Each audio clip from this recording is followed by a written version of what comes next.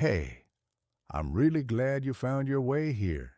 This channel is still new, and every single listener means more to me than I can explain. Your support is what allows me to keep sharing the stories I genuinely love. This video was made to help you slow down, relax, and fall asleep comfortably. No rush, no pressure, just a quiet place to rest your mind. If you enjoy these kinds of stories, feel free to like and subscribe, but only if it truly feels right to you. I also love knowing where the night has carried you from, so leave a comment with where you're listening from and the time it is for you right now.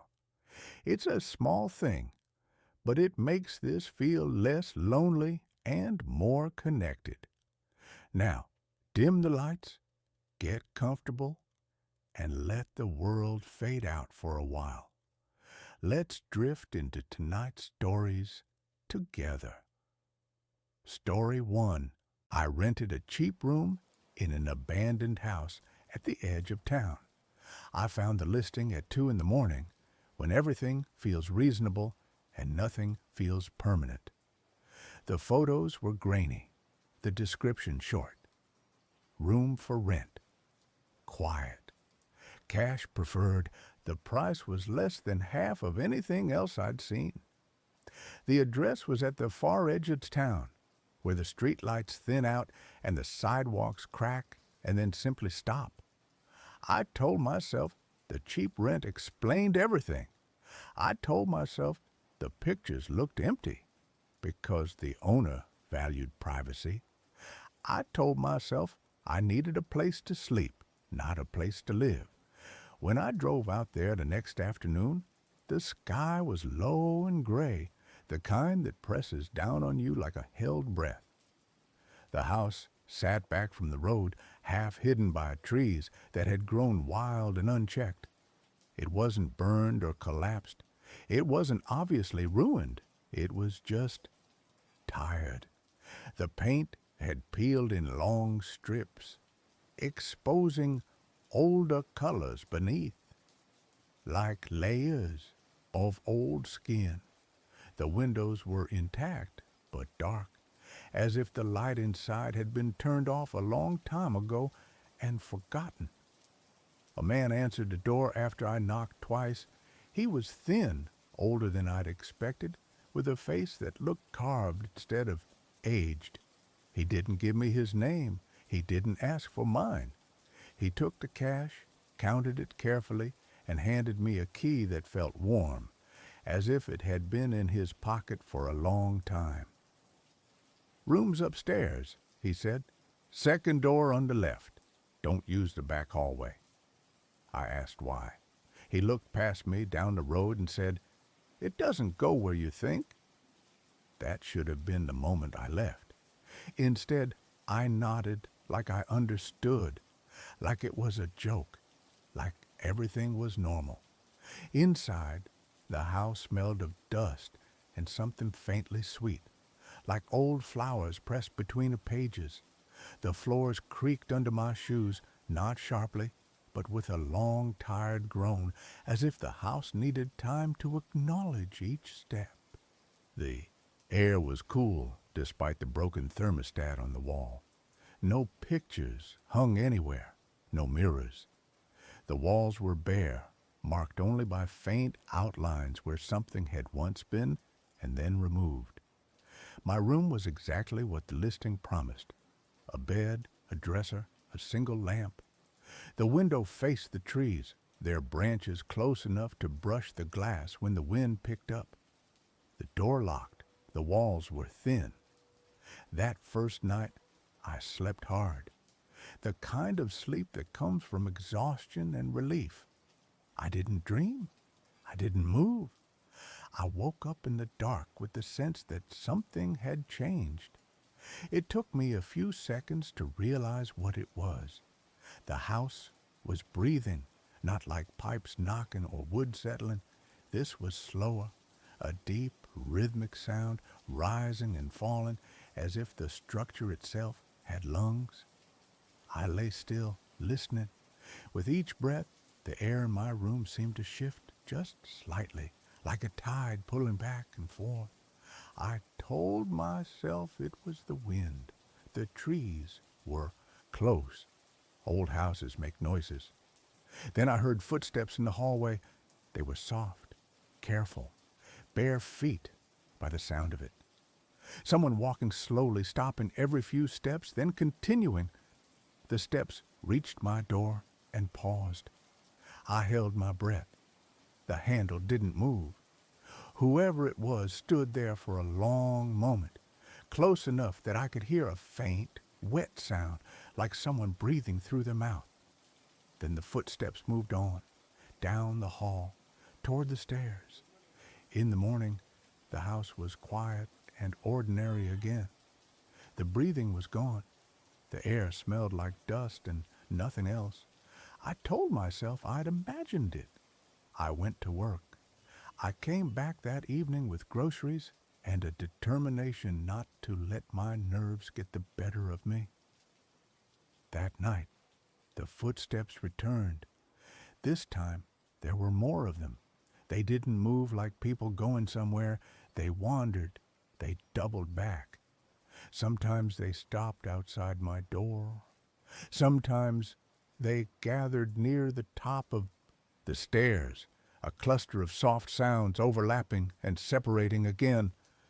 I pressed my ear to the wall and heard whispering, not words, just breath shaped into something that almost meant something, a chorus of near sounds, like a language spoken underwater. On the third night, I started hearing it during the day, a faint scratching behind the walls, like fingernails dragging slowly across wood. It followed me from room to room. When I stood still, it stopped. When I moved, it resumed, keeping pace. I tried to find the landlord. His room at the end of the hall was locked. I knocked. No answer. I listened at the door and heard nothing at all, not even breathing. That night, I dreamed I was standing in the back hallway. In the dream, the hallway was longer than it should have been. The walls bowed inward, the ceiling low enough that I had to duck. Doors lined both sides, each one slightly ajar, each one breathing softly. I walked past them, drawn forward by something I couldn't see. At the end of the hallway was a door without a handle. I woke up standing in my room, my hand pressed flat against the wall, right where the scratching usually came from. The wall was warm. I pulled my hand away and stared at my palm. For a second, I could swear there was a faint pattern there, like the impression of veins that weren't mine. I stopped sleeping after that. When you don't sleep, everything stretches. Time becomes thick and sticky. Sounds get louder. Shadows feel heavier. The house took advantage of that. It started doing things when I was tired enough to doubt myself. Doors I locked would be open in the morning. Objects would be moved just slightly, never enough to be obvious, but enough that I noticed. The dresser drawer would be pulled out an inch. The lamp would be turned to face the wall. The breathing came back, stronger now. It seemed to come from everywhere at once, a slow inhalation that made the walls flex, followed by an exhale that rattled the windows. One night, the footsteps didn't stop at my door. The handle turned slowly, carefully, as if whoever was on the other side knew exactly how much pressure to use. I watched it move, inch by inch, until the latch clicked. The door opened just a crack. I couldn't see anything in the hallway. The darkness there was deeper than the darkness in my room, a solid thing that swallowed the light. From within, it came the smell I'd noticed on my first day, stronger now. Old flowers, rot. Something lived in and wrong. A hand slid through the gap. It was pale, almost translucent. The skin stretched thin over bones that looked too long. The fingers bent the wrong way at the joints, curling inward like hooks. It rested on the doorframe, and I felt a pressure in my chest, as if something was leaning on me from the inside. Then a voice spoke from the hallway. It sounded like mine. It said my name the way I say it when I'm alone, quietly, just to hear it. I don't remember screaming. I remember the door slamming shut. I remember the lock turning. I remember sitting on the bed until morning, my back against the wall, my eyes burning. The next day, I packed my things. As I carried my bags down the stairs, I noticed something I hadn't before. The walls were marked with faint handprints, overlapping and smeared, all at about chest height. They led toward the back hallway. I stood at the entrance to it for a long time. The air there was colder. The breathing was loudest here, a deep, satisfied rhythm. The hallway was dark, but not empty. I could feel it watching me, waiting for me to understand. I left without saying goodbye. I didn't get far. Halfway down the driveway, I realized I was still holding the key. It was warm in my hand, warmer than it should have been. Without thinking, I turned around to throw it back. The house was closer than it had been before. The trees leaned inward, their branches interlaced above the roof like fingers locking together. The windows were no longer dark. They glowed faintly, each one pulsing in time with the breathing. The front door was open. I woke up in my room. My bags were unpacked, my clothes folded neatly in the dresser. The door was locked. From the hallway came the sound of footsteps moving toward me, confident now, unafraid. I understood then. The room wasn't for rent. It was a mouth, and I had finally stopped pretending I didn't know what it was hungry for.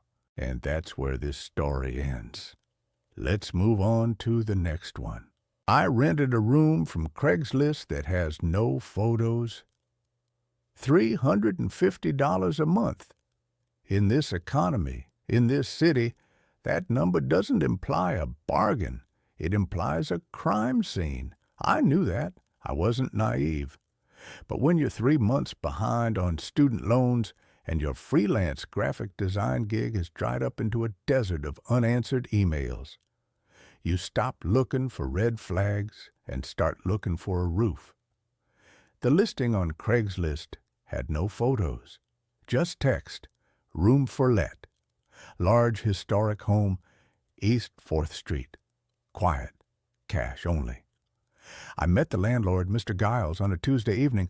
It was raining, that heavy, cold November rain that smells like rusted metal and wet asphalt. The house was a looming Victorian thing, painted a peeling, sickly yellow that looked like bruised skin under the streetlights. It sat on a corner lot, overgrown with ivy that had choked the life out of the porch railings. Giles was a small man, nervous, smelling of mothballs and peppermint schnapps. He didn't look me in the eye. He handed me the keys after counting my cash with shaking fingers. "You're the only one here right now," he mumbled, looking at the dark windows of the second floor. "Other tenant left. Quickly. Keeps to himself mostly anyway. It's quiet. You'll like the quiet." I didn't ask why the other tenant left. I just wanted the key. My room was on the first floor at the back of the hallway, past the grand staircase that groaned even when you just looked at it. The room was big, I'll give it that. High ceilings, crown molding that was thick with decades of painted-over dust, and a single, large window that looked out onto a backyard that was essentially a mud pit filled with brambles. I moved in that night. I had 2 suitcases, a sleeping bag, a laptop, and a box of ramen. I set up my office on a card table I found in the closet. The closet was weirdly deep, smelling of cedar and something sweeter, like rotten apples. I closed the door and pushed the table against the opposite wall. The first 3 nights were fine. It was just the adjustment period. Old houses make noise. They settle. Wood contracts in the cold. Pipes hammer when the heat kicks on. I told myself this every time the floorboards above my head creaked. Just the house settling. But the settling had a rhythm. It started on the 4th night. I was working late, trying to salvage a logo design for a client who hated everything I did. It was 2:00 a.m. The silence in the house was heavy, the kind of silence that feels like pressure in your ears. Thump. It came from directly above me, a soft, dull impact, like a bag of wet sand dropped on the floor. I froze, my hand hovering over the mouse. I waited. Scrape, scrape, scrape. Something was being dragged. It was slow, agonizingly slow. It sounded like fabric moving over rough wood. It moved from the center of the room above to the corner. Then it stopped. "Hello?" I called out, feeling stupid immediately. "Is someone up there?" Silence. I assumed it was the other tenant Giles had mentioned, though I hadn't seen a single sign of life. No mail in the hallway, no boots by the door, no lights in the upstairs windows when I came home. I put my headphones on, turned up the white noise playlist, and went to sleep. The next day, I went upstairs. I told myself I just wanted to introduce myself, to ask them to keep it down at night. The staircase was freezing. The air got colder with every step. At the top of the landing, there were 3 doors. 2 were open, revealing empty bedrooms with bare mattresses and dust motes dancing in the gray afternoon light. The 3rd door, directly above my room, was closed. I knocked. The wood felt damp, sticky. "Hello? Neighbor?" No answer. I knocked harder. The door rattled in its frame. It was locked. Not just locked, but jammed. I tried the handle, and it didn't give a millimeter. I put my ear to the wood. I heard breathing. It wasn't normal. Breathing. It was wet, rattling. A slow, labored intake of air, followed by a gurgling exhale. It sounded like someone with pneumonia, or someone drowning very, very slowly. "Hey, are you okay?" I asked, my voice trembling. The breathing stopped instantly. I backed away. "Okay, sorry to bother you." I retreated to my room and locked the door. I called Giles. It went straight to voicemail. I texted him, "Hey, I think the guy upstairs is sick. He sounds bad." Giles never replied. A week passed.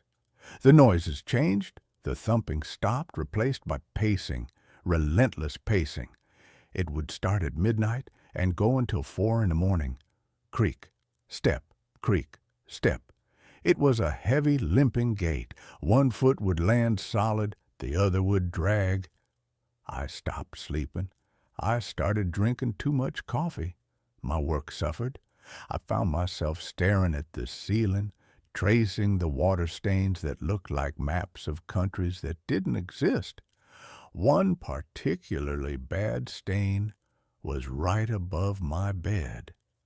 It was dark brown, almost black in the center. I noticed it was getting bigger. On a Tuesday, exactly 2 weeks after moving in, the smell started. It wasn't a garbage smell. It was meaty. It smelled like raw copper and spoiled pork. It permeated everything, my clothes, my sheets, my hair. I bought air fresheners, candles, incense. Nothing touched it. It was coming from the ceiling. I went to the hardware store and bought a step ladder. I needed to see if a pipe had burst or if an animal had died in the crawl space between the floors. I set the ladder up under the dark stain. I poked it with the handle of a broom. The plaster was soft, spongy, drip. A single drop of dark, viscous fluid landed on my cheek. I wiped it off, panicked, scrubbing my face with my shirt. It was red, not bright red, but dark, maroon blood, old blood. I scrambled down the ladder and ran to the bathroom to wash my face. I scrubbed until my skin was raw. When I came back out, I looked up at the ceiling. The stain was pulsing. I swear to God it was expanding and contracting like a slow heartbeat. I should have left then. I should have packed my bags and slept under a bridge. But I was broke. I had $40 to my name until the next invoice cleared. I had nowhere to go. Logic is a dangerous thing when you're desperate. I rationalized it. It's a dead raccoon, I told myself. Fluids leak. Gravity pulls them down. It's disgusting, but it's physics, not ghosts. I taped a garbage bag over the ceiling stain to catch the drips and moved my bed to the other side of the room. That night, the house woke me up. It wasn't a sound. It was a change in pressure. My ears popped. I sat up, heart hammering against my ribs. The room was pitch black. The street lamp outside had burned out. I heard a sound from the corner of the room, the closet. The door, which I always kept latched shut because of the smell, was clicking. The latch was lifting. Click. The door creaked open about an inch. I held my breath. I reached for my phone on the nightstand to use the flashlight, but my hand knocked it off. It hit the floor with a loud clatter. From the closet, a voice whispered. It was my voice. "Who's there?" the closet whispered. It was a perfect recording of me asking that question the first night. The same inflection, the same tremor. I couldn't breathe. My throat seized up. "Is someone up there?" the closet voice asked, my voice again. Then a low, wet giggle, a sound I had never made. I lunged for the lamp switch. The bulb flashed once and blew out with a pop. Darkness again. "Giles," the voice said, but it wasn't my voice anymore. It was the landlord's. "Tenant left quickly." I scrambled out of bed, tangled in the sheets, and fell hard onto the floor. I crawled toward the hallway door. The closet door slammed open. It hit the wall with enough force to crack the plaster. I didn't look back. I got the hallway door open and sprinted. I didn't grab my laptop. I didn't grab my shoes. I ran out in my boxers and t-shirt, barefoot onto the cold, splintery floor of the hallway. I made it to the front door, locked. I fumbled with the deadbolt. My fingers were slippery with sweat. From the top of the stairs behind me, the breathing started. That wet pneumonia rattle, it was loud. Whatever was making it wasn't behind a door anymore. It was on the landing. I got the bolt violently thrown back and ripped the door open. I burst out onto the porch, gasped by cold night air. I ran down East 4th Street until my feet were bleeding and my lungs burned. I ran until I saw the fluorescent lights of a 24-hour gas station. I collapsed inside, crying, shaking so hard the attendant called the police. I told him someone had broken in. I didn't tell them about the voice. I didn't tell them about the blood. They wouldn't believe me. The police went to the house. They called me an hour later. "Mr. Evans," the officer said, sounding annoyed, "we checked the place. It's secure. No sign of entry, but we need you to come down here." "I'm not going back there," I said. "Sir, you need to explain what's in the upstairs room." "I don't know," I sobbed. "I've never been in there. The door was locked." "The door wasn't locked," the officer said. "And there's no floor in that room, sir. It's just open joists. Looks like it's been that way for years. But we found your things." "My things are downstairs," I said. "No," the officer said, his voice dropping an octave. "We found your laptop, your clothes, and your sleeping bag. They were arranged in the center of the upstairs room on top of some plywood planks, laid out like a little nest." I felt the blood drain from my face. I never put them there. "And, sir," the officer hesitated, "Mr. Giles, we looked him up to contact the owner. David Giles died 3 years ago. The house has been in foreclosure. It's been abandoned since 2021. I hung up. I slept in a shelter that night. I borrowed money from my estranged sister the next day and got a bus ticket out of state. I left everything, my computer, my clothes, my identity. But sometimes, when I'm in a quiet room or when I'm staying in a cheap motel and the ventilation turns off, I can still hear it. Not the breathing. I hear the recording. I hear me, whispering from the walls. "You'll like the quiet," it says. "You'll like the quiet." And that's where this story ends.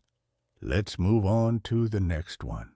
The night shift at Riverside Storage. I took the job because I needed money and because nobody else wanted to work alone at a storage facility in the middle of nowhere from midnight to 8 in the morning. The pay was almost double what other security jobs offered, which should have been my first warning sign. Good money usually means there's a catch. The interview was conducted over the phone by a man named Gerald Moss, who owned Riverside Storage. He sounded tired, like someone who hadn't slept well in years, and he asked me exactly 3 questions. Could I handle being alone for 8 hours? Was I comfortable with minimal cell phone service? Did I have any conditions that might cause me to abandon my post during a shift? When I answered yes, yes, and no, he told me I was hired and to show up Saturday night at 11:45 p.m. for training.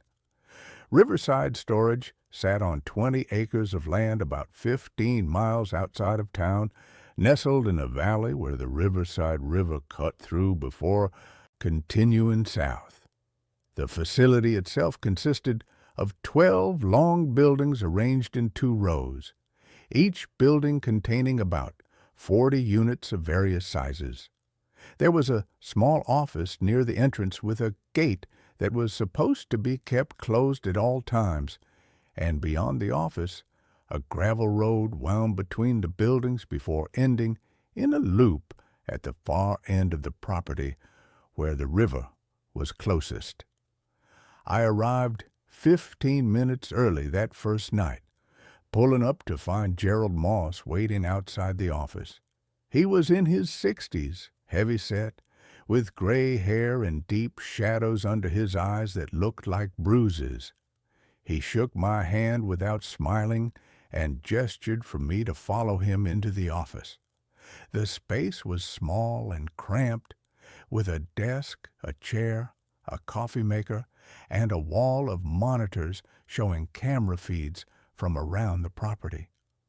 Most of the screens showed empty corridors between storage units, illuminated by fluorescent lights that gave everything a sickly yellow cast. A few cameras pointed at the parking area, the gate, and the perimeter fence. Gerald walked me through the basics quickly, his voice monotone, as if he'd given this speech 100 times before. My job was simple. Stay in the office, monitor the cameras, patrol the grounds twice per shift at 2 a.m. and 5 a.m., and call the police if I saw anything suspicious. The gate would be locked, so no one should be coming or going during my shift. If someone did show up claiming to need access to their unit, I was to tell them to come back during business hours. No exceptions. "What about emergencies?" I asked. "There won't be any emergencies," he said flatly. "And if there are, you call 911 first, then you call me. You don't handle it yourself. You don't leave the office except for your patrols. You understand?" "Sure. Seems straightforward enough." He looked at me then, really looked at me, and something in his expression made me uncomfortable. "There are some other rules. Important ones. You need to follow them exactly." He handed me a laminated card with a list typed on it. I read through it quickly. 1. During your 2 a.m. patrol, stay out of Building 7. The lock on Unit 7 to 13 is broken, and the door may swing open. Do not go inside under any circumstances. 2. If you hear knocking on the office door after 1 a.m., do not answer it. No one should be on the property. 3. The camera for Building 9, rear corridor, has been malfunctioning. If you see movement on that feed, it's a glitch. Do not investigate. 4. If the lights in Building 3 go out during your shift, flip breaker number 7 in the box outside the office. Do not enter Building 3 while the lights are out. 5. You may hear sounds coming from the direction of the river. This is normal. Stay away from the riverbank. 6. If you see someone on the cameras who appears to be a child, call me immediately. Do not approach them. I looked up from the card. These rules are pretty specific. What's this about a child? Just follow the rules, Gerald said. Every rule is there for a reason. The last guard didn't follow them, and we had to let him go. What did he do? Doesn't matter. He's gone. You're here now. He grabbed a jacket from the back of the chair and headed for the door. You have my number. Don't call unless it's an emergency. And remember, stay in the office except for patrols and follow the rules.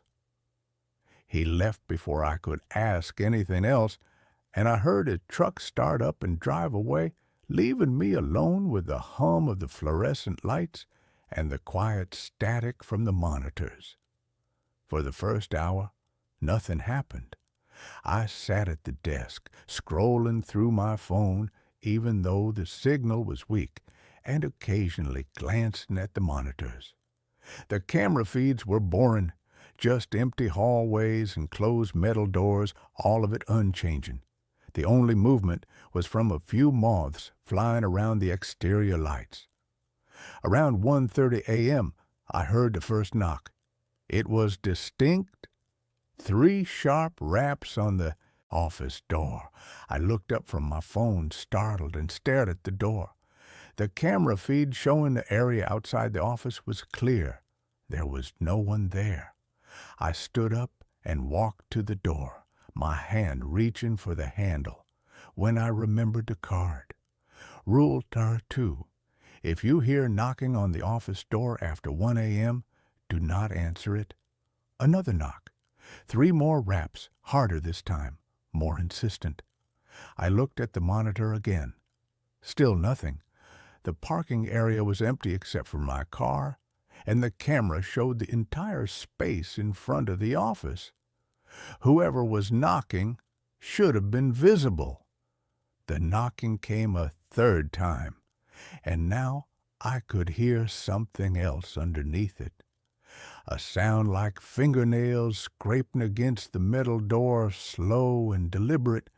The hair on the back of my neck stood up. I stepped away from the door and returned to the desk, forcing myself to look at the other monitors, to focus on anything else.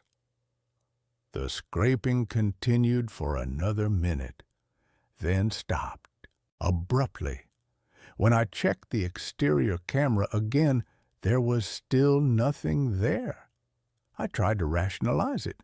Maybe it was the wind, or an animal, or something falling against the door. But the sound had been too rhythmic, too purposeful. Someone had been knocking, or something had been knocking. At 2 a.m., my phone alarm went off, reminding me it was time for the first patrol. I grabbed a heavy flashlight from the desk and a ring of keys Gerald had left, then stepped outside into the cool night air. The facility was quiet except for the distant sound of the river and the buzz of the overhead lights. I locked the office door behind me and started walking. The patrol route was simple. Walk down the main road between the 2 rows of buildings, checking that all the unit doors were secure, then loop around at the far end and come back. Gerald said it should take about 30 minutes. I walked slowly, shining my flashlight on each door as I passed. Most of them were standard roll-up doors painted orange, secured with padlocks of various sizes. Some units had additional locks, and a few had security stickers warning about alarms, though I suspected most of those were bluffs. The buildings were labeled with large numbers, 1 through 6 on the left side, 7 through 12 on the right. When I reached Building 7, I remembered the rule: stay out, especially Unit 7 to 13. I stayed on the opposite side of the road and kept walking, but I couldn't help glancing at the building as I passed. The lights inside the corridor were on, and through the gaps in the metal siding, I could see the row of unit doors stretching into the distance. One of them, I couldn't tell which, was standing slightly ajar. I kept walking. Not my problem. I wasn't supposed to go in there anyway. The far end of the facility was darker, the lights more spread out, and I could hear the river more clearly now, the sound of water moving over rocks, steady and eternal. There was a fence separating the property from the riverbank, but it was old and had gaps in places where the posts had rotted. I stayed on the road, following the loop back toward the office. That's when I saw the figure. It was standing between buildings 10 and 11, just at the edge of the light, facing away from me. At first, I thought it was a person, someone who'd somehow gotten onto the property, but something about the way it stood was wrong. Too still, too rigid. "Hey!" I called out, my voice sounding too loud in the quiet. "The facility is closed. You need to leave." The figure didn't move, didn't turn around, didn't acknowledge me at all. I started walking toward it, my hand tightening around the flashlight. As I got closer, I could see more details. It was tall, maybe 6.5 feet, and wearing what looked like a long coat or cloak. But I still couldn't see any features, just a dark silhouette against the slightly less dark building behind it. I was about 20 feet away when it moved. Not walked. Moved. One moment it was standing there, and the next it was gone, as if it had simply ceased to exist. I stopped in my tracks, my heart hammering, and swept my flashlight across the area. Nothing. No footprints in the gravel, no sound of running, nothing to indicate anyone had been there at all. I stood there for a long moment, trying to decide what to do.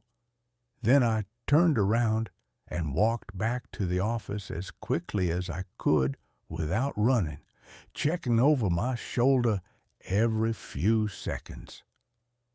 Back in the office, I checked the monitors. I rewound the feed from the camera that should have covered the area between buildings 10 and 11, watching the time stamp roll back to when I'd been on patrol. I could see myself on the screen walking down the road, stopping, pointing my flashlight. But the area where the figure had been standing was empty. The camera had captured nothing but shadows. I called Gerald. He answered on the 4th ring, his voice groggy. "What?" "I saw someone on the property." between buildings 10 and 11. When I approached, they disappeared. There was a long silence. Then, "Did you check the cameras?" "Yes. Nothing showed up on the feed." Another pause. "Then it wasn't someone. Go back to your desk. Follow the rules. I'll see you in the morning." He hung up before I could respond. I wanted to leave right then, walk out, get in my car, and never come back. But I needed this job. I needed the money. And Gerald had said it so matter-of-factly, then it wasn't someone. As if seeing things that didn't show up on camera was perfectly normal. The rest of the shift until 5 a.m. passed slowly. I kept watching the monitors, particularly the feeds from the back of the property, but I didn't see the figure again. The knocking didn't return. Everything was quiet. At 5 a.m., I forced myself to go on the second patrol. This time, I walked faster, keeping to the center of the road, not looking too closely at the shadows between buildings. When I reached the far end of the property, I didn't linger. I turned around and headed straight back to the office. I made it through that first night. When Gerald arrived at 8 a.m. to relieve me, he looked at me with those tired, bruised eyes and asked, "Any problems?" I saw something, someone, but it didn't show up on the cameras. "Did you follow the rules?" "Yes." "Then there weren't any problems." He handed me an envelope with cash. He paid under the table, which should have been another warning sign, but I was too tired to care. "See you tomorrow night." I drove home as the sun came up, trying to convince myself that I'd been seeing things, that working alone in the dark had played tricks on my mind, that there was a rational explanation for everything. I almost believed it. The second night started the same way. I arrived at 11:45. Gerald gave me a brief nod, and I took my place at the desk. The first few hours were uneventful. I'd brought a book this time, something to keep my mind occupied. But I found it hard to focus. I kept glancing at the monitors, waiting for something to appear. The knocking came again at 1:30 a.m., right on schedule. 3 sharp raps, followed by that scraping sound. I didn't go to the door. I didn't even look at the exterior camera. I just sat at the desk and waited for it to stop. During my 2 a.m. patrol, I stayed away from Building 7 like I was supposed to. But as I passed it on the opposite side of the road, I noticed something different. The door that had been ajar the night before, Unit 7 to 13, was now fully open, and there were lights on inside the unit, even though all the other units were dark. I stopped walking and stared at it. The light spilling out of the unit was wrong, not the yellow fluorescent glow from the corridor lights, but something colder, bluer, and I could hear something coming from inside, a sound like machinery running, rhythmic and mechanical, accompanied by something that might have been voices. I stood there for a full minute, fighting the urge to cross the road and look inside. The rule said not to go in. Gerald's voice in my head. "Follow the rules." I kept walking. The figure was back that night, too, in the same spot as before. This time, I didn't approach it. I just kept walking, not looking directly at it, pretending I hadn't seen it. When I checked over my shoulder a few seconds later, it was gone. This became my routine. Night after night, the same things happened. Knocking at 1:30 a.m., the open unit in Building 7 with its strange light and sounds, the figure standing between Buildings 10 and 11, and every night I followed the rules. I didn't answer the door. I didn't enter Building 7. I didn't approach the figure, But other things started happening too, small things at first. On my fourth night, I found wet footprints in the office when I arrived, even though it hadn't rained. They led from the door to the desk, then just stopped, as if whoever made them had simply vanished mid-step. The footprints were small, child-sized. On my sixth night, the camera feed for Building 9 came alive. I watched as something moved through the rear corridor, visible only as a distortion in the image, like heat, shimmer. It moved down the hallway, stopping at each unit door as if checking them before disappearing off screen. The rules said it was a glitch, but glitches don't move with such obvious purpose. On my eighth night, I heard singing. It came from the direction of the river, faint but clear, a child's voice singing a song I didn't recognize. The melody was simple and repetitive, almost hypnotic. And underneath it, I could hear other voices joining in, harmonizing in ways that made my skin crawl. I remembered rule number 5. Sounds from the river were normal. Stay away from the riverbank. I stayed in the office, but the singing continued for over an hour, never getting louder or softer, just constant. On my 10th night, I broke a rule. It happened during my 2 a.m. patrol. I was walking past Building 7 as usual when I heard something that made me stop. It was a voice, clear and distinct, coming from Unit 713. "Help me. Please, someone help me." It sounded human, genuinely distressed, and before I could think about what I was doing, I was crossing the road and entering Building 7. The corridor was exactly like all the others. Concrete floor, metal walls, fluorescent lights overhead. The air smelled like motor oil and dust. Unit 7 to 13 was halfway down on the left side. Its door rolled up completely, revealing a space about 10 feet deep and 8 feet wide. The blue light was coming from inside, though I couldn't see the source, and the sound I'd been hearing, the mechanical rhythm, was louder now, almost deafening. But there was no machinery visible, just empty space and concrete walls. "Hello?" I called out, standing in the doorway. "Is someone in here?"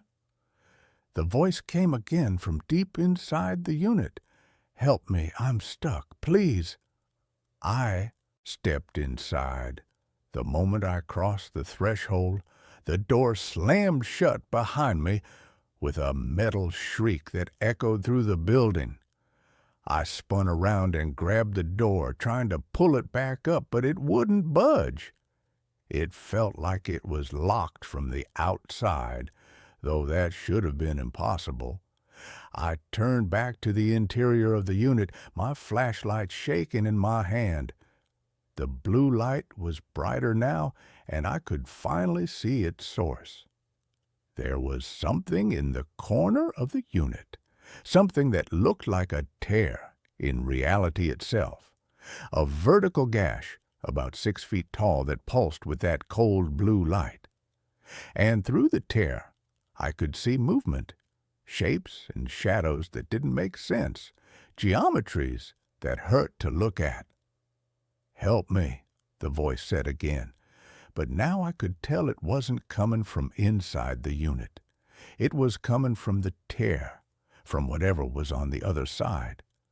The mechanical sound grew louder, and I realized it wasn't machinery at all. It was breathing, massive, rhythmic breathing, like something enormous, inhaling and exhaling. And beneath that, I could hear other sounds, whispers, screams, laughter, all layered on top of each other until they became a wall of noise that threatened to overwhelm my thoughts.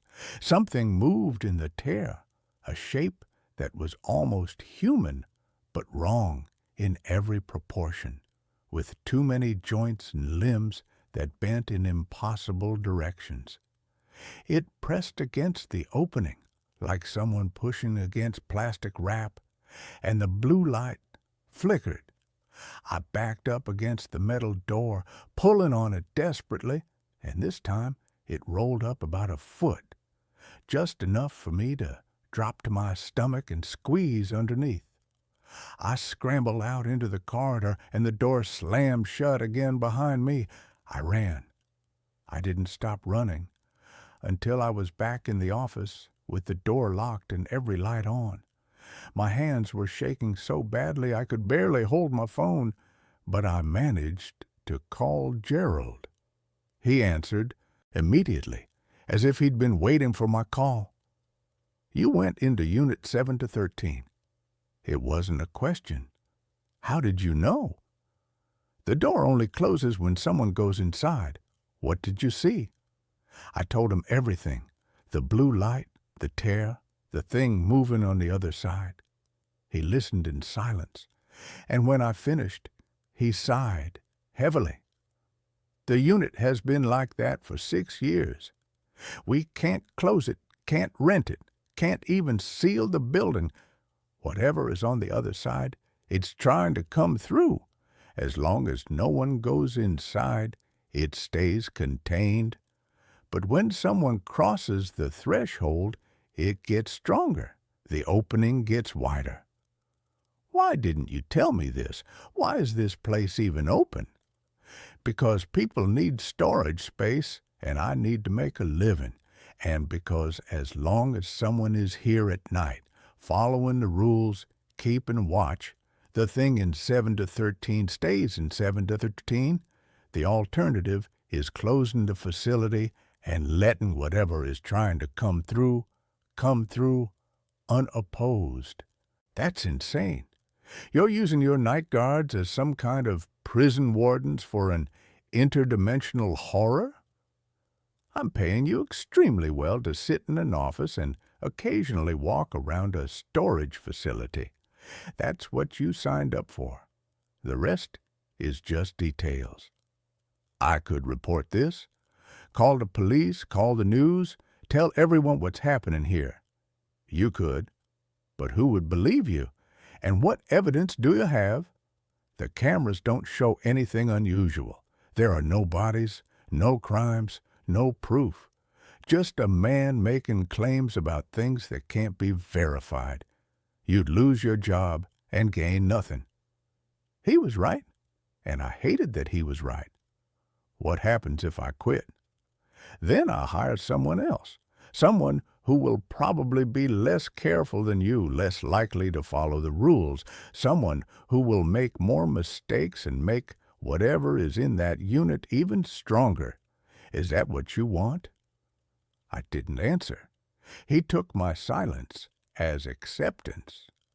"Finish your shift. Follow the rules. Don't go into Building 7 again. I'll see you in the morning." He hung up. I sat at the desk for the rest of the night, watching the monitors with new understanding. The figure between Buildings 10 and 11 wasn't a person. The knocking on the door wasn't human. The singing from the river wasn't children playing. Everything I'd been seeing, every rule I'd been given, it was all connected to what was in Unit 7 to 13. The facility wasn't just a storage space. It was a containment site, and I was the warden. I made it through that shift, and the next, and the next. I kept following the rules because I didn't know what else to do. I needed the money, and Gerald was right that no one would believe me if I told them what was really happening here. But things got worse. On my 15th night, I found scratch marks on the inside of the office door, long, deep gouges in the metal that definitely hadn't been there before. Whatever had been knocking was getting more aggressive. On my 18th night, the camera feed for Building 9 showed a figure walking through the corridor. Not the shimmer I'd seen before, but a solid form, human-shaped but moving in a way that was fundamentally wrong. Joints bending backward, limbs extending too far. It walked from one end of the building to the other, then turned and walked back, over and over, like it was pacing. On my 21st night, I heard children laughing during my 2 a.m. patrol.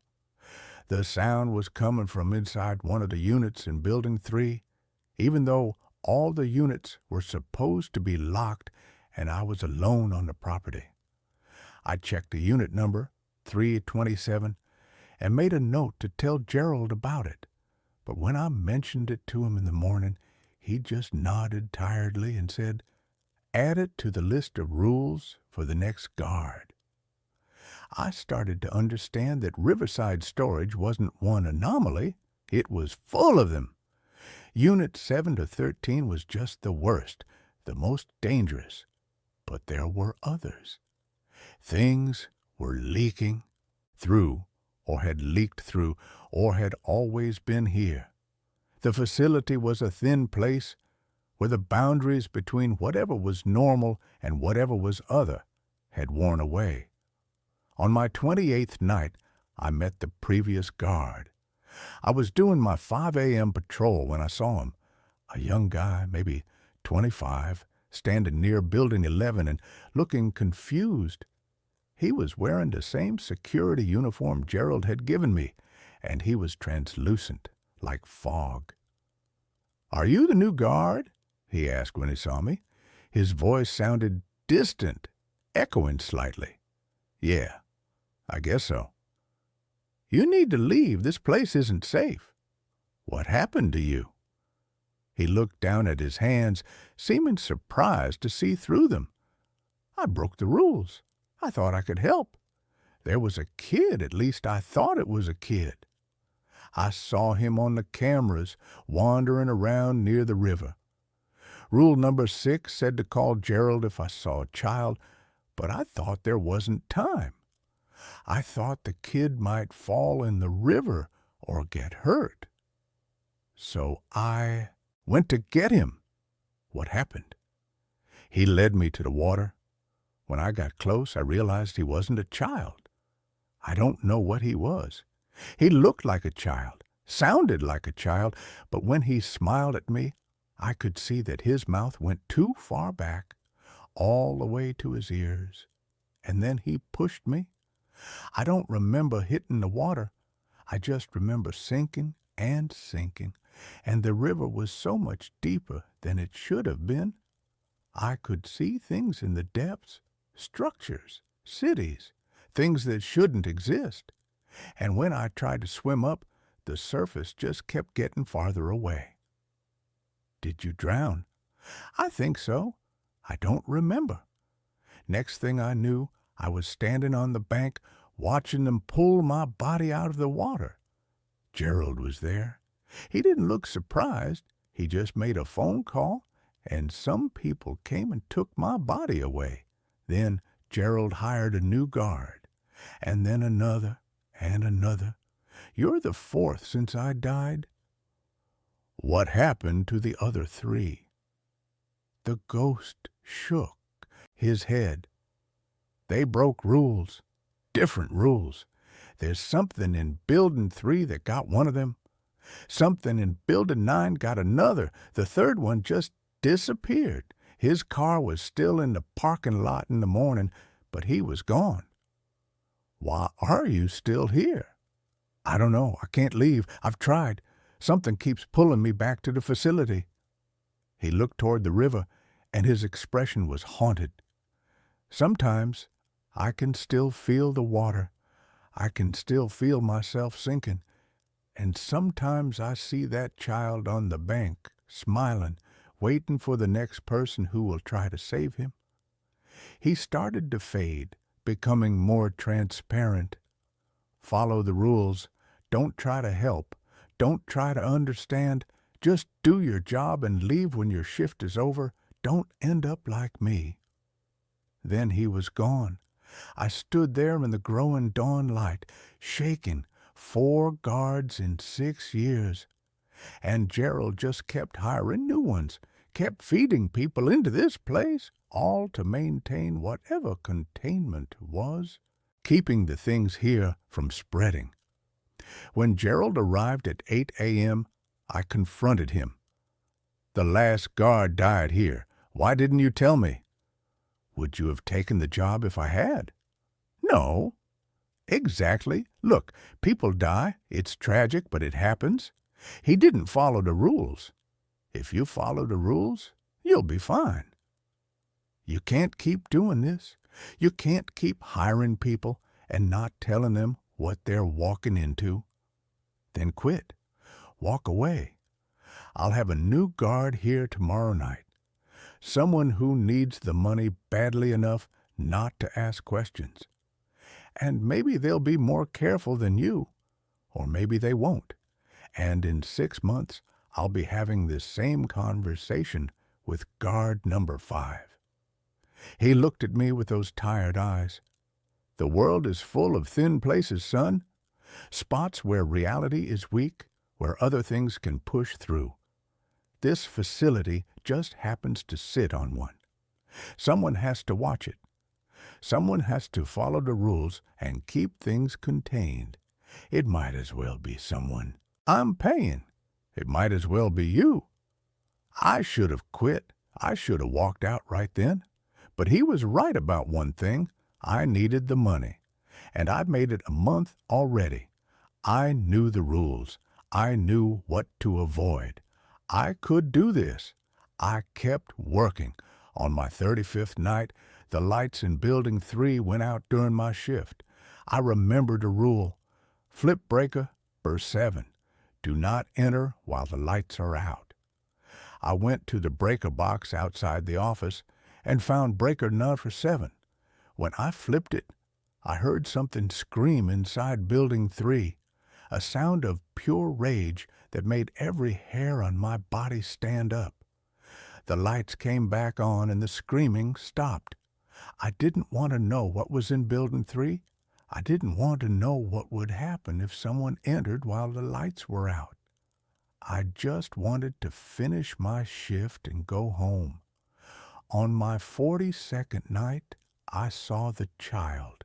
He was standing near the river just on the other side of the fence, exactly where the previous guard had described. He looked maybe 8 years old, wearing clothes that were too big for him, and he was crying. Not fake crying. Real gut-wrenching sobs that pulled at something deep in my chest. I picked up the phone to call Gerald, following rule number 6. But before I could dial, the child looked up at me. His face was dirty and tear-streaked, and his eyes were wide and terrified. "Please help me," he called out. "I'm lost. I can't find my mom." My finger hovered over Gerald's number. Every instinct I had was screaming at me to help this kid, to go to him, to do something. He looked so real, so genuinely scared. Then he smiled, just a little upturn of the lips, and I saw what the previous guard had seen. The smile extended too far, cutting across his face in a way that was fundamentally wrong. I dialed Gerald's number. He answered immediately. "There's a child by the river. Stay in the office. Don't go outside. I'm on my way."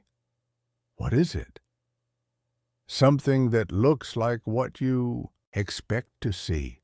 Something that knows exactly what bait to use. Stay inside."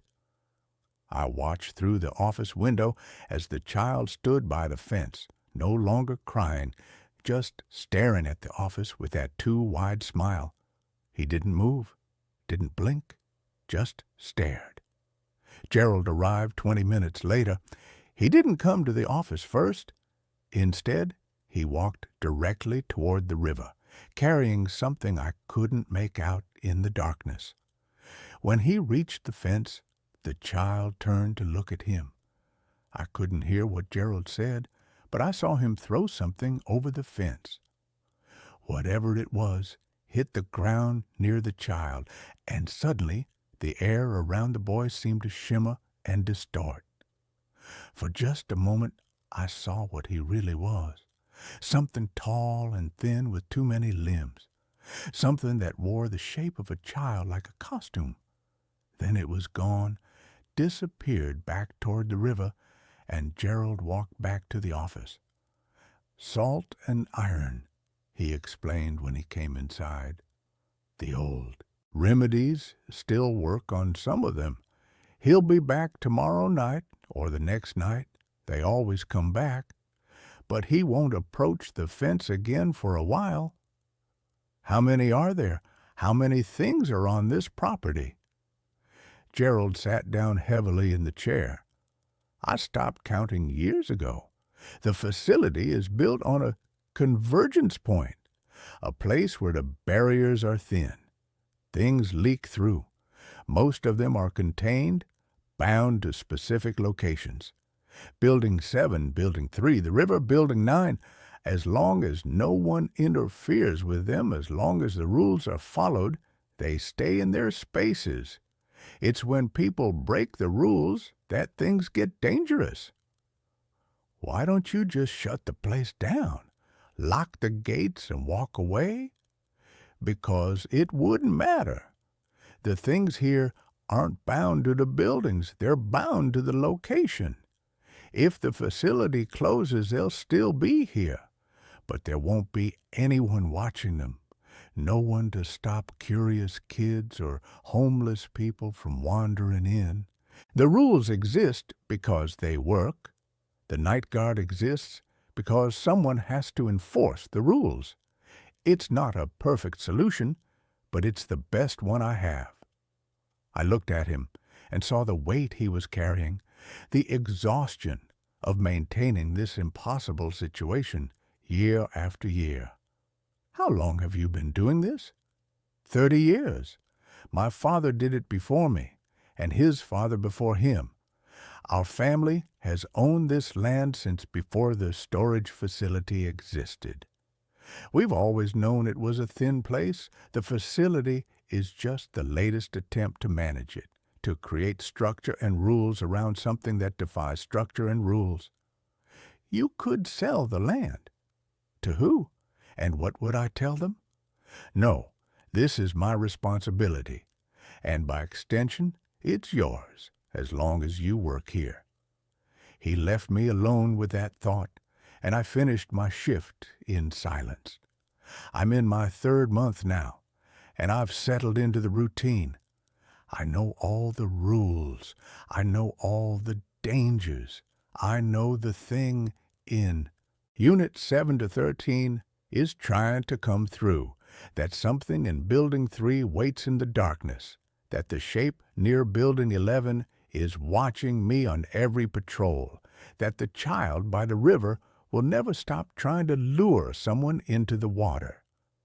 But I've also learned new things. The knocking on the door always comes in sets of 3, and if I knock back 3 times, it stops for the night. The wet footprints in the office appear every time it rains, and they always lead to the desk and stop, as if something sits there invisible, watching me work. The singing from the river follows a pattern. It starts at 3:15 a.m. and lasts exactly 1 hour. And if I play music loudly enough, I can almost cover it up. Last week, Gerald told me he's getting old, that his heart isn't what it used to be. He asked me if I'd consider taking over the facility when he retires, becoming the next keeper of this place.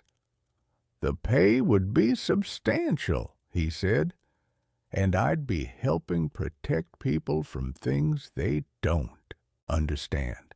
I haven't given him an answer yet. Tonight is my 73rd shift. I'm sitting in the office at 1:25 a.m. waiting for the knocking to start. The monitors show the usual camera feeds, empty corridors, closed doors, shadows that sometimes move in ways that shadows shouldn't. The coffee is brewing. The flashlight is charged for my 2 a.m. patrol. Everything is ready. The truth is, I've gotten used to this. The fear that gripped me those first few weeks has faded into something more like wary acceptance. This is my job.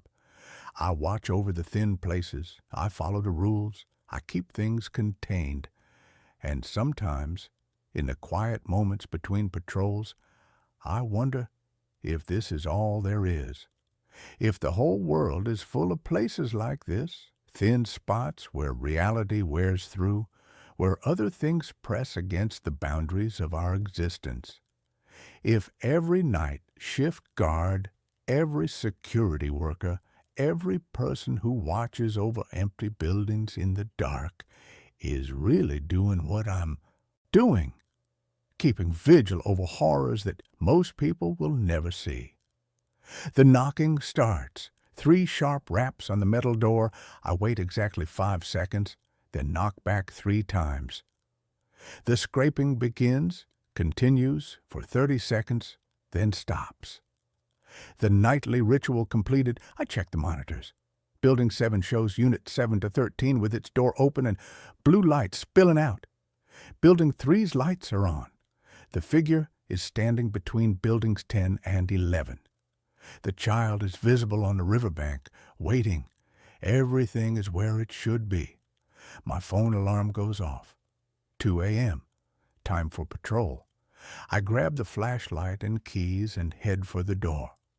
Outside, the night is cool and quiet, except for the distant sound of the river and the buzz of fluorescent lights. I start walking down the main road, checking unit doors, following my route. When I pass Building 7, I don't look at Unit 7 to 13. When I reach the far end of the property, I don't look at the child by the river. When I walk between Buildings 10 and 11, I feel the figure's eyes on me. And that's where this story ends. Let's move on to the next one. The house that remembers. I am writing this from a borrowed laptop in a library in Duluth, Minnesota. I don't have a phone anymore. I don't have a car. I walked here in the snow wearing boots that aren't mine.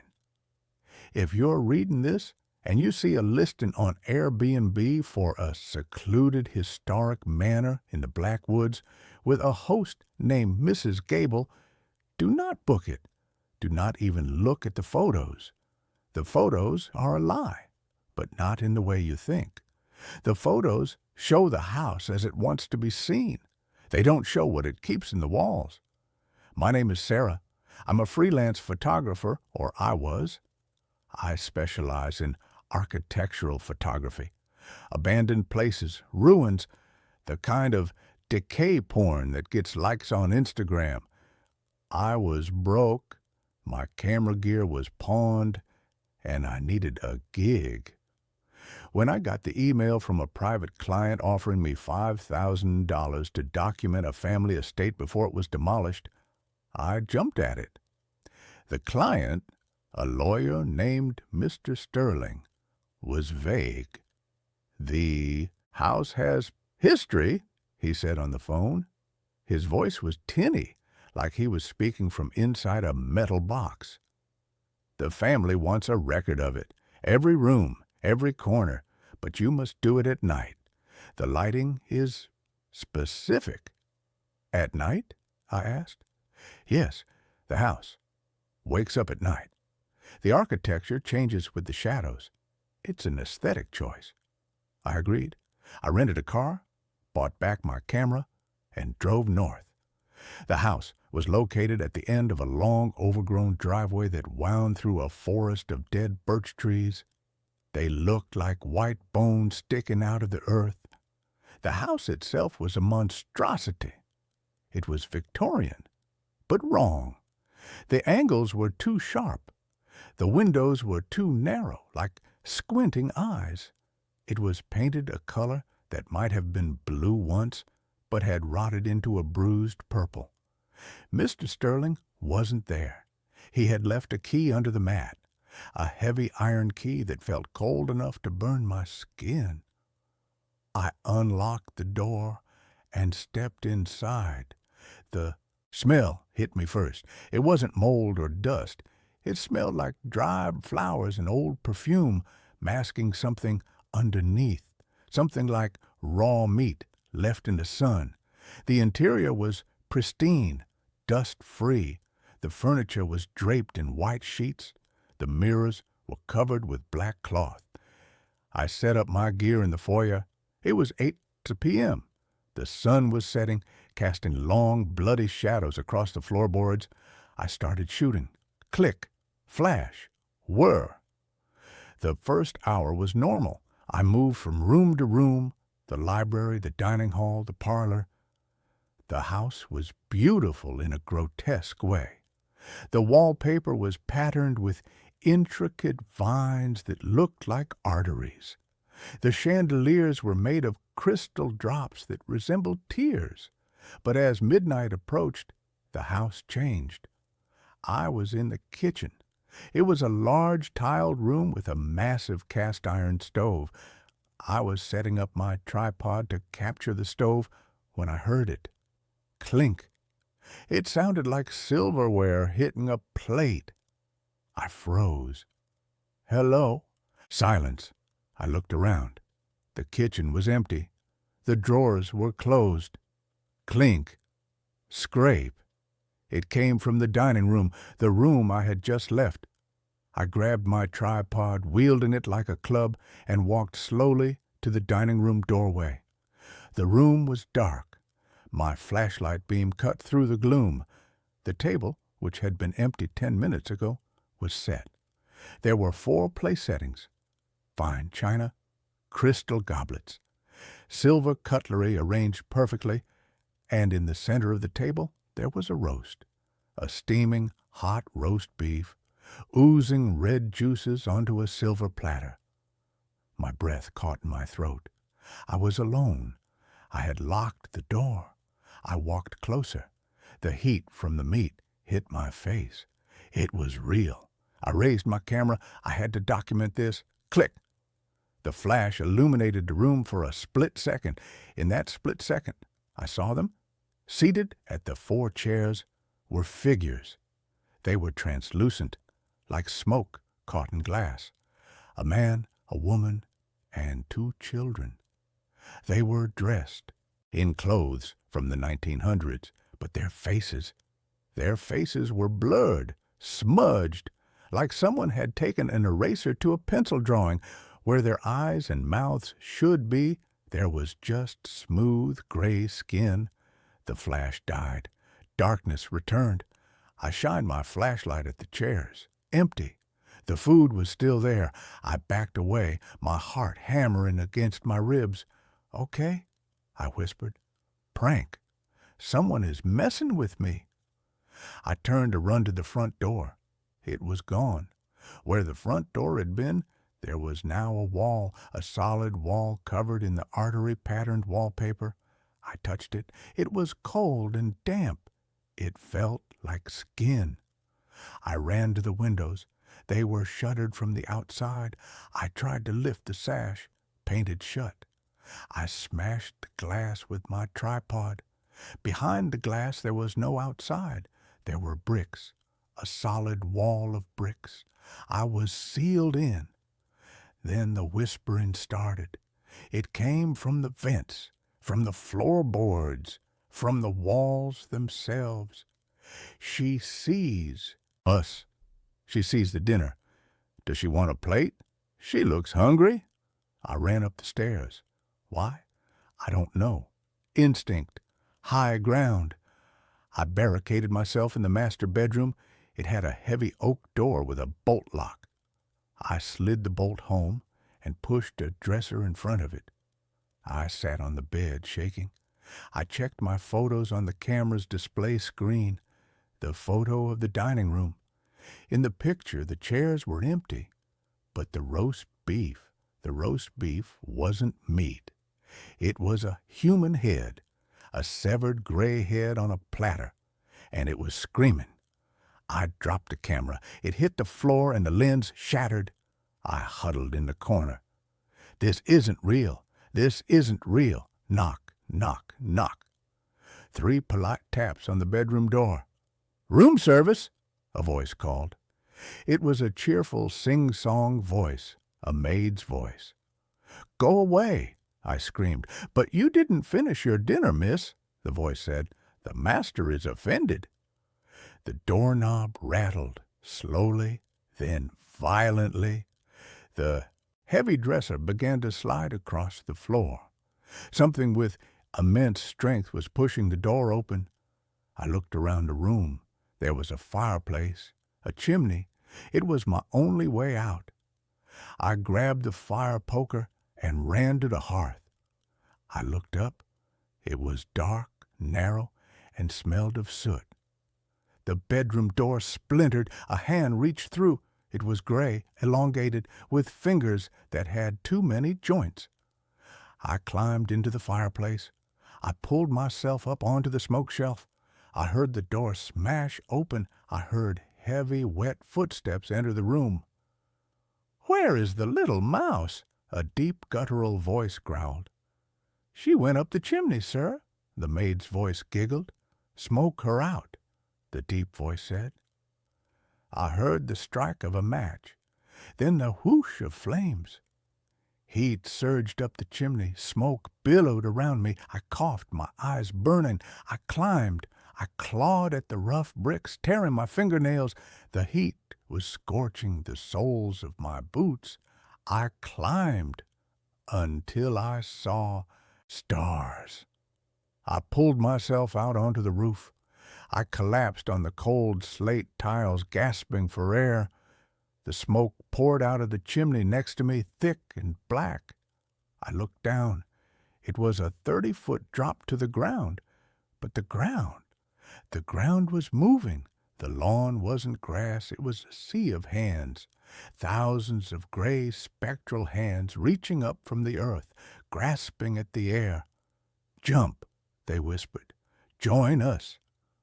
I looked around the roof. There was a trellis on the side of the house, covered in dead vines. I crawled to it. I swung my legs over the edge. As I climbed down, I looked into the windows on the second floor. In every window, a face was watching me. The smudged faces, the eraser people, they were pressing against the glass, their featureless heads tracking my movement. And behind them, in the hallway, stood a tall shadow. It wore a top hat. It held a silver platter. I reached the ground. The spectral hands grabbed at my boots, but they were weak, misty. I kicked through them. I ran to my car. I fumbled for my keys. They were gone. I must have dropped them inside. I looked at the car. The tires were slashed, all 4 of them, and on the hood, scratched into the paint, were words, "Stay for dessert." I didn't stop. I ran into the woods. I ran until my lungs burned. I ran until the sun came up. I found a road. A truck driver picked me up. He didn't ask questions about the soot or the blood or the fact that I was crying hysterically. He dropped me off here in Duluth. I went to the police. I told them everything. They looked up the address I gave them. "Ma'am," the officer said gently, "there is no house at that location. That's the old Blackwood fire zone. A manor burned down there in 1922. Killed the whole family. They say the father went mad and poisoned them at dinner before setting the place alight." "I was there," I insisted. "I have photos." I reached for my camera bag. It was empty. The camera was gone.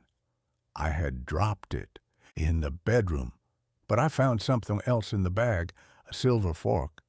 It was heavy, tarnished antique silver, and engraved on the handle was a name, Sterling. The lawyer, the client. He wasn't a lawyer, he was one of them. I left the station. I pawned the fork for cash.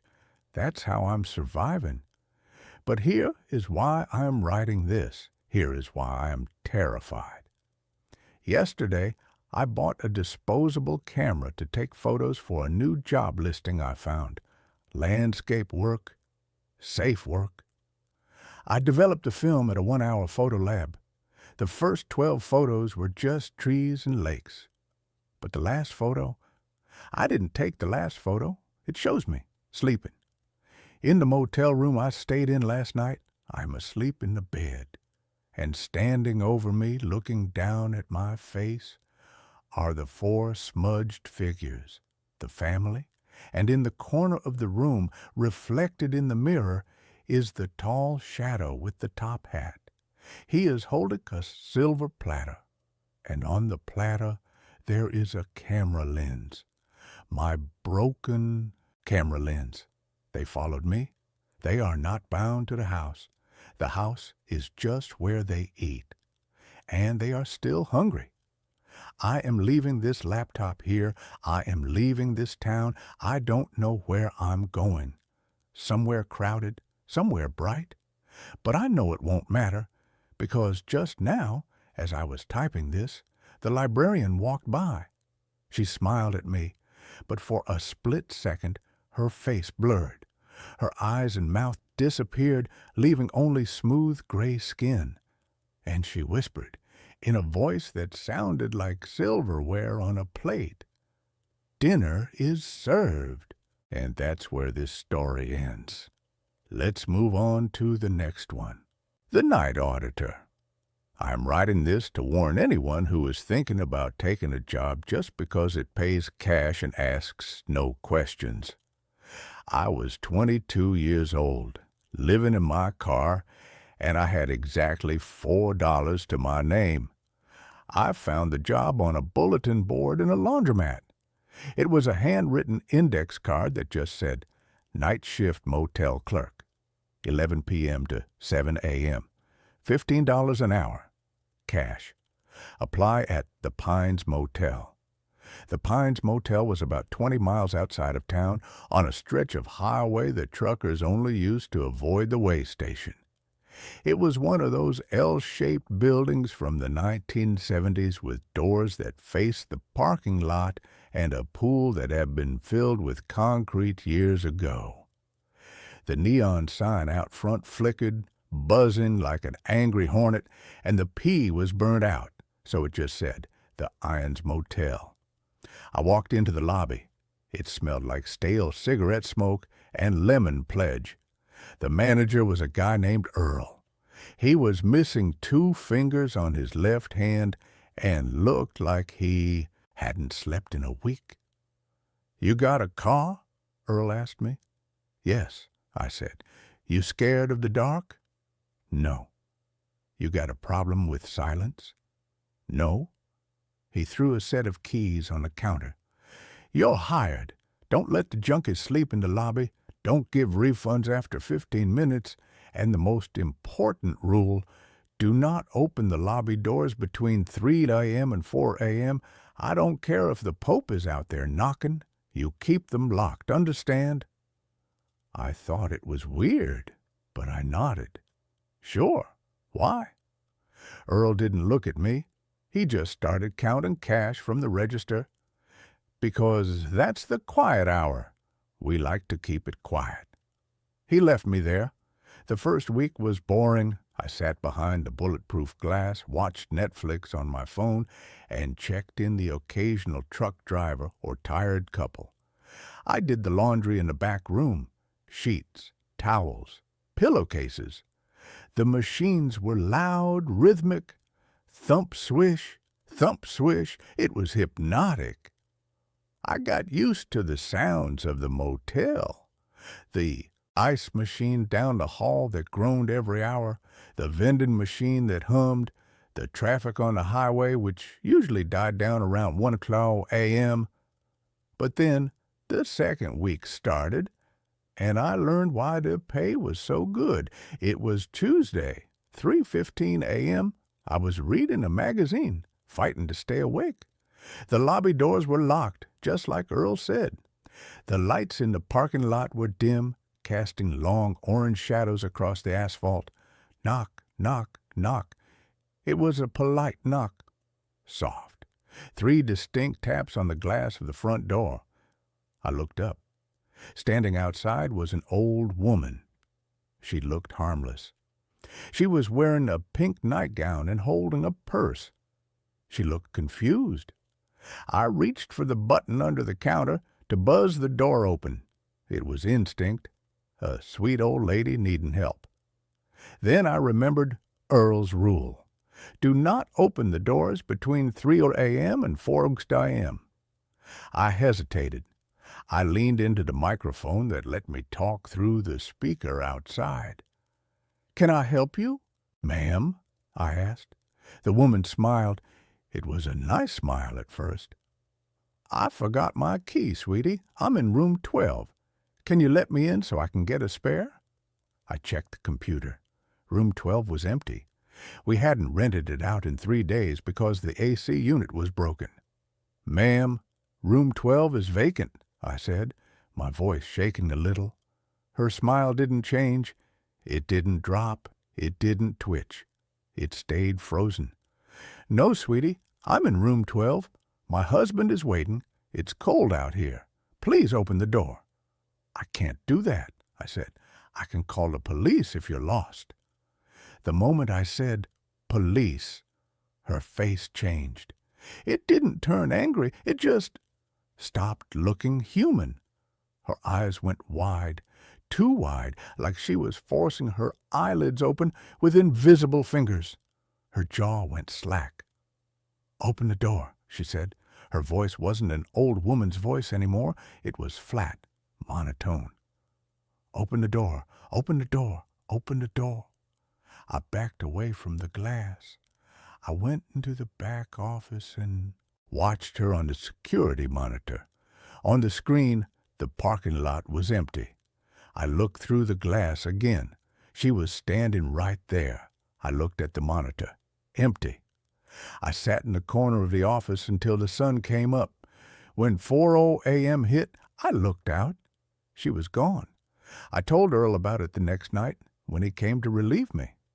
"Yeah," Earl said, drinking his coffee. "That's Mrs. Gable. She died in room 12 in 1998. Heart attack. She tries to get in sometimes. Good job keeping the door locked." He said it so casually, like he was talking about the weather. I needed the money, so I stayed. I told myself it was a hallucination from lack of sleep. 2 nights later, it happened again. 3:30 a.m. Bang, bang, bang. This time, it wasn't polite. Someone was hammering on the glass. I looked up. It was a man in a police uniform. He looked frantic. He had blood on his forehead. "Open up," he screamed. "There's been an accident. I need to use the phone. My radio is dead." My heart hammered in my chest. A cop. An injured cop. I had to help him.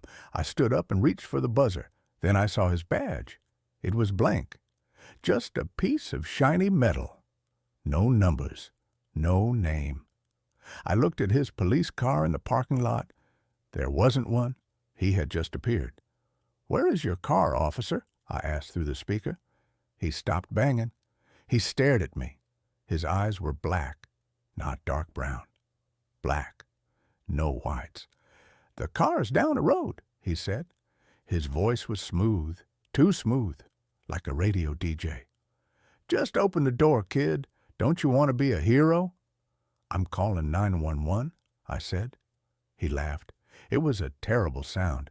It sounded like metal grinding on metal. "The lines are down, kid. You know they are." I picked up the lobby phone. Dead tone. I looked back at the door. The cop was pressing his face against the glass. His nose was squashed flat. He was licking the glass. A long gray tongue slid up the pane, leaving a smear of slime. "Let me in," he whispered. "I'm so hungry." I ran to the back room and locked myself in the laundry closet. I sat on a pile of dirty towels and covered my ears. I could hear him banging on the glass for an hour. Bang, bang, bang. "Open up, open up." Then, at 4:01 a.m., silence. I came out. The glass was smeared with grease, but there was no one there. I started looking for another job that morning, but I couldn't find one. I was stuck.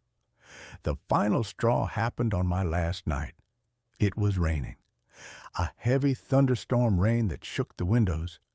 I was prepared. I had headphones. I had my back to the door. I was going to ignore everything until 4 a.m. At 3:15 a.m., the phone behind the desk rang. Not the lobby phone, the internal phone, the one that guests used to call the front desk. I looked at the caller ID. Room 109. Room 109 was at the far end of the lot. It was the storage room. Earl kept old mattresses and broken lamps in there. It didn't even have a bed. It was locked from the outside, with a padlock. I let it ring, ring, ring, ring. It wouldn't stop. Finally, I picked it up. Front desk. "He's in here," a voice whispered. It was my voice. I froze. "What?" "He's in here with me," my voice whispered back to me through the phone. "He's hiding behind the mattresses. He's waiting for you to come check the room." I slammed the phone down. Then I saw movement on the security cameras. Monitor 4 showed the walkway outside room 109. The door to room 109 was open. I knew I had locked it. Earl had the only key. I watched the screen. Something was crawling out of the room. It looked like a spider, but it was the size of a man. It had too many limbs. It was naked, pale, and hairless. It crawled along the concrete walkway, moving jerky and fast. It crawled up the wall and onto the roof. It was heading toward the lobby. I heard the sound of footsteps on the roof above my head. Thump, thump, thump. Dust fell from the ceiling tiles. I grabbed the master. Keys. I grabbed my backpack.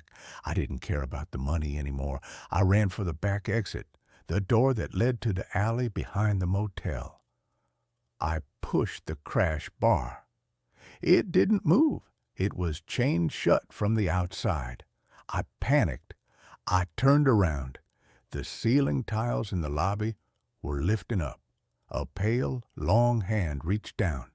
Fingers that were 6 inches long grasped the edge of the tile. I ran to the front doors, the glass doors. It was 3:45 a.m. I didn't care. I hit the unlock button. I pushed the doors open. The cool night air hit my face. I ran into the parking lot. "Hey!" a voice yelled. I screamed and spun around, raising my fists. It was a trucker, a big guy in a flannel shirt. He was standing by his rig, smoking a cigarette. He looked at me like I was crazy. "You okay, son?" he asked. I looked back at the motel. The lobby was empty. The ceiling tiles were in place.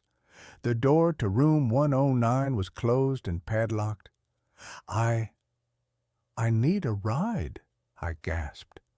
"Please, just get me away from here." The trucker looked at my shaking hands. "Hop in. I'm heading to Phoenix." I got in that truck, and I never went back for my car.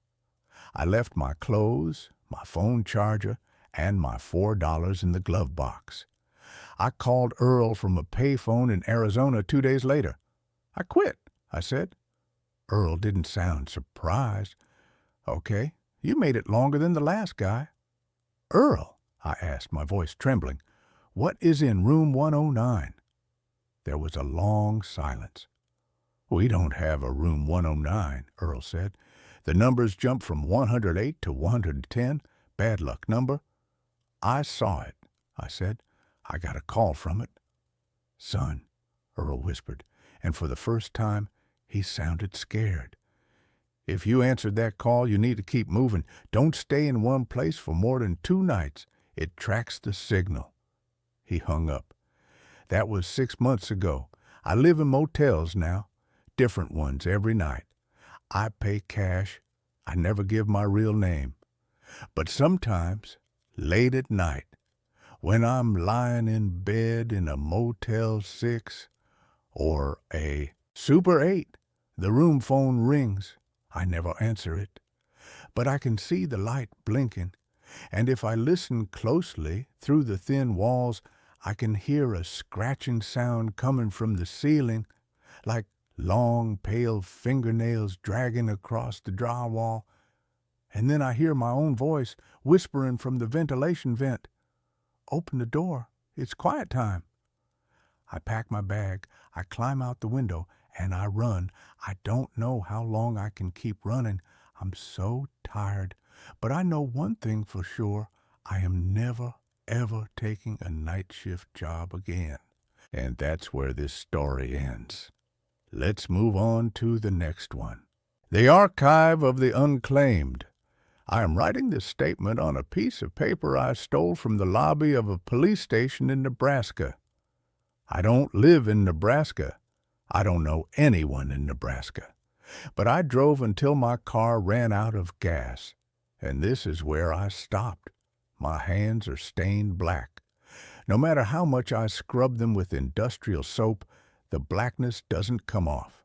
It's not ink. It's not oil. It's underneath the skin. If you are reading this, do not take the job at the Sub-Level 4 storage facility in Detroit. If you see an ad on a telephone pole or a Craigslist post asking for a night archivist with a pay rate of $40 an hour, cash, close your eyes. Walk away. Forget you ever saw it. I was 26 years old. I was a dropout with a mountain of debt and a landlord who liked to bang on my door at 6 a.m. asking for rent money I didn't have. I was desperate. That is the word that defines everyone who ends up at the archive. Desperation. I met the hiring manager, a man named Mr. Calloway, in a portable office trailer sitting in the middle of a fenced-off concrete lot. He was a small man, bald with glasses so thick his eyes looked like tiny black beads swimming in water. He didn't ask for a resume. He didn't ask for a background check. "Can you lift 50 pounds?" he asked. His voice was dry, like sandpaper rubbing together. "Yes," I said. "Are you claustrophobic?" "No." "Do you have family that checks on you daily?" "No," I lied. I had a mom in Ohio, but we hadn't talked in months. "Good," Calloway said. He stamped a piece of paper. "You start tonight, 8 p.m. to 4 a.m. Your job is simple. You walk the rows. You check for moisture. You check for structural integrity of the boxes. And you never, under any circumstances, open a box marked with a red tag." "What's in the boxes with red tags?" I asked. Calloway looked up. His beady eyes went cold. "Personal effects of the unclaimed. Things the state doesn't know what to do with, but can't destroy. Just check the humidity, kid. Don't be a hero." The facility wasn't a building. It was a hole. To get to work, I had to take a freight elevator that rattled and screamed as it descended. It took 3 full minutes to get to the bottom, Sub-Level 4. It was deep enough that the air felt heavy. It pressed against your eardrums. It smelled of old paper, mildew, and something sharp and metallic, like pennies that had been soaking in vinegar. The archive was massive. It was a concrete cavern filled with endless rows of metal shelving. The shelves went up 20 feet, reaching the dark ceiling where flickering fluorescent tube lights buzzed like dying insects. The rows stretched back so far you couldn't see the end. It was a labyrinth of cardboard and steel. My station was a small desk near the elevator. I had a flashlight, a clipboard, and a radio that only received static. The first week was agonizingly boring. I walked the rows. My footsteps echoed, creating a slap, slap, slap sound that bounced off the concrete walls. I shined my light on thousands of boxes. Most were white bankers' boxes with boring labels. Tax records 1998, city plan in depth, court transcripts. It was quiet, the kind of quiet that hurts. If I stopped walking, I could hear the blood rushing in my ears. I could hear the hum of the ventilation system, which sounded like a giant beast breathing in its sleep. The weirdness started on the second Monday. I was in row 40, a section called the Deep Stacks. This was where the older boxes were. The air was colder back there. The lights were dimmer. I was checking a shelf when I heard it. Scritch, scritch, scritch. It sounded like a mouse scratching that cardboard. Great, I muttered. Rats. I took my flashlight and followed the sound. It was coming from a box on the bottom shelf. It was an old box, brown and sagging. It had a red tag. The label on the tag was handwritten in faded black marker. Item, gas 8490, unknown, origin, recovered from Site B. I crouched down. The scratching was coming from inside the box. Scritch, scritched. Then it stopped. Hello? I whispered. I felt stupid talking to a box. A voice whispered back. It wasn't a rat. It was a human voice, a woman's voice. It's so tight, she whispered. My fingers are breaking. I fell backward, landing hard on the concrete. I scrambled away, shining my light on the box. It sat there, motionless. Who's there? I shouted. My voice cracked. Silence. I stood up, shaking. I told myself it was the acoustics, the ventilation fans playing tricks on my tired brain. I marked check for rodents on my clipboard and practically ran back to my desk. I didn't tell Calloway. I needed the money. I couldn't lose this job over a hallucination. 3 nights later, the leaking started. I was doing my rounds in row 12. I smelled it before I saw it. It smelled like rotten lilacs and burnt hair. It was a thick, cloying scent that coated the back of my throat. I followed the smell to a shelf at eye level. There was a box with a red tag. Label, family case. 102, evidence. A black liquid was oozing out of the bottom corner of the box. It wasn't water. It was thick, viscous, like tar or molasses. It dripped onto the floor with a heavy plop, plop, plop. I shone my flashlight on the puddle. The black liquid was moving. It wasn't flowing downhill. It was swirling, bubbling, as if it was boiling, but the room was freezing cold. As I watched, the puddle stretched out a thin tendril, like a finger, reaching toward the toe of my boot. I stepped back. Nope, nope, nope, nope. I grabbed my radio. Calloway? Mr. Calloway, are you there? Static. I walked back to the desk to use the landline phone. It was dead. No dial tone, just a low, rhythmic thumping sound on the line, like a heartbeat. I went back to row 12 with a roll of duct tape. I don't know why. I thought maybe I could seal the box. When I got back to row 12, the box was gone. The shelf was empty. The puddle of black slime was gone. The floor was dry. I checked the row number. Row 12. I was sure of it. Then I looked at the shelf above. The box was there. It had moved up one shelf. I hadn't touched it. There was no one else in the facility. The elevator hadn't moved. I stared at the box. The black liquid was now seeping through the cardboard faster, soaking the bottom. "Why did you move?" I whispered. The box vibrated. It shook violently, rattling against the metal shelf. Then a sound came from inside. Not a whisper this time, a scream. It was a muffled, high-pitched scream of absolute agony. It sounded like a man being crushed in a compactor. "Let me out!" The scream was so loud it shook dust from the ceiling. I dropped my flashlight. Darkness swallowed the row. I scrambled on the floor, feeling for the metal cylinder. My hand brushed against something wet, something sticky. I recoiled. I found the light, and clicked it on. The black slime was on my hand. It burned. It felt like acid. I wiped it on my pants, panicking. The screaming stopped. The box sat there, silent. I ran. I ran all the way to the elevator and hit the button. I stood there shivering, waiting for the slow, agonizing descent of the cage. When it finally arrived, I took it up to the surface and sat in my car until sunrise. I should have quit then. I really should have. But I checked my bank account balance on my phone. Negative $40. Rent was due in 2 days. I went back.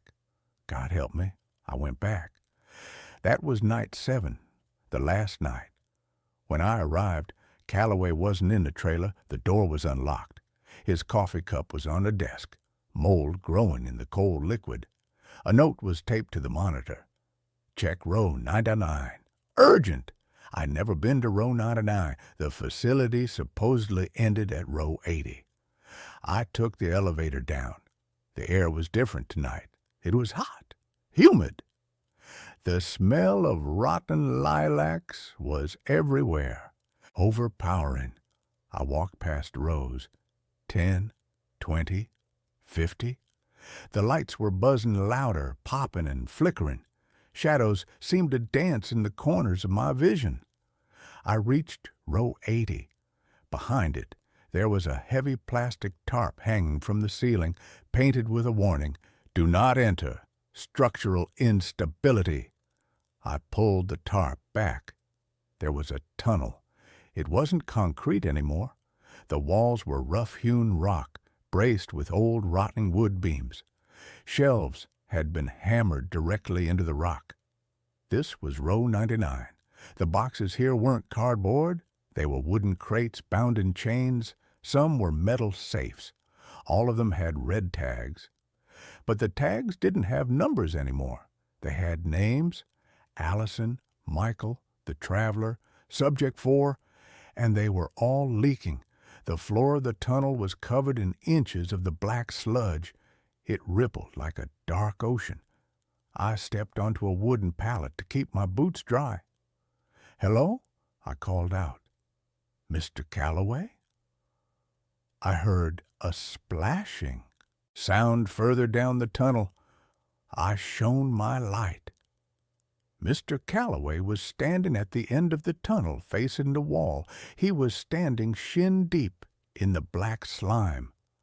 "Mr. Calloway," I said, stepping closer, "we need to get out of here. It's flooding." Calloway didn't turn around, but he spoke. "It's not flooding, Jack. It's emptying." He knew my name.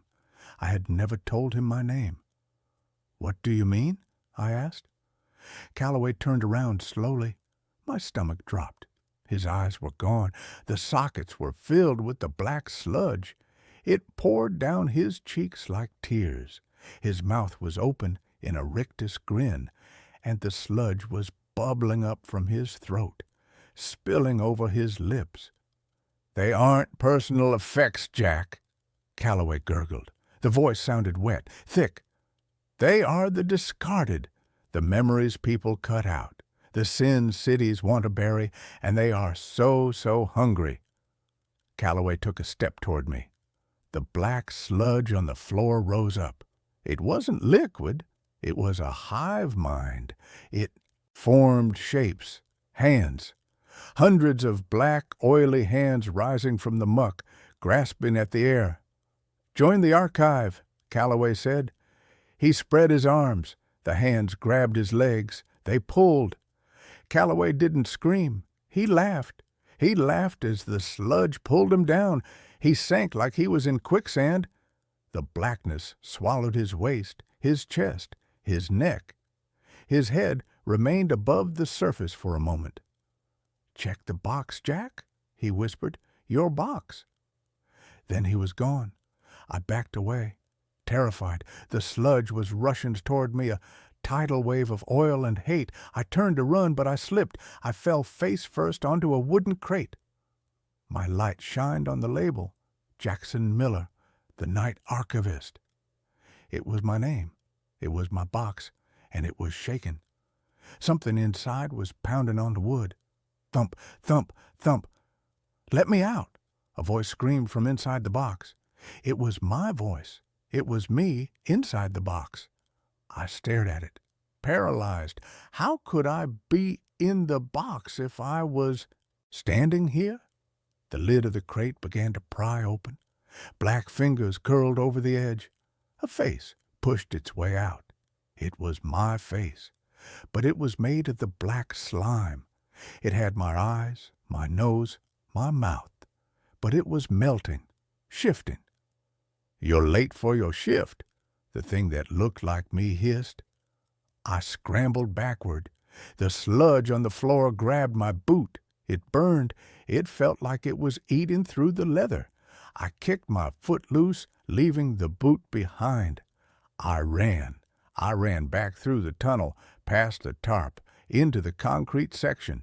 The archive was alive. Every box in every row was rattling, millions of boxes, a cacophony of scratching, screaming, and crying. The noise was deafening. It sounded like a stadium full of people burning to death. The black liquid was pouring from the shelves, creating waterfalls of slime. I sprinted for the elevator. My sock was soaked in the sludge. My foot felt numb, dead. I reached the elevator. I hit the button. Nothing happened. I hit it again. "Come on, come on!" I looked back at the rows. A wave of blackness was rushing down the main aisle. At the crest of the wave was Holloway, or what was left of him. His body was fused with others. Faces I didn't know, women, children, men, all screaming in unison. "The Unclaimed!" the collective voice roared. I pried the elevator doors open with my fingers. The car wasn't there. It was still at the top. There was a ladder in the shaft. I didn't hesitate. I jumped for the ladder. I climbed until my muscles screamed. Below me, the sludge filled the elevator shaft. It was rising. I could hear them climbing the ladder behind me, wet, slapping sounds. Slap, slap, slap. "We remember you, Jack," the voices whispered from the dark below. "We have your debt. We have your fear." I reached the top, sub-level 1, then the lobby. I burst out of the shaft door and rolled onto the linoleum floor of the loading dock. It was night outside. The air was cool.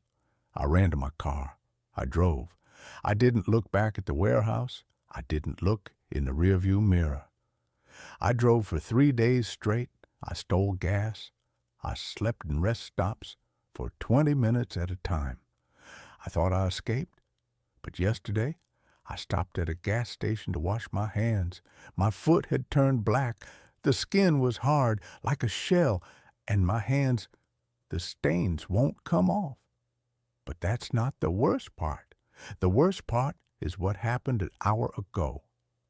I was sitting in this police station lobby trying to work up the courage to turn myself in, to tell them everything. A delivery man walked in. He was carrying a package, a brown cardboard box. He set it on the counter near me. The label on the box caught my eye. Jackson Miller, recovered effects.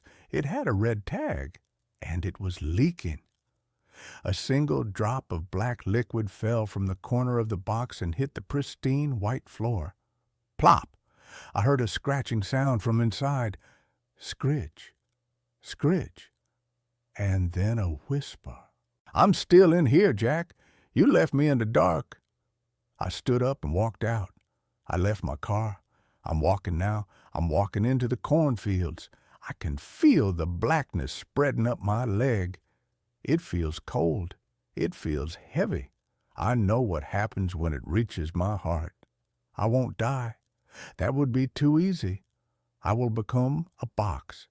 And someone, some desperate kid who needs money, is going to be hired to watch me. Please, if you see the ad, if you see the job for the archive, don't let me out. Whatever you do, don't let me out. And that's where this story ends. Let's move on to the next one. I answered a late-night room rental ad that I still can't forget. I wasn't looking for something permanent. That's important. If I had been trying to settle, I might have been more careful. But I only needed a place for a month, maybe 2. Somewhere cheap, somewhere quiet, somewhere I could sleep. I had just started a night shift job at a warehouse on the edge of the city. The pay was decent, but the hours were brutal, and most landlords didn't like the idea of someone coming and going at odd times. Hotels were too expensive, friends' couches were already worn thin, so I searched online, scrolling through local listings at 3 in the morning, eyes dry, brain half off. That's when I saw the post. No photos, no description really. Room for rent, private, quiet house, close to transit, cheap, call only. It had been reposted several times over the past few weeks. No comments, no replies underneath. That should have bothered me more than it did. I called. The man answered after the second ring. His voice was calm, steady, and oddly awake for the hour. "Yes," he said before I could speak. "The room is still available." We set a time for me to come by later that day. He gave me the address. Before hanging up, he said something that stuck with me. "I don't usually rent to night workers," he said, "but you might be a good fit." I didn't ask what he meant. The house was in an older part of the city, one of those neighborhoods that used to be nice and then got forgotten instead of ruined. Tall trees, narrow streets, homes built close together, each one slightly different, like they were designed by memory instead of plans. The house itself was tall and narrow, with dark siding and a porch that leaned just a little to the left. Nothing was broken, nothing was boarded up. It just felt off, like it was holding its breath. The man opened the door before I knocked. Up close, he looked older than I expected. Late 60s, maybe early 70s. Gray hair combed neatly back, clean clothes, no smell of smoke or alcohol. His eyes were alert, but tired. "You're right on time," he said.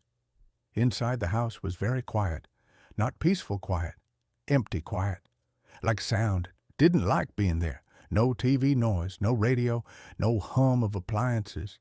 Even the refrigerator didn't make a sound. I became very aware of my own breathing. He showed me the room upstairs, small but clean. A bed, a dresser, a desk, a single window facing the side yard. The lock on the door worked, which made me feel better. The price was lower than anything else I'd seen. "Any rules?" I asked. He hesitated. "Yes," he said. "Please don't leave your room between midnight and 4 a.m. And if you hear anything unusual, ignore it." I smiled, thinking he was trying to scare me. He didn't smile back. I moved in that night. The first few days were normal enough. I worked, came home, slept during the day. The house stayed quiet. Too quiet. I never heard the owner move around. I never heard him cook, shower, or watch TV. Sometimes I wondered if he left at all. On the 4th night, I came home early. My shift ended sooner than usual, and I arrived around 11:30 p.m. The house was dark. I unlocked the front door and stepped inside. As soon as I closed it behind me, I felt it. That feeling you get when you realize you're not alone. I stood still, listening. From upstairs came a faint sound, slow footsteps, bare feet, moving carefully like whoever it was didn't want to be heard. I assumed it was the owner and started up the stairs. Halfway up, the footsteps stopped. Then they turned around. They came toward the stairs. I froze. A shape appeared at the top step, tall, thin, just a shadow against the darker hallway behind it. "Hello?" I said. The shape didn't move. Then slowly it stepped back out of sight. I waited a full minute before going up the rest of the way. The hallway was empty. All the doors were closed. I didn't sleep much that night. After that, things started to change. I began hearing sounds during the day, light tapping from inside the walls, soft dragging noises above the ceiling. Once, I heard what sounded like someone quietly crying from the room next to mine, even though I knew for a fact no one lived there. I asked the owner about it.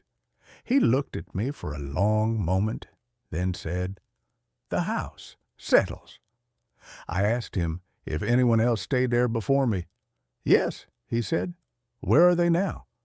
"Not here," he replied. That was the end of the conversation. The first really bad night happened a week later. I woke up at 2:14 a.m. to the sound of someone whispering my name. Not shouting, not calling, whispering right outside my door. I lay completely still, heart pounding, staring at the dark shape of the door.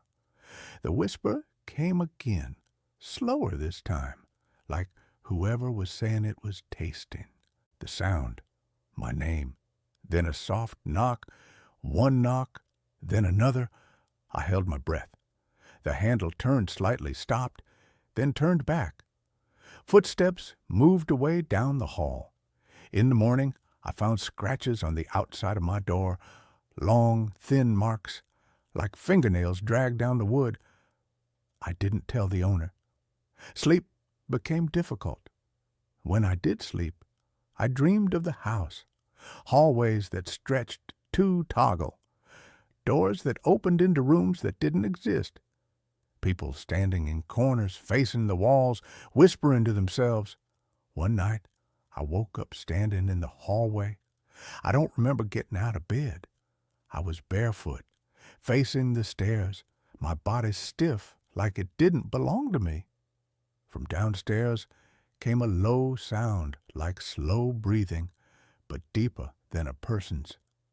I went back to my room and locked the door. The next morning, the lock was open. I started counting the footsteps. There were always more than one set, sometimes two, sometimes three. Once, I counted at least 6, moving in different directions, stopping and starting like they were confused or arguing silently. They never went downstairs between midnight and 4.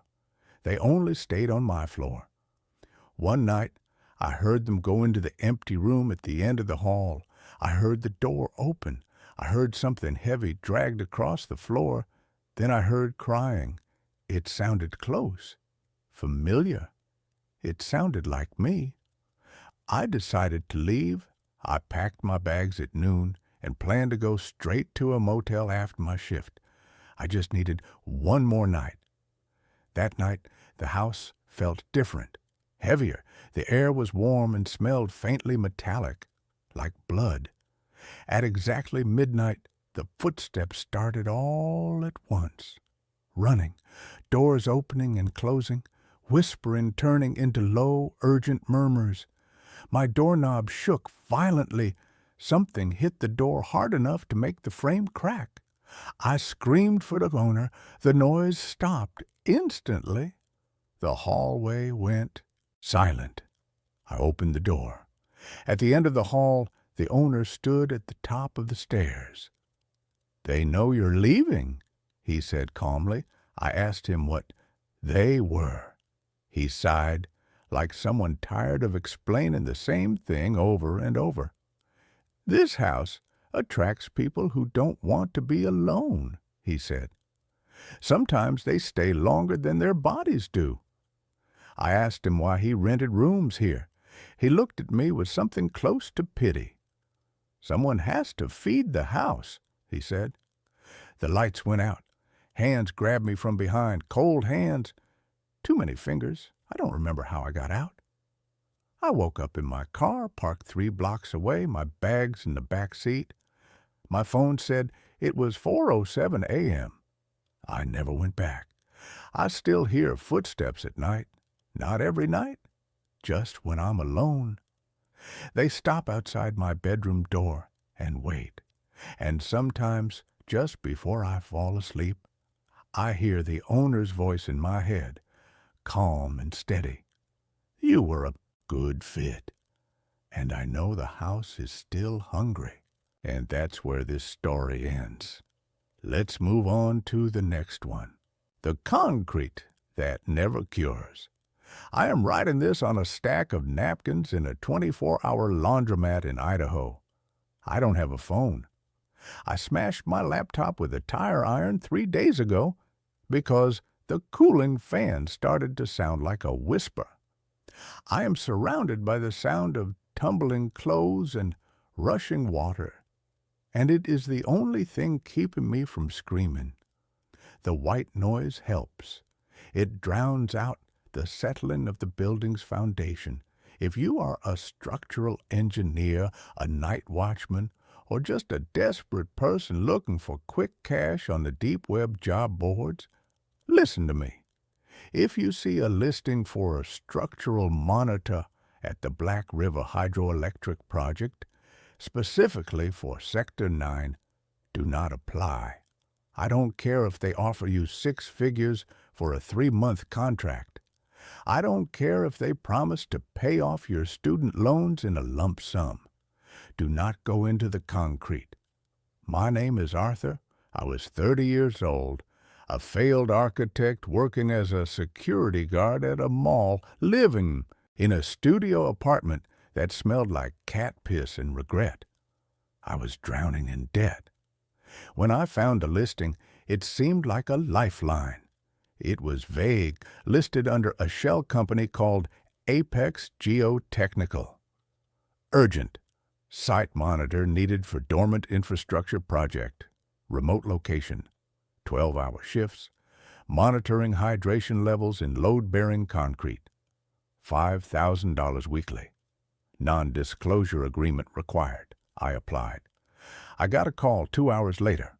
The interviewer, a man named Mr. Vance, didn't ask about my security experience. He asked about my psychological history. Do you have a history of claustrophobia? No. Do you talk to yourself? No. Are you comfortable in total silence for extended periods? I prefer it, I lied. I signed the contract. 2 days later, I was on a bus heading deep into the Cascade Mountains to a place where the roads turned from asphalt to gravel, and then from gravel to mud. The site was a monster. It was an unfinished hydroelectric dam, a massive, curved wall of gray concrete wedged between 2 jagged mountain peaks. It looked like a tombstone for a giant.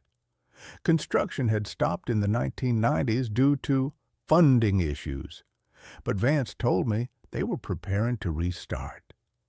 They needed someone to make sure the core integrity hadn't degraded. There was a small portable building at the base of the dam. That was my home. My only contact was a voice on a shortwave radio, a supervisor named Miller, who sat in a warm office 50 miles away. Your job is simple, Art, Miller's voice crackled on the first night. Take the freight elevator to the inspection tunnels. Walk the length. Check the digital hygrometers embedded in the walls. They measure moisture content. If the number is above 15%, you log it. If it's above 20%, you radio me immediately. If it's below 5%, you log it. That's it. Why would the moisture vary? I asked. This concrete was poured 30 years ago. It should be cured by now. There was a pause on the radio, a long, static-filled silence. Just read the numbers, Art, and stay out of the unlit zones. The wiring is old. I geared up, hard hat, high visibility vest, steel-toed boots, and a heavy-duty flashlight. I took the service elevator down. It was a cage, rattling and screeching as it descended into the body of the dam. The air got colder, heavier. It smelled of wet limestone, dust, and something metallic, like the taste of blood in your mouth. The inspection tunnels were endless. Long, cylindrical corridors drilled right through the solid concrete. The only light came from the string of dim yellow bulbs overhead. I started my rounds. The first week was mind-numbing. I walked miles of concrete. I checked hundreds of little digital displays, 12%, 12%, 11%, 13%. It was boring. But the silence was heavy.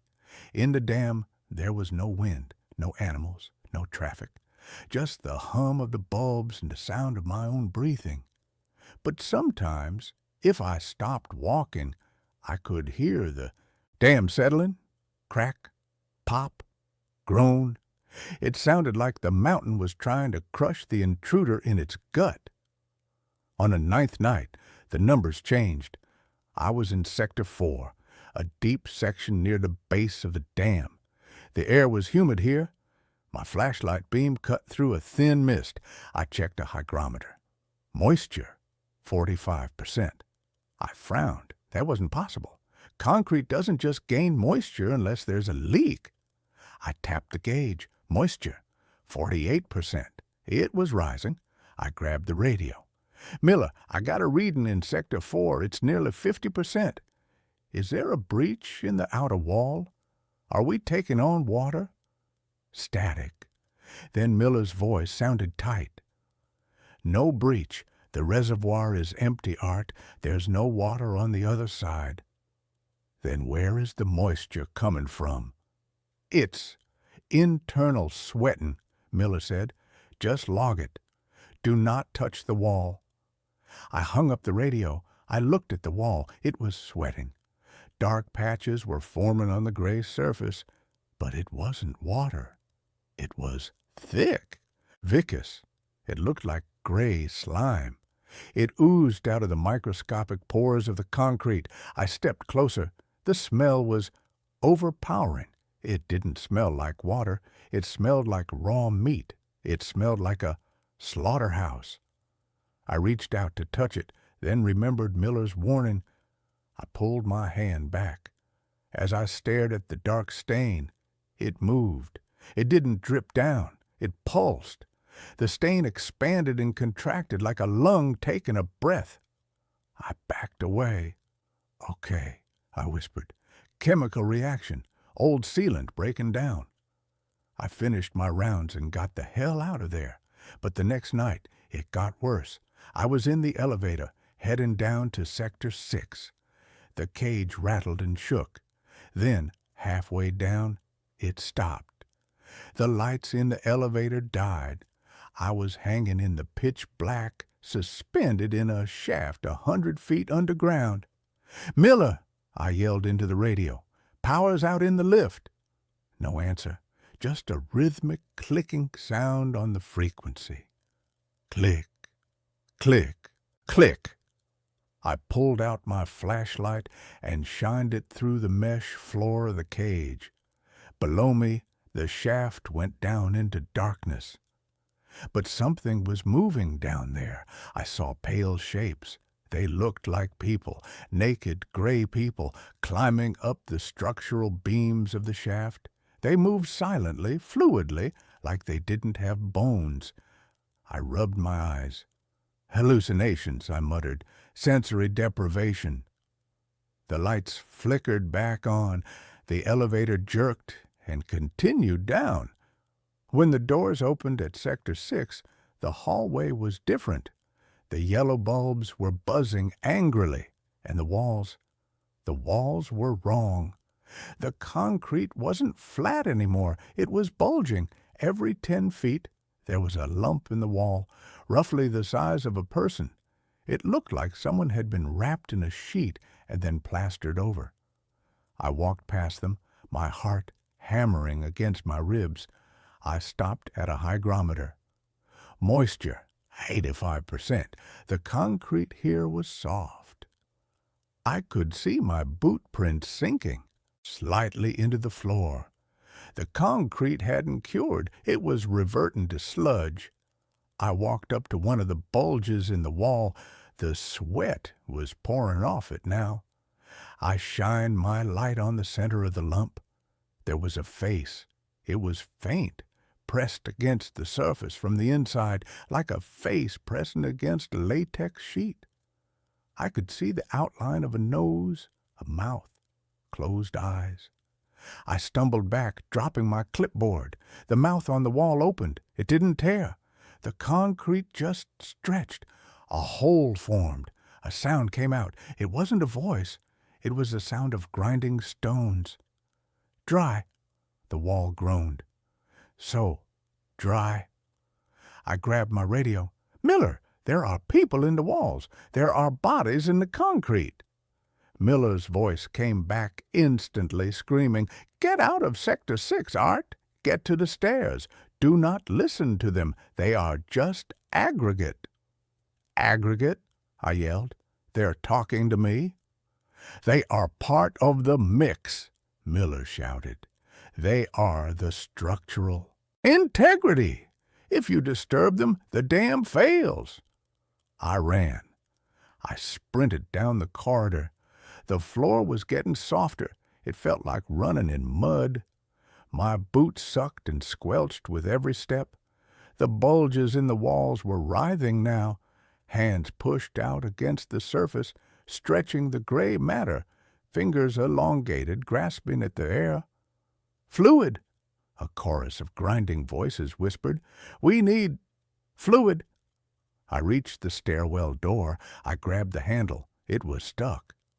The concrete frame had shifted, pinching the door shut. I slammed my shoulder against it. Thud! It didn't budge. I looked back.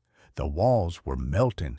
The concrete was flowing like lava, sliding down to the floor, forming a wave of gray sludge. And in the sludge, the figures were rising.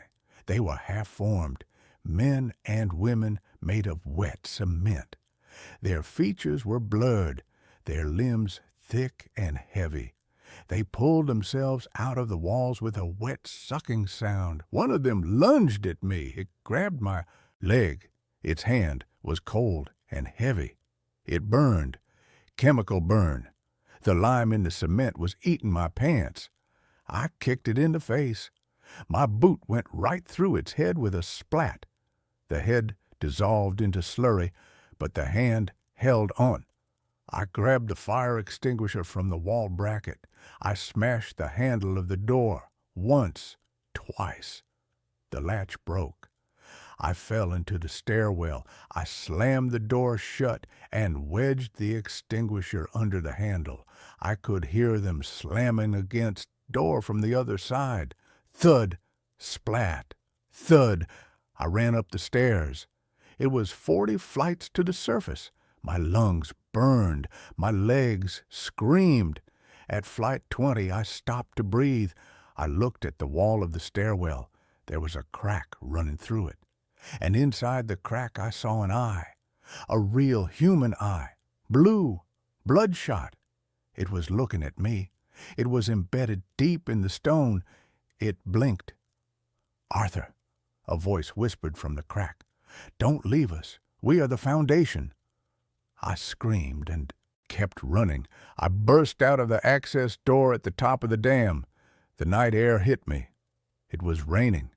I ran to my portable cabin. I grabbed my car keys. I grabbed my bag. My radio crackled on the desk. "Art!" Miller's voice was calm now, terrifyingly calm. "You can't leave. You've been exposed." "Exposed to what?" I screamed, fumbling with the keys. "The mix," Miller said. "It's biological concrete, Art. It's an experiment. Self-healing structures. But it needs biomass to cure. It needs calcium. It needs bone. We ran out of volunteers years ago." "You're sick," I yelled. "Check your leg, Art," Miller whispered. I looked down at my leg, where the concrete thing had grabbed me. My jeans were dissolved. The skin underneath was gray. It wasn't paint. My skin was turning to stone. It was hard, rough to the touch. I couldn't feel my ankle. It spreads, Miller said. You're already part of the dam. Come back to the tunnels. Find a spot in the wall. It's peaceful. You'll be strong. You'll hold back the mountain. I threw the radio against the wall. It shattered. I ran to my car. I drove down the mountain road like a maniac. I felt my leg getting heavier, stiffer. I had to use my hand to lift my leg to work the clutch. I drove until I hit a town. I went to the ER. I told them I spilled industrial epoxy on my leg. They tried to scrub it off. They couldn't. The doctor touched my skin. He tapped it. It made a clink sound like ceramic. We need to amputate, he said. The tissue is necrotic. It's calcifying. I didn't wait for the surgery. I knew if they put me under, I wouldn't wake up. Miller would come for me, or the concrete would take the rest of me. I ran out of the hospital. That was 3 days ago. I am in this laundromat because the heat from the dryers helps. It keeps the gray patch on my leg from spreading fast. Cold makes it harden. Heat keeps it somewhat pliable. But it's spreading. It's up to my knee now. My toes are fused together. I can't move my foot. And the worst part isn't the physical change. It's the sound. I can hear the building I am in. I can hear the concrete floor of the laundromat. It's whispering to me, "Brother," the floor groans, "join us. Be stable. Be still." I can hear the walls of the strip mall. I can hear the sidewalk outside. Every piece of concrete in the world is alive. It's all connected. It's all part of the same silent suffering network. Every building you walk into is a tomb. Every sidewalk you step on is a graveyard of trapped souls screaming in slow motion. I am going to keep moving. I am going to find a cabin in the woods. Wood. I need wood. No stone, no cement. But I am typing this because I know I won't make it. My fingers are getting stiff. My skin is turning gray. If you see a new retaining wall being built, if you see a dam, if you see a fresh sidewalk being poured, don't step in the wet cement. It's not just drying, it's feeding. And if you stand still too long, it will grab you. Miller was right about one thing. The dam is strong. I can feel its weight in my mind. I can feel the mountain pushing against me. I am becoming heavy. I am becoming structural. And that's where this story ends. Let's move on to the next one. I started recording my sleep to prove I wasn't crazy. I wish I'd never listened back. I'm writing this because I don't know what else to do with it, and because if something happens to me, at least there will be a record that I try to explain it. This isn't a creepypasta. I'm not a writer. I don't even use Reddit much. But I've read enough real stories on here to know this is the place where people won't immediately laugh it off. This happened over the last 3 weeks, and it's still ongoing. It started with the sounds. I live alone in a small one-bedroom apartment on the second floor of an older building. Thin walls, old pipes, the usual stuff. I've lived here for almost 2 years with no real issues. The kind of place where you get used to every normal noise. The radiator clicking, the guy upstairs pacing at night, the distant hum of traffic. So when I first heard the breathing, I told myself it was just that. Normal building noise filtered through half-asleep paranoia. The first night, it sounded like someone exhaling right next to my bed. Not loud, not dramatic, just a slow, wet breath, like air moving through a partially blocked nose. I woke up instantly, heart racing, completely alert. The room was dark, lit only by the faint glow of my alarm clock.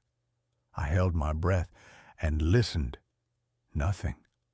I lay there for a long time, convincing myself it was a dream, until my heart slowed down enough for me to sleep again. The second night, it happened again. Same sound, same feeling of someone being close, too close. This time, I sat up and turned on the lamp.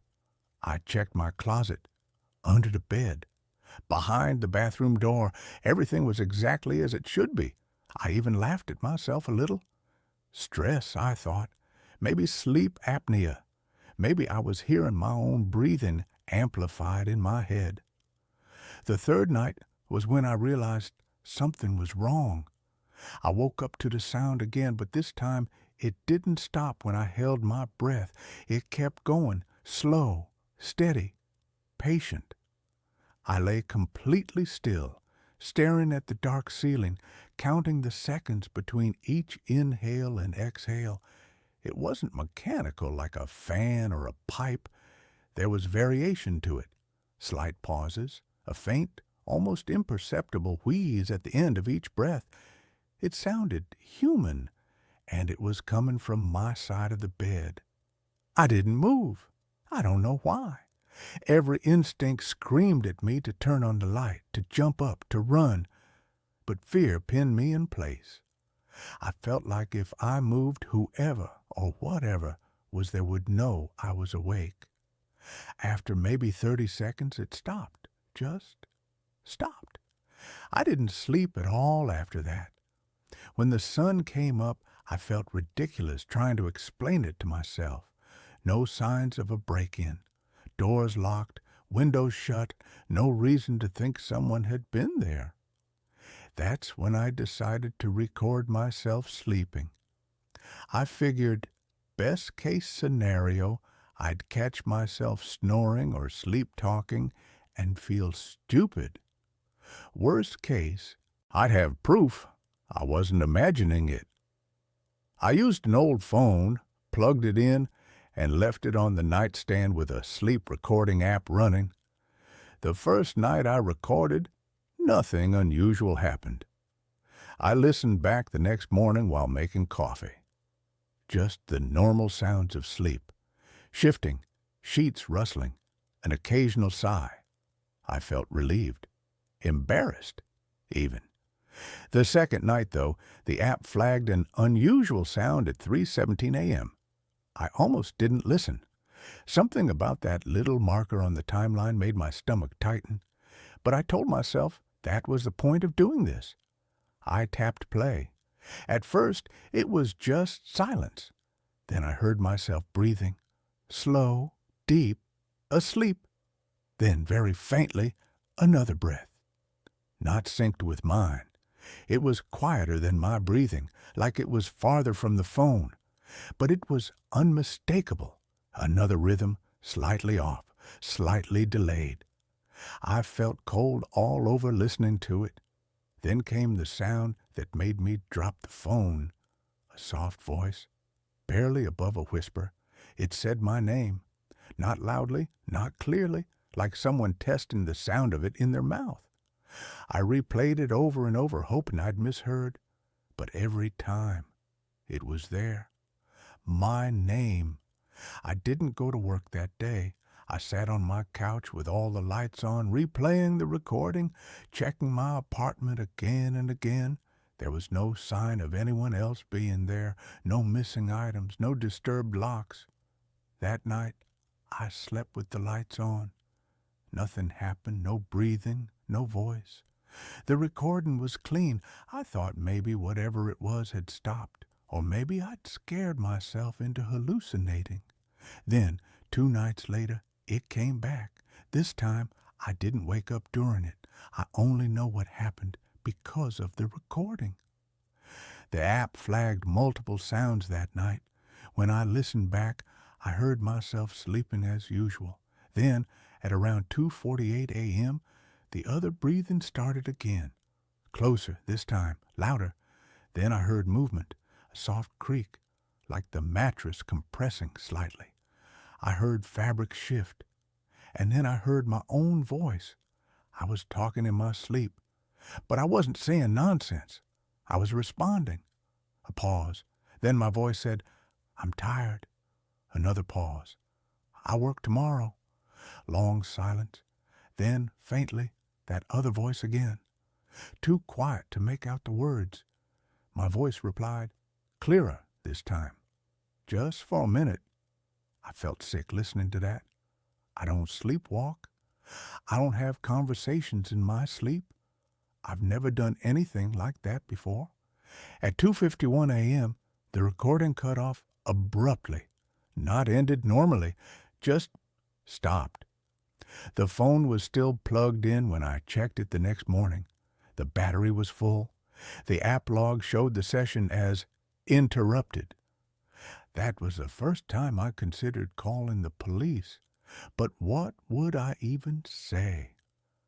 Something breathes next to me at night and whispers my name.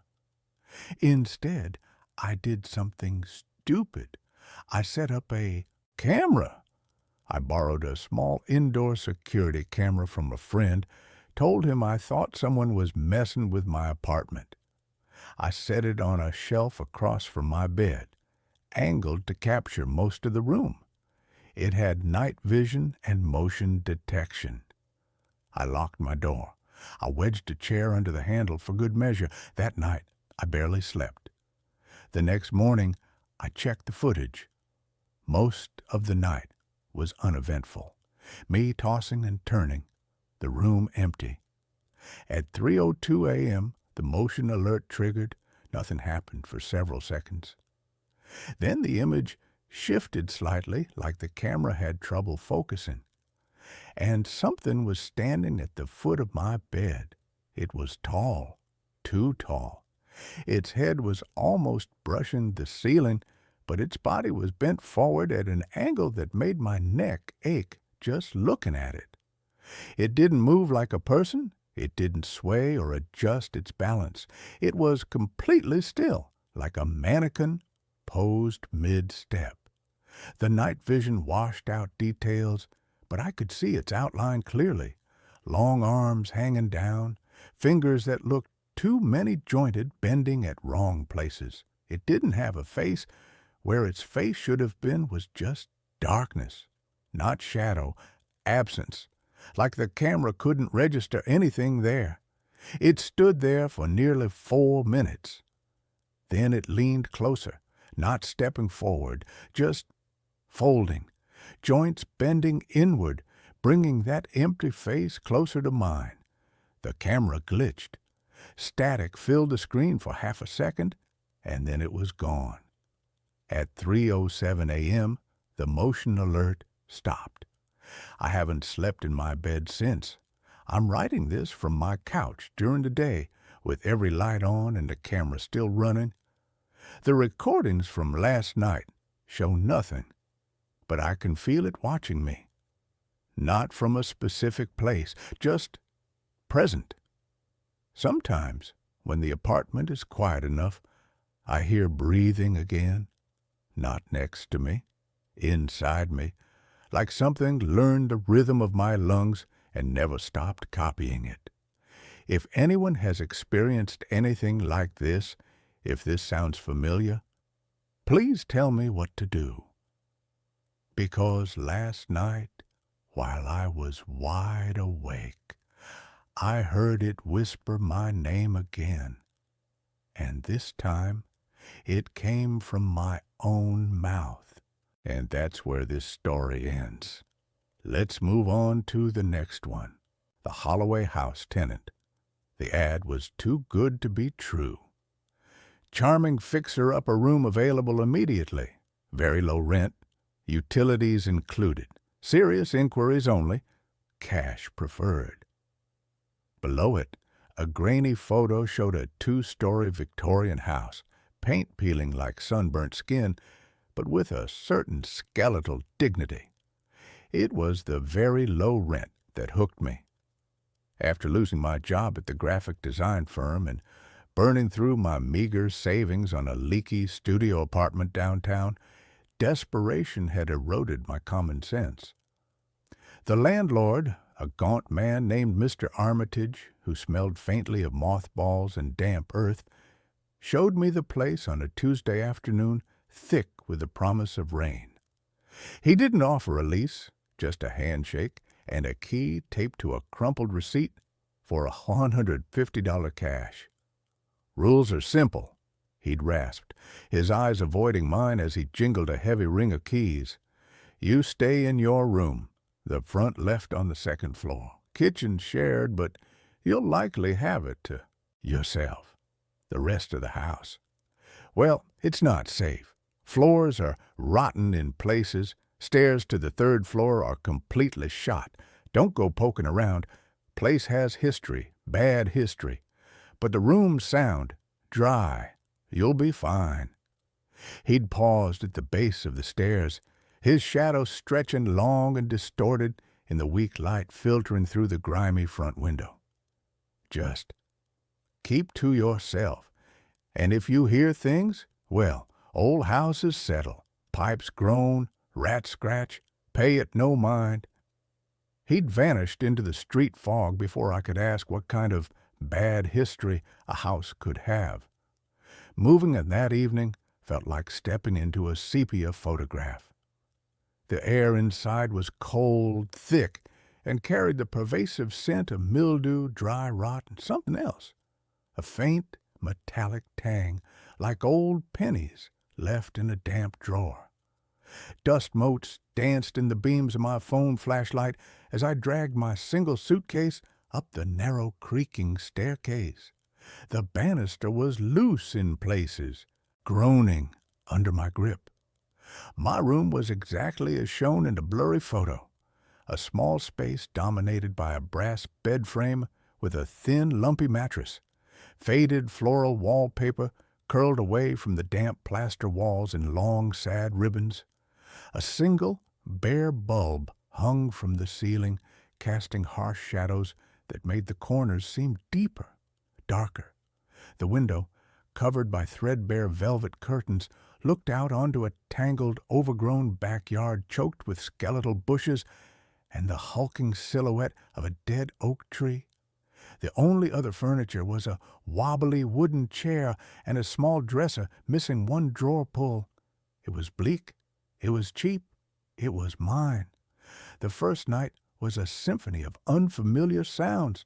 The old house creaked and popped like cooling slag as the temperature dropped outside. The wind, picking up as the promised rain began to patter against the window pane, whistled faintly through unseen gaps around the window frame. I lay rigid on the mattress, the thin blanket pulled up to my chin, listening. There were scuttling noises inside the walls. Mice, I told myself firmly, just mice. The radiator beneath the window, though cold to the touch, emitted a low, rhythmic clanking, like distant, slow footsteps pacing a hallway. Thump! Clank! Thump! Clank! It was unnerving, but explicable. Old pipes, settling wood. I replayed Mr. Armitage's words. Old houses settle, pipes groan, rats scratch. I repeated it like a mantra until exhaustion finally dragged me into a fitful sleep, punctuated by dreams of falling through rotten floorboards. The next day, the silence was almost worse. The house felt watchful. Sunlight struggled through the grimy window, illuminating dust swirling in the still air.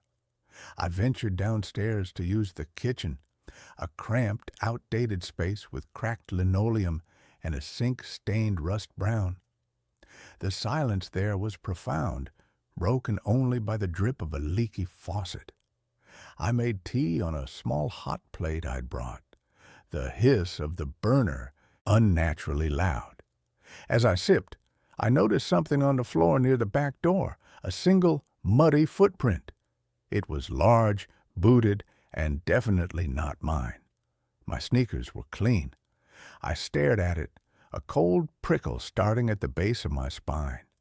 Mr. Armitage lived miles away, he'd said. Who else had keys? I checked the deadbolt on the back door. It was firmly locked from the inside. The front door, when I peered down the hall, was also locked. I scrubbed the footprint away with a rag, my hands trembling slightly. It was already here when I arrived. Armitage must have tracked it in yesterday. The explanation felt flimsy, but it was all I had. That afternoon, trying to make the room feel less like a tomb, I unpacked my few books and placed them on the dresser. I also set out a small framed photo of my parents on the windowsill. Later, after a trip to the corner store for groceries, I found the photo lying face down on the floor. I was certain I'd left it upright. I righted it, my mouth dry. Draft? I checked the window. It was latched shut. The heavy velvet curtains hung perfectly still. I spent the rest of the day exploring the immediate vicinity of the house, trying to shake the unease. The neighborhood was quiet, mostly older homes in varying states of repair. An elderly woman tending roses next door eyed me cautiously when I waved. "You're the new tenant at the Holloway place?" she asked, her voice raspy. I nodded. "Be careful in there, dear," she said, lowering her voice. "That house, it doesn't like strangers. Bad things happened there, long time ago, but the air never cleared." Before I could ask what she meant, she'd retreated inside her own immaculate cottage, closing the door firmly. Night 2 began like the first, but the sounds were different. The settling groans were fewer.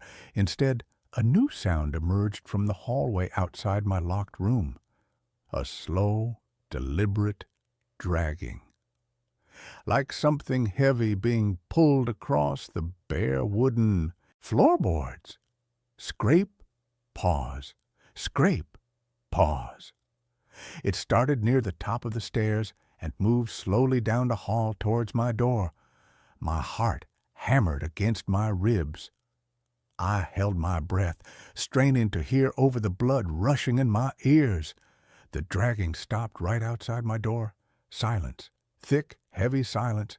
Then a soft, rhythmic tapping on the wood just below the knob. Not knocking, tapping. Tap, tap, tap, tap. Like fingernails or claws. I squeezed my eyes shut, pulling the blanket over my head, trembling. It's the wind in the eaves, its branches on the window. But the window was silent. The tapping continued for a full minute before stopping abruptly. The dragging sound resumed, moving slowly back down the hall and down the stairs. I didn't sleep. I sat hunched on the edge of the bed, back pressed against the cold wall, a kitchen knife clutched in my sweaty hand, staring at the door until the gray light of dawn seeped around the curtains. Day 3 was a blur of exhaustion and heightened paranoia. I called Mr. Armitage repeatedly. No answer. His number just rang and rang, clicking over to a static-filled voicemail. I considered packing and leaving, but the thought of where I'd go, a shelter maybe, or sleeping in my ancient Honda Civic, paralyzed me. $150 a month was impossible to find anywhere else in this city. I rationalized the sounds. Old houses were noisy. Footprints could be from previous tenants or Armitage himself. The photo falling, a draft I couldn't feel, the dragging and tapping, pipes, wind, imagination fueled by the old woman's warning. I needed proof it was just my fraying nerves. That afternoon, I did something stupid. I went downstairs and rummaged in the kitchen junk drawer till I found a stub of pencil and a torn piece of brown paper bag. I wedged the paper tightly under my bedroom door. The pencil balanced precariously on top of it like a crude alarm. If the door opened even a fraction, the pencil would fall. waking me. A child's trick, but it was all I had. The night was still, no dragging, no tapping, just the familiar creaks and the persistent drip, drip, drip from the kitchen faucet I hadn't been able to fully silence. I almost relaxed. Almost. Then, around 3 a.m., the dripping stopped. The sudden silence was louder than the noise. I lay frozen, listening. A new sound began. From the inside of my room, a soft, wet, slithering sound, like something heavy and moist being pulled slowly across the floorboards. It came from the direction of the closet, a small, shallow space with no door, just a curtain of cobwebs. The slithering stopped near the foot of my bed. I couldn't move, couldn't breathe. My eyes strained in the near total darkness. Then a sound that froze the blood in my veins. A low, guttural whisper, so close it seemed to brush against my ear. It wasn't words, not exactly. It was a wet, bubbling exhalation that shaped syllables with a wet, rattling tongue. Stay. It lingered on the word, thick with a hunger that had nothing to do with food. Warm. Another wet pause. Warm. The slithering sound resumed, moving slowly around the side of the bed, towards the headboard, where I lay paralyzed. I felt the mattress dip slightly, as if an immense, unseen weight had settled on the edge near my pillow. The smell hit me then. The metallic tang from the hallway, now overwhelming, mixed with the reek of stagnant water and decay, like something dredged from a deep, muddy river. It filled my nostrils, thick and cloying. A cold, damp pressure brushed against my ankle beneath the blanket. I choked back a sob, biting my lip until I tasted copper. The whisper came again, directly above me now, the breath hitting my cheek like a fetid breeze. Don't go. It sighed, a sound of profound, possessive longing. Mine, now. The cold pressure slid up my calf. I squeezed my eyes shut, tears streaming down my temples into my hair. It's not real. It's a nightmare. Wake up, wake up. But the cold, wet touch was undeniably real on my skin. The smell choked me. The whisper vibrated in my bones. With a sob tearing from my throat, I lashed out blindly with the knife I still clutched, swinging it wildly toward the source of the breath. My arm met only empty air. The pressure vanished instantly. The smell dissipated as if a window had been thrown open. The slithering sound retreated rapidly back towards the closet, then faded into silence. I lay there shaking violently, the knife still raised, gasping for clean air. Dawn came slowly, gray and unwelcome. I didn't check the closet. I didn't move from the bed till the light was strong enough to banish the deepest shadows. The pencil alarm was still perfectly balanced on the paper wedge under my door, undisturbed. No one had come in. It was already here. I spent the day in a daze, jumping at every creak. I tried Mr. Armitage again, straight to voicemail. I went to the neighbor's house, pounding on the door. No answer. The little cottage was locked up tight, curtains drawn. Panic, cold and sharp, began to override my fear. I packed my suitcase frantically, throwing clothes in haphazardly. I had to leave now. As I zipped the bag, I noticed the framed photo of my parents on the windowsill. It was facing the wall again. I hadn't touched it. I snatched it up, stuffing it into my bag, my hand shaking so badly I almost dropped it. I grabbed my keys, the knife still clutched in my other hand, and fled the room. The hallway outside was dim, the only light coming from the grimy window at the end of the hall. The air was colder here, smelling faintly of dust and that underlying metallic tang. I hurried towards the stairs, my suitcase banging against my leg. Halfway down the first flight, I stopped dead.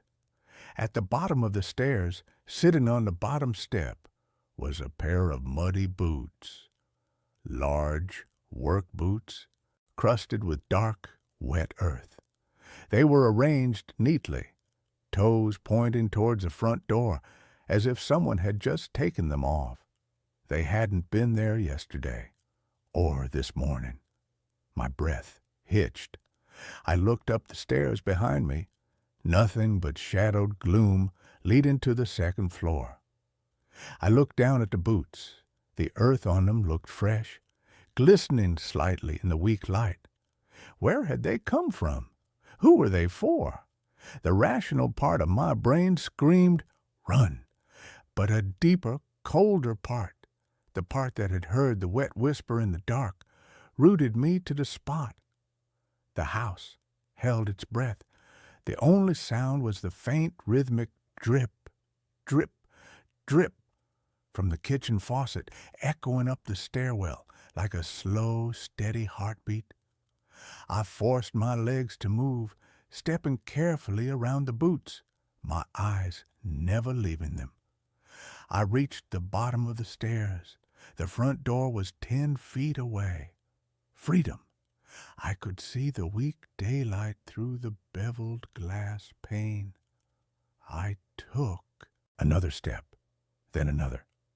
My hand reached for the cold brass knob. As my fingers brushed the metal, a sound stopped me cold.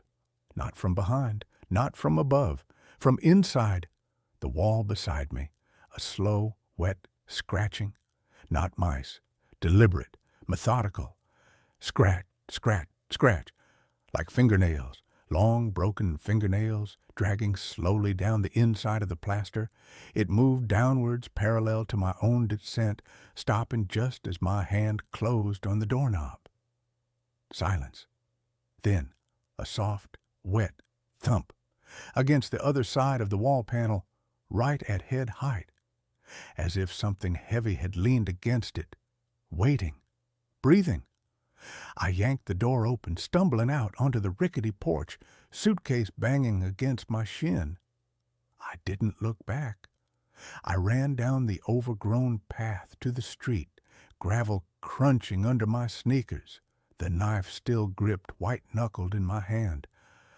I didn't stop running until I reached the bright, noisy intersection 3 blocks away, gasping for air under the harsh glare of a streetlight.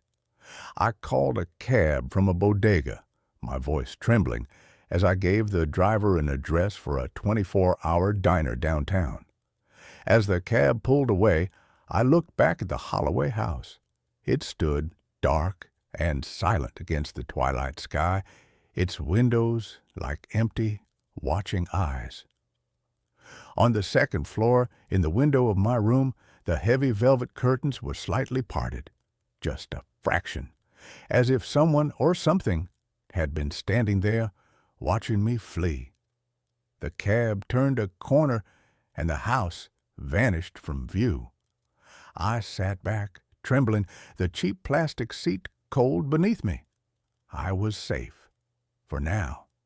But as the city lights blurred past the window, the wet, bubbling whisper echoed in the hollow silence of the cab. Mine? Now. I clutched the knife tighter, the metal cold against my palm. The $150 rent was a bargain. The cost of staying was unthinkable. But as the cab carried me away, a single, horrifying thought cut through the relief. I'd left the key on the kitchen counter. And something in that house knew where I lived. It knew my warmth. It knew I'd be back. Because where else did I have to go? The whisper wasn't just in the dark anymore. It was inside my head. And the dragging sound, I could almost hear it again. Faint, but persistent, keeping time with the rhythmic thump of the cab's tires on the pavement. Scrape, Pause. Scrape. Pause. Following me. Always following. I'm not alone. I haven't been since I turned the key in that rusted lock. It's not just the house that's hollow. It's waiting. And it's patient. And that's where this story ends. Let's move on to the next one. I took a job as a night watchman at a remote hospice. The patients haven't moved in years, but their shadows do. The advertisement was taped to the window of a laundromat in a town that barely registered on Google Maps.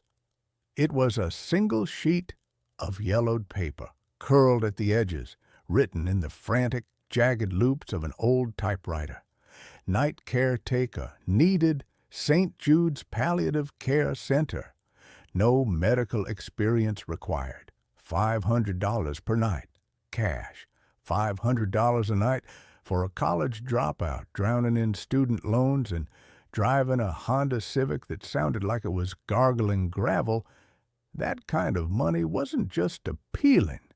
It was a lifeline. I didn't question why the pay was so high for a job that required zero skills. I didn't question why a hospice was hiring via a laundromat flyer. Desperation has a way of putting blinders on a man.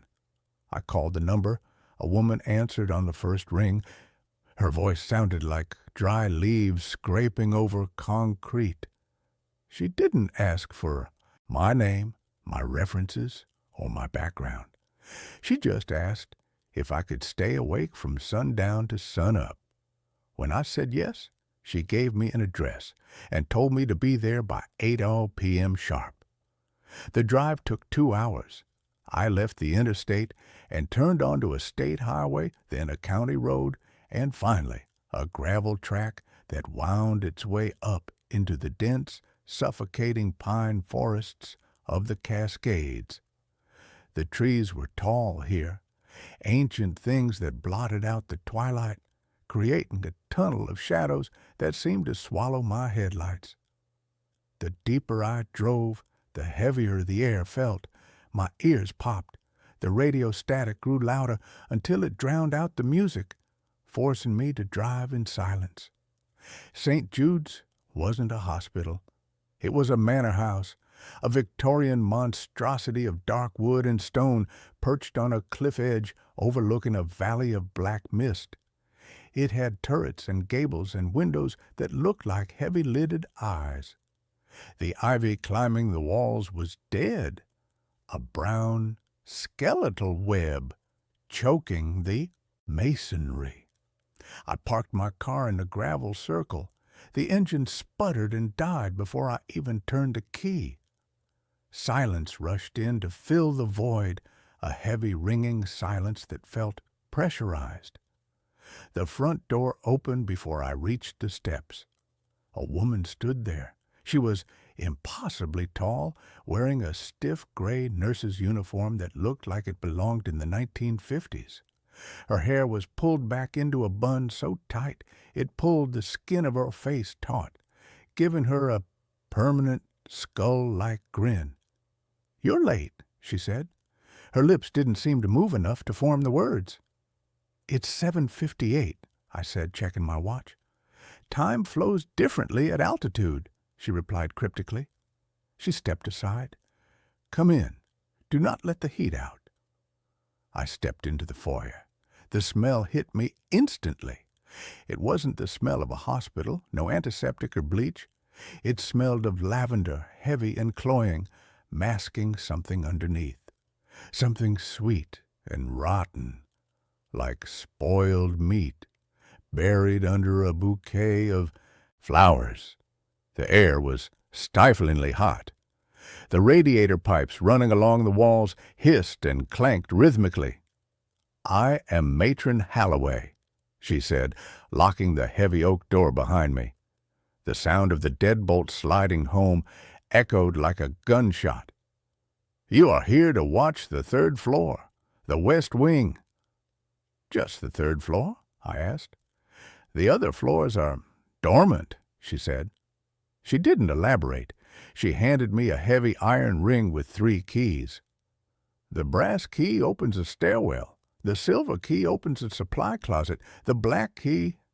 You must never use the black key. It is for the basement. There is nothing in the basement that concerns you. Do you understand? Yes, I lied. I was already curious. Your duties are simple, she continued, leading me up a grand staircase where the carpet was worn threadbare in a distinct path up the center. Walk the hall, check the doors, ensure the residents remain in their beds. If the boiler acts up, bleed the radiator in the hallway, not the rooms. And most importantly, she stopped on the landing, turning to face me. Her eyes were a milky pale blue. Do not speak to them. No matter what you hear, no matter what they say, do not engage. They talk? I asked. I thought this was palliative care. End of life. They dream, she whispered, and their dreams are contagious. We reached the 3rd floor. It was a long, narrow corridor lined with dark wood paneling. The floor was covered in a runner rug with a complex, dizzying geometric pattern. There were 12 doors, 6 on each side. I will return at dawn, Matron Holloway said. There is a thermos of coffee in the nurse's station. Do not sleep. If you sleep, you may not wake up as yourself. With that cheerful piece of advice, she turned and descended the stairs. I listened to her footsteps fade, click, click, click, until the heavy door at the bottom of the stairwell slammed shut. I was alone. I went to the nurse's station, a small alcove halfway down. The hall. It was dusty. The computer was an ancient CRT monitor that hummed with a high-pitched whine. On the desk was a ledger. I opened it. It was a logbook. The names of the patients were written in elegant script. Room 301, Mr. Blackwood. Room 302, Mrs. Gable. Room 303, the twins. Room 304, unknown. Unknown? How could a patient be unknown? I decided to do my first round. I needed to see what I was dealing with. I walked to room 301. The door was heavy oak, no window. I turned the handle slowly and peered inside. The room was lit only by the moonlight filtering through the heavy velvet drapes. In the center was a hospital bed. Lying in it was a figure. Mr. Blackwood was ancient. His skin was like parchment paper stretched over a bundle of twigs. He was impossibly thin. His mouth was open, a black cavern in his face. He wasn't connected to any machines, no heart monitor, no IV drip. He was perfectly still. I watched his chest. It didn't rise. It didn't fall. I stepped closer. Mr. Blackwood? I whispered, breaking the rule immediately. Nothing. I leaned in to check for breath. The air around him was freezing cold despite the stifling heat of the hallway. Then I saw his eyes. They were open, staring at the ceiling, but they weren't human eyes. They were flat, matte black, like a shark's, and they were dry. I backed out of the room and shut the door. My heart was hammering. He looked dead. He looked like he had been dead for weeks. I checked room 302. Mrs. Gable. Same thing. Withered, motionless, no machines, staring at the ceiling with those dead black eyes. I went through every room. 12 rooms, 12 corpses, or things that looked like corpses. None of them breathed. None of them moved. I went back to the nurse's station and sat down. My hands were shaking. I poured a cup of coffee from the thermos. It was lukewarm and tasted bitter like ash. I looked at the time. 10:15 p.m., 8 hours to go. It's just a storage facility, I muttered to myself, trying to rationalize it. They're dead, and the matron is just keeping them here until what? Funerals?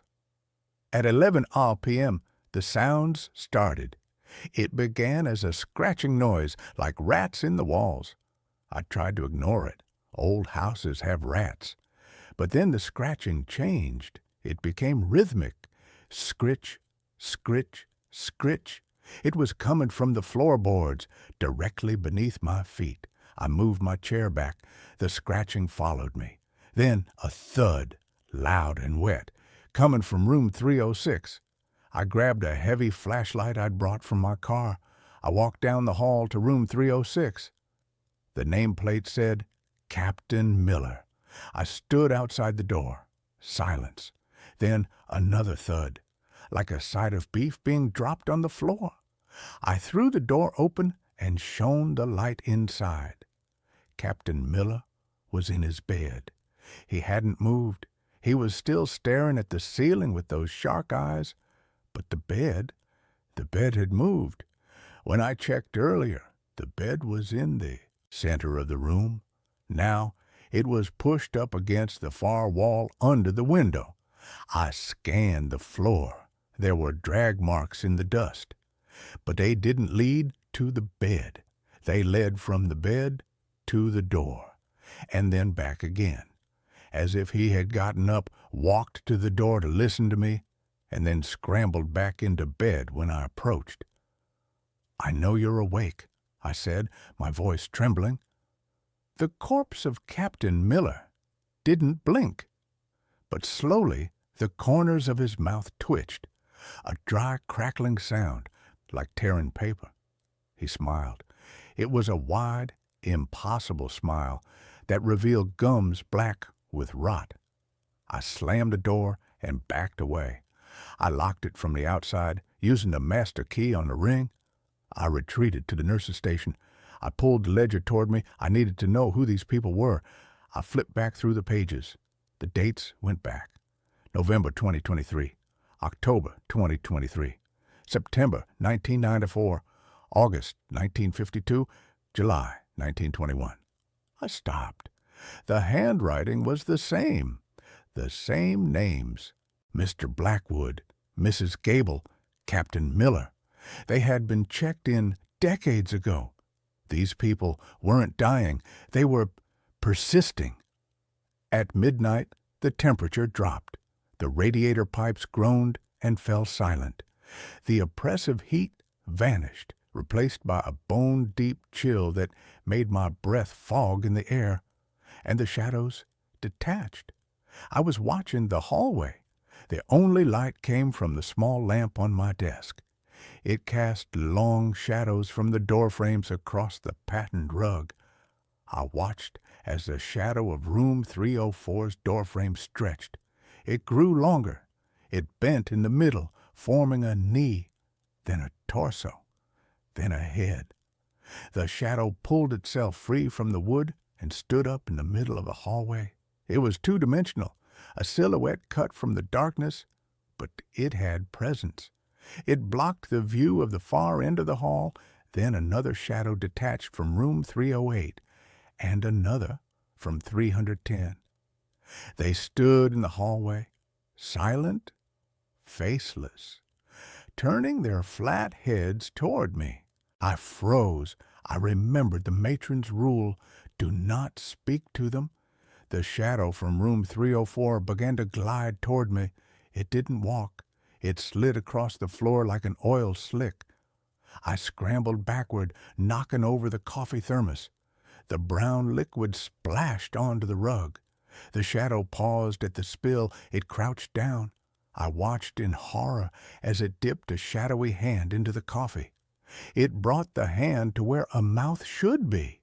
It made a sound, a slurping, sucking sound. Then it spoke. "Bitter," the shadow whispered. The voice didn't come from the shadow itself. It came from the walls, vibrating the wood paneling. "We prefer sweet. We prefer vital." "What are you?" I whispered. "We are the guests," the shadow said. "The shells in the beds. They are just the heavy coats we wear during the day. The day is so bright. It burns. But the night is ours." It stood up and started moving toward me again. I ran. I grabbed the keys and sprinted for the stairwell. I shoved the brass key into the lock. It wouldn't turn. Wrong key, the shadow whispered. It was right behind me now. I could feel the cold radiating off it. I fumbled with the ring.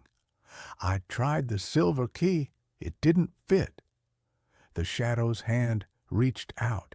It touched my shoulder. It didn't feel like a hand. It felt like vacuum.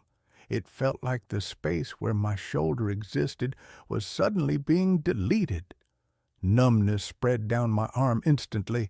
I screamed and dropped the keys. "The black key," the shadow hissed.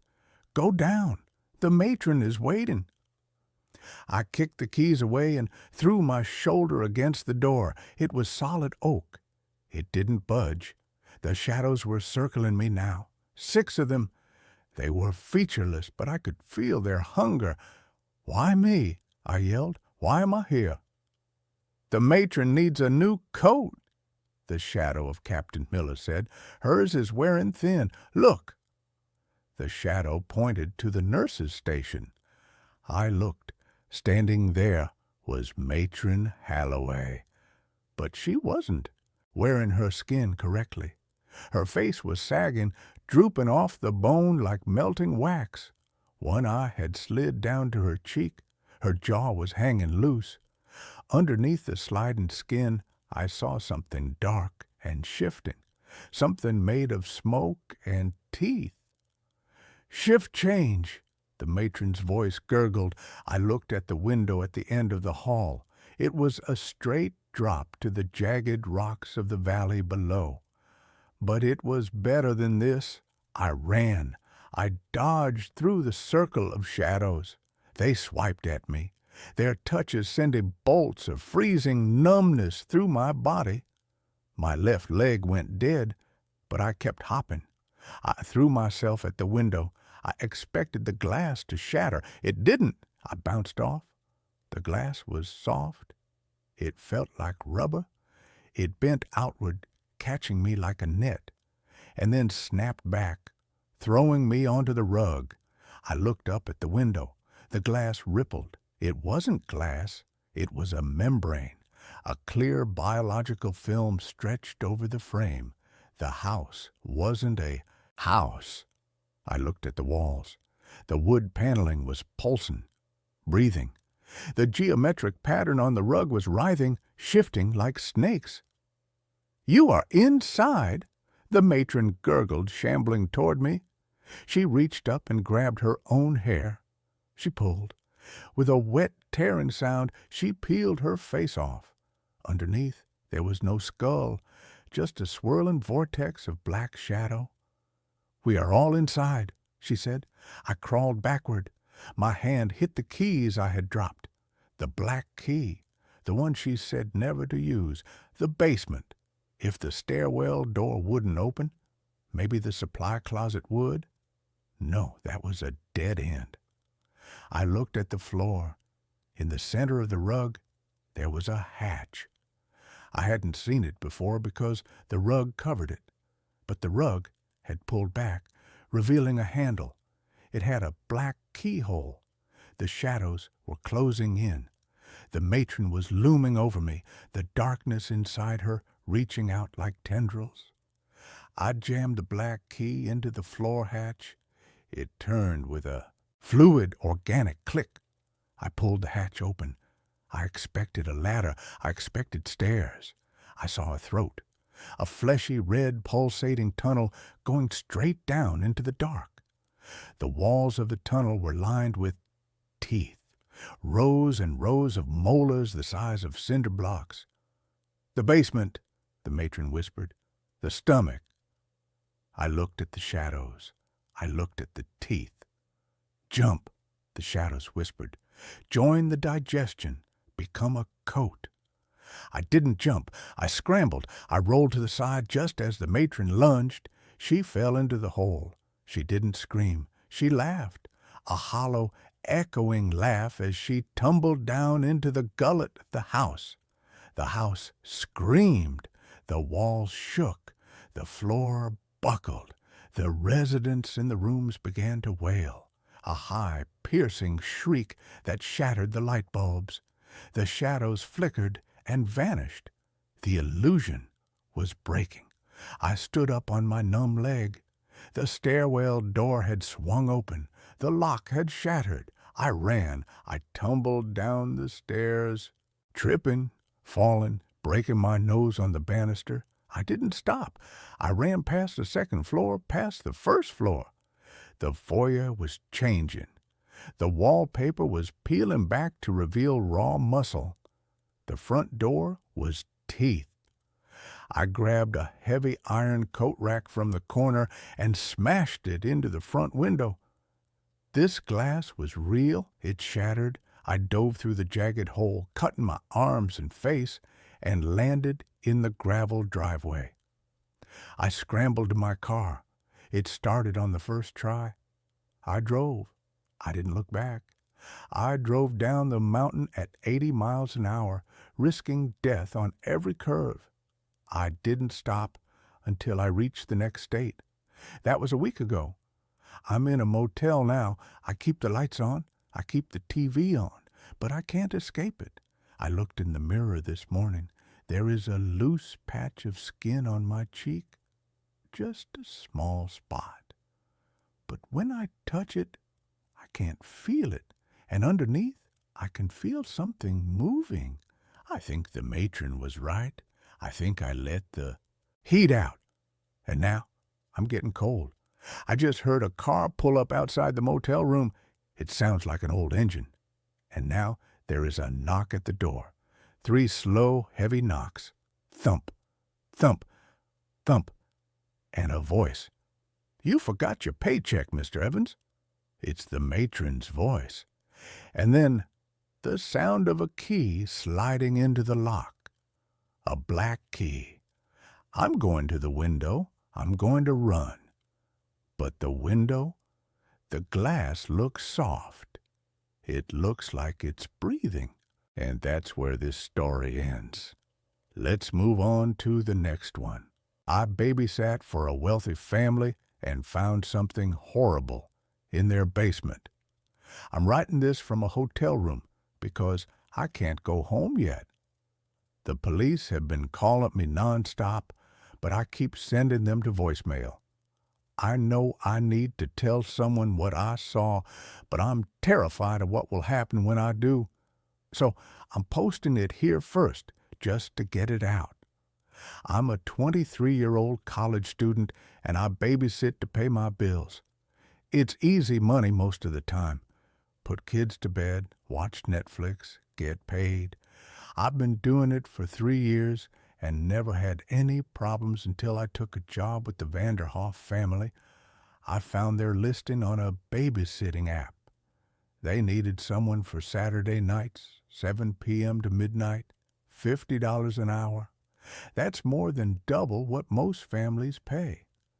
The listing said they had 1 child, a 6-year-old daughter named Emma, and they lived in Ashford Heights, which is the rich neighborhood on the hill where all the doctors and lawyers live.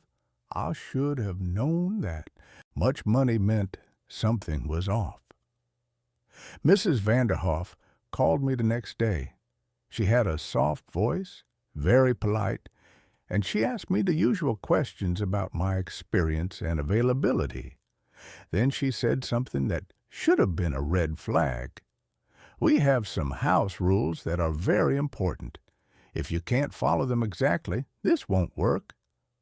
"Of course," I said. "What are the rules?" "Emma goes to bed at 8 p.m. sharp. Once she's in bed, you don't go into her room for any reason. Even if you hear noises, even if she calls out, she's learning to self-soothe, and we can't interfere with that process." That seemed weird, but not crazy. Some parents are strict about sleep training. Second rule, you stay in the main living areas. Kitchen, living room, bathroom downstairs. You don't go upstairs except to put Emma to bed. You definitely don't go into the basement. It's locked anyway, but I'm telling you now, the basement is off limits. Okay, no problem. Third rule, Emma might say strange things. She has a very active imagination. Don't encourage it. If she tells you stories about the house or about people you haven't met, just smile and change the subject. Don't ask her questions about it. Does she have issues with lying or making things up? No, nothing like that. She's just very creative. We don't want to stifle that, but we also don't want to feed into every fantasy. It still seemed manageable. Weird, but manageable. And $50 an hour was $50 an hour. I started that Saturday. The Vanderhoff house was huge, one of those modern places that's all windows and sharp angles. Mr. and Mrs. Vanderhoff met me at the door. He was tall, maybe 45, with gray hair and an expensive suit. She was younger, maybe 35, blonde, wearing a black dress and too much perfume. They showed me around quickly. The first floor had a massive living room with a TV bigger than my bed, a kitchen with marble counters and appliances I didn't recognize, and a bathroom. The stairs to the second floor were in the foyer. Past the kitchen was a door that Mrs. Vanderhoff pointed to. That's the basement. It's locked. Don't try to open it. I won't. Emma was in the living room coloring. She was small for 6, with dark hair and pigtails and big brown eyes. She looked up when I came in and smiled. "Hi, are you my babysitter?" "I am. My name's Riley. It's nice to meet you." "Do you like puzzles?" "Sure." "Good. I have lots of puzzles." Mr. and Mrs. Vanderhoff left at 7:15. Mrs. Vanderhoff reminded me again about the rules. Then they were gone. It was just me and Emma. The first hour was normal. We did puzzles. We watched part of a Disney movie. I made her chicken nuggets for dinner. She was a sweet kid, polite, maybe a little quiet. Around 7:45, she started getting fidgety. "I don't want to go to bed," she said. "I know, but it's almost 8. Your parents said 8 p.m. bedtime." "Can you check my room first before I go up?" "Check for what?" She looked down at her hands. "Sometimes there are things in my room." "What kind of things?" "I'm not supposed to talk about it. Mommy says I'm just being creative." I remembered Mrs. Vanderhoff's warning, don't encourage her stories. "I'm sure your room is fine. How about we go up together?" She nodded, but she didn't look happy about it. We went upstairs. There were 4 doors in the hallway, 3 bedrooms and a bathroom. Emma's room was at the end. It was decorated like a normal kid's room. Pink walls, stuffed animals, a twin bed with a princess comforter. Nothing scary or weird. "See, everything's fine," I said. Emma climbed into bed. "Can you check the closet?" I opened the closet. Clothes, shoes, toys. All clear. "Under the bed?" I looked under the bed. Nothing but some dust bunnies. "Nothing there." She pulled the covers up to her chin. "Okay, can you leave the hallway light on?" "Sure." I turned on the hallway light and left her door cracked open a few inches, like she asked. I went back downstairs and settled on the couch with my phone. Easy night. 5 more hours and I'd have 250.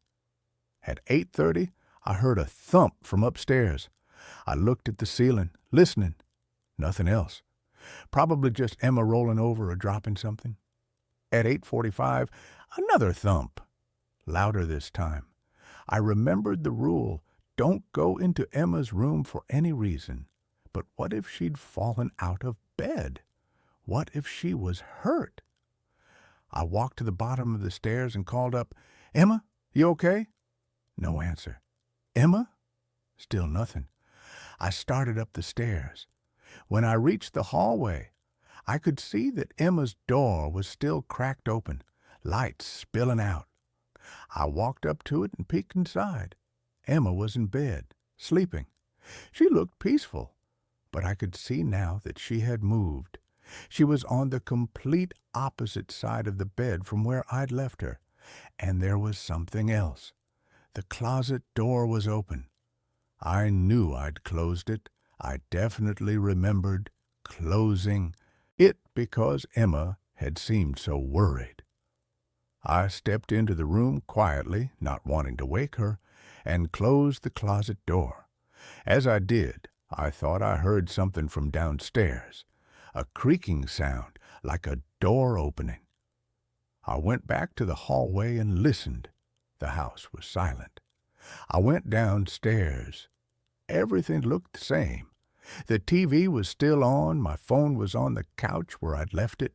Nothing was different, except the basement door was open about 6 inches. I walked over to it slowly. It was definitely open, and I could see stairs leading down into darkness. A smell was coming from down there, damp concrete and something else, something organic and unpleasant. I knew the rule. Don't go in the basement.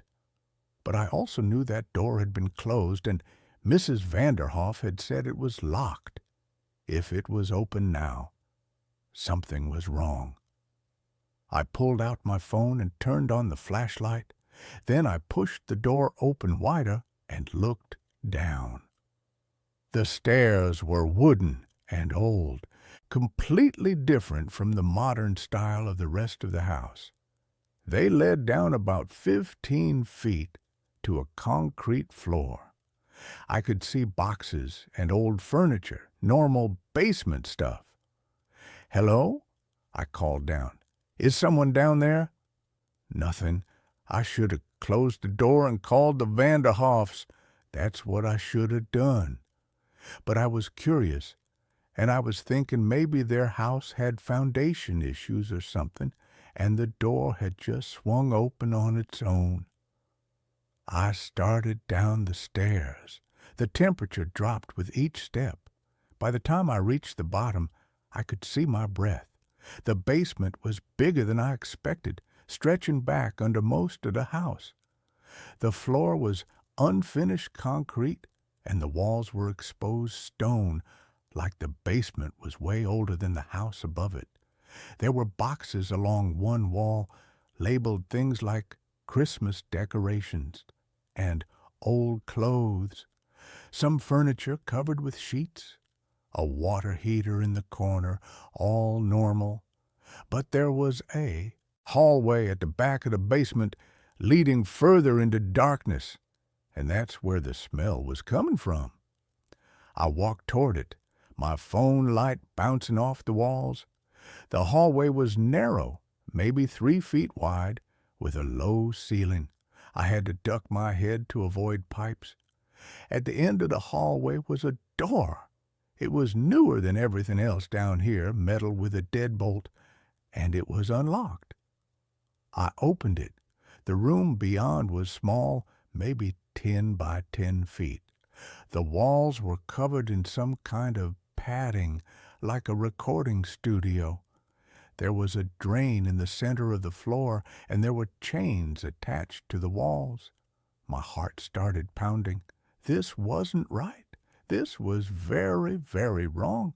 There was a table against one wall with tools on it. Pliers, knives, things I didn't want to look at closely.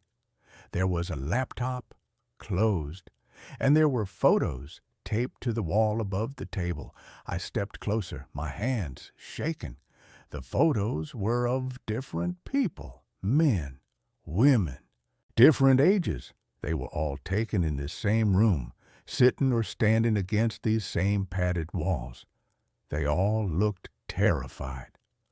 I counted 12 photos. I grabbed the laptop and opened it. It didn't have a password. The desktop had a bunch of folders, all labeled with dates. I clicked on the most recent one, from 3 weeks ago. Videos, dozens of video files. I clicked on one at random. It showed this same room from a camera mounted in the corner. There was a man zip-tied to a chair in the center of the room. He was maybe 30, wearing a suit, and he was crying. Someone walked into frame. I couldn't see their face because they were wearing a mask, but I could tell it was a man from the body shape, Mr. Vanderhoff, probably. I closed the laptop. I didn't need to see any more.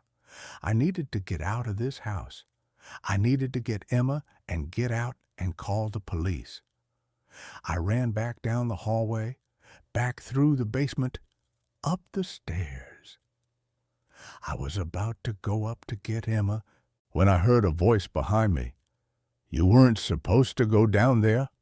I spun around. Mrs. Vanderhoff was standing in the front doorway. She'd come back. Behind her was Mr. Vanderhoff. "I can explain," I started, but my voice was shaking so badly I could barely speak. "No need," Mrs. Vanderhoff said. She didn't sound angry. She sounded sad. "We knew this would happen eventually. We always have to replace the babysitter after a few weeks. They always get curious about the basement." Mr. Vanderhoff closed the front door and locked it. He was holding something, a syringe. "Please," I said, "I won't tell anyone. I'll leave right now and I'll never come back." "You saw the room," Mr. Vanderhoff said.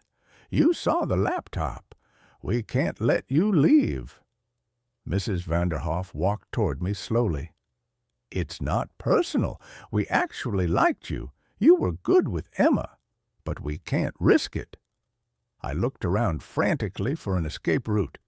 The front door was locked, and they were blocking it.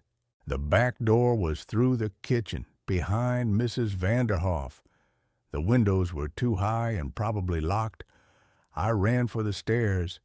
If I could get to Emma, if I could get to a phone in one of the bedrooms, maybe I could call for help. I made it halfway up before Mr. Vanderhoff caught me. He was faster than he looked. He grabbed my arm and pulled me backward. I fell, hitting the stairs hard, pain shooting through my back. He dragged me down to the first floor. I tried to scream, but Mrs. Vanderhoff put her hand over my mouth. "Shh, you'll wake Emma. She's been through enough." That's when I realized Emma knew. She'd been saying there were things in her room. She'd been afraid. She knew what her parents were doing in the basement. Mr. Vanderhoff held me down while Mrs. Vanderhoff brought the syringe closer to my arm. I thrashed and kicked, catching her in the knee. She stumbled backward, and the syringe fell, hitting the floor and rolling under the couch. "Damn it!" Mr. Vanderhoff muttered. He shifted his grip on me, and that's when I bit his hand as hard as I could. He yelled and let go. I scrambled to my feet and ran for the kitchen, for the back door. Behind me, I could hear them coming. The back door was locked with a deadbolt that needed a key. I didn't have time to look for one. I grabbed a chair from the kitchen table and threw it at the sliding glass door. The glass shattered and an alarm started blaring. I didn't care.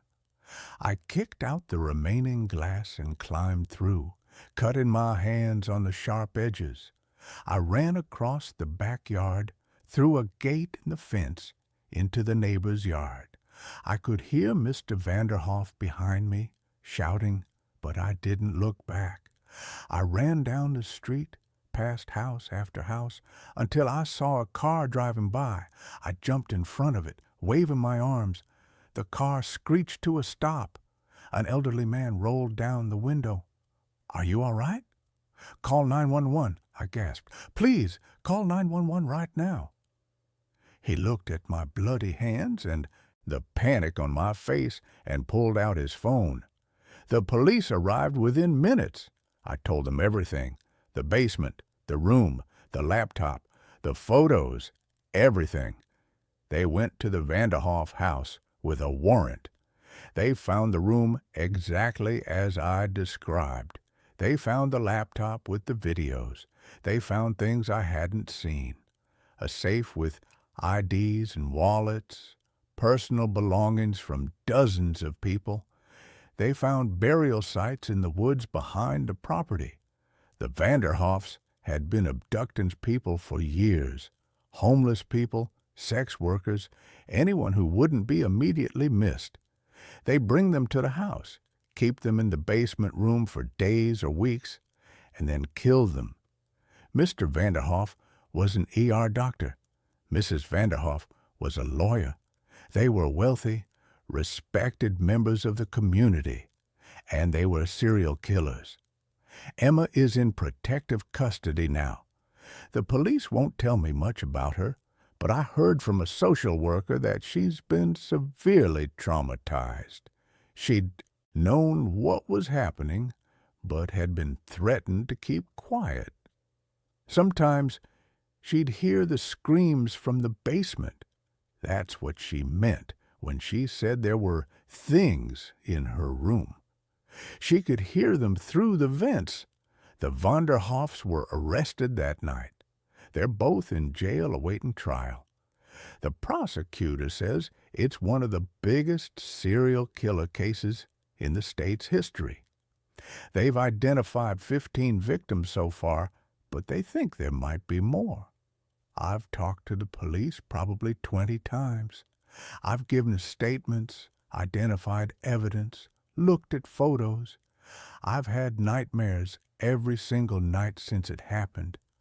I can't sleep without the lights on. I can't be in a basement anymore. But the thing that haunts me the most is thinking about all the other babysitters before me. Mrs. Vanderhoff said they always have to replace the babysitter after a few weeks. How many other people saw that basement? How many other people didn't make it out? The police found journals in the house. Mr. Vanderhoff had documented everything, including notes about previous babysitters. There were 11 names listed before mine. Only 3 of them were still alive. The police contacted them. They'd all quit suddenly after a week or two, saying something about the job felt wrong. They'd gotten lucky. They'd trusted their instincts and left before they got too curious. 8 weren't so lucky. The police matched their names to missing persons reports. They'd all disappeared within days of quitting their babysitting job. The Vanderhoffs had tracked them down and grabbed them, just like they'd planned to do with me. I should have died that night. The only reason I'm alive is because I got lucky, because the syringe fell, because I was fast enough to get away, because someone happened to be driving by when I ran into the street. The trial starts in 3 months. I have to testify. I have to sit in the courtroom and look at the Vanderhoffs and tell everyone what I saw in that basement. My lawyer says I'll probably be on the stand for days. I'm terrified, not just of testifying, but of what might come out during the trial. The police told me there's evidence that suggests the Vanderhoffs weren't working alone. There are references in Mr. Vanderhoff's journals to someone else, someone he calls the partner. But they haven't identified who that person is yet. What if there's someone else out there? What if they come after me for talking? I've been staying in different hotels, moving every few days. I quit all my other babysitting jobs. I can't go back to that, not now, maybe not ever. I barely leave my room. I have food delivered, and I check every lock 3 times before I go to sleep. My friends keep calling, saying I should talk to someone, that I need therapy. They're probably right. But every time I think about sitting in a room with a stranger and talking about what happened, I panic. The only thing that keeps me going is Thinking about Emma. She's 6 years old, and her parents are monsters, and she's going to need so much help to get through this. The social worker told me Emma's been asking about me, asking if I'm okay. She drew me a picture. It's a rainbow with two stick figures holding hands underneath it. She wrote, "Thank you, Riley," at the bottom in crayon. That picture is in my wallet now. I look at it when things get bad, when the nightmares are too much, and I start thinking about what could have happened. I saved her. I got out, and I called the police, and I saved her from growing up in that house with those people. That has to mean something. Update. 2 months later. The trial was delayed because Mr. Vanderhoff tried to kill himself in jail. He survived, but he's in the hospital now under guard. Mrs. Vanderhoff is trying to make a deal with the prosecutor. She'll give up information about the partner in exchange for life in prison instead of the death penalty. The prosecutor called me yesterday. They found something on the laptop that I didn't see when I opened it. There was a folder labeled Subscribers. Inside were email addresses, over 200 of them. The Vanderhoffs had been live streaming the murders. People were paying to watch. The FBI is involved now. They're trying to track down everyone who paid for access to those streams. It's an international investigation. They've made arrests in 6 countries so far. I can't stop thinking about those 200-plus people. They were watching real people die, and they paid money for the privilege. They're out there right now, living normal lives, and no one knows what they did. The prosecutor also told me something about Emma. She's been placed with a foster family, and she's getting intensive therapy. She's not speaking much, but she started drawing pictures of the house. The therapist says it's her way of processing what happened. Some of the pictures showed a basement room. Some show people in the room, and some show Emma watching through a crack in the door. She didn't just hear what was happening. She saw it. Her parents made her watch. I threw up when the prosecutor told me that. Emma is 6 years old. She's been watching her parents torture and kill people since she was old enough to understand what death meant. The prosecutor said they're trying to be careful about how they question her, because they don't want to traumatize her further. But they need her testimony. She's the only witness besides me who can place both parents at the scene of the crimes. A 6-year-old is going to have to testify in a serial killer trial about her parents. I don't know if I believe in evil as like a force or entity, but if I did, that's what the Vanderhoffs are. Evil. I got a letter last week. No return address, postmarked from somewhere in Nevada. Inside was a single piece of paper with one sentence typed on it. "You should have minded your own business." I gave it to the police. They're analyzing it for prints and DNA, but so far nothing. They think it might be from someone who was on the subscriber list, someone who's angry that their entertainment got shut down. Or it could be from the partner. I've started carrying pepper spray. I've taken a self-defense class. I look over my shoulder everywhere I go. I'm trying to be careful, but I'm also trying to live my life. I enrolled in online classes so I can finish my degree from home. I got a remote job doing data entry. It's boring, but it pays the bills and I don't have to leave my apartment. I video call with Emma's therapist once a week. She updates me on how Emma's doing, and sometimes Emma wants to talk to me. She doesn't say much. mostly just asks if I'm okay and tells me about things her foster parents are doing with her. Normal things like going to the park or baking cookies. Last week, Emma told me something that made me cry. She said, "I'm glad you came to my house that night. You saved me." I told her she was brave and strong and that she was going to be okay. I hope I wasn't lying. The truth is, I don't know if any of us are going to be okay. Emma has years of trauma to work through. I'm probably going to be in therapy for the rest of my life.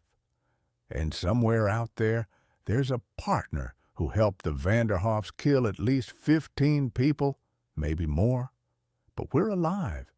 We survived, and the Vanderhoffs are going to spend the rest of their lives in prison.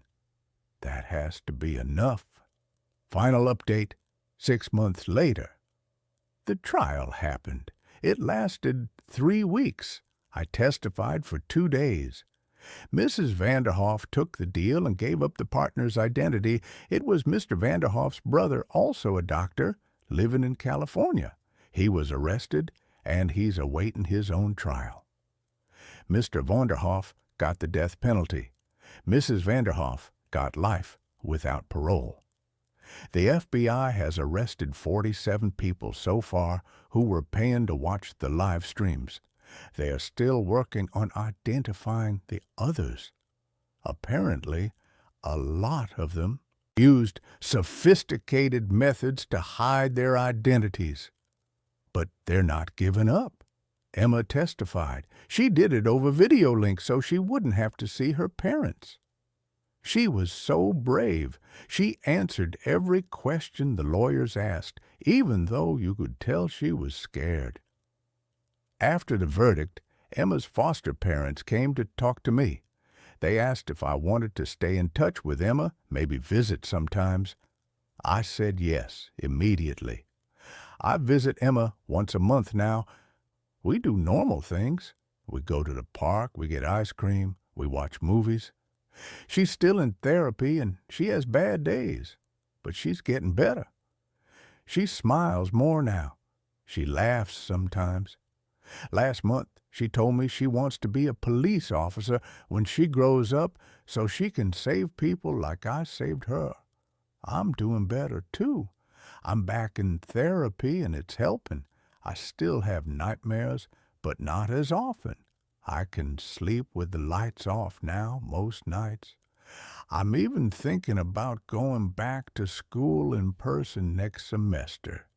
The letter writer never contacted me again. The police think it was just someone trying to scare me, not an actual threat. I'm not babysitting anymore. I don't think I ever will again. But I'm okay with that. I found something else I'm good at. I'm volunteering with an organization that helps trauma survivors. I answer hotlines, and I help people navigate the resources available to them. It feels like I'm doing something meaningful. People keep asking me if I regret taking that job, if I wish I'd never gone to the Vanderhoff house. And honestly, no, I don't regret it. Because if I hadn't been there that night, if I hadn't gotten curious about the basement, the Vanderhoffs would still be killing people. The brother would still be helping them. Those 200-plus people would still be watching. And Emma would still be living in that house, listening to screams from the basement, being forced to watch her parents commit murder. I saved her. I stopped them. And yeah, it cost me my peace of mind and my ability to feel completely safe. But it was worth it. Emma is going to have a life now, a real life, with people who love her and protect her. She's going to grow up, and maybe she will become a police officer, or maybe she'll be something else entirely. But she's going to grow up. She's going to have that chance. And that's everything. And that's where this story ends. Let's move on to the next one. Chernobyl's unquiet ashes, the night Lyudmila, Ignatenko, fed me borscht in the house of clicking counters.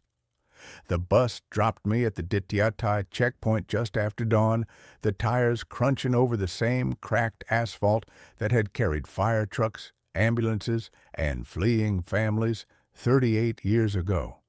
My dosimeter, clipped to my jacket pocket, already registered 0.0 USVH. Background radiation, the guide had called it. Harmless. I adjusted the respirator on my face, the rubber seal pressing uncomfortably against my cheeks, and shouldered my backpack.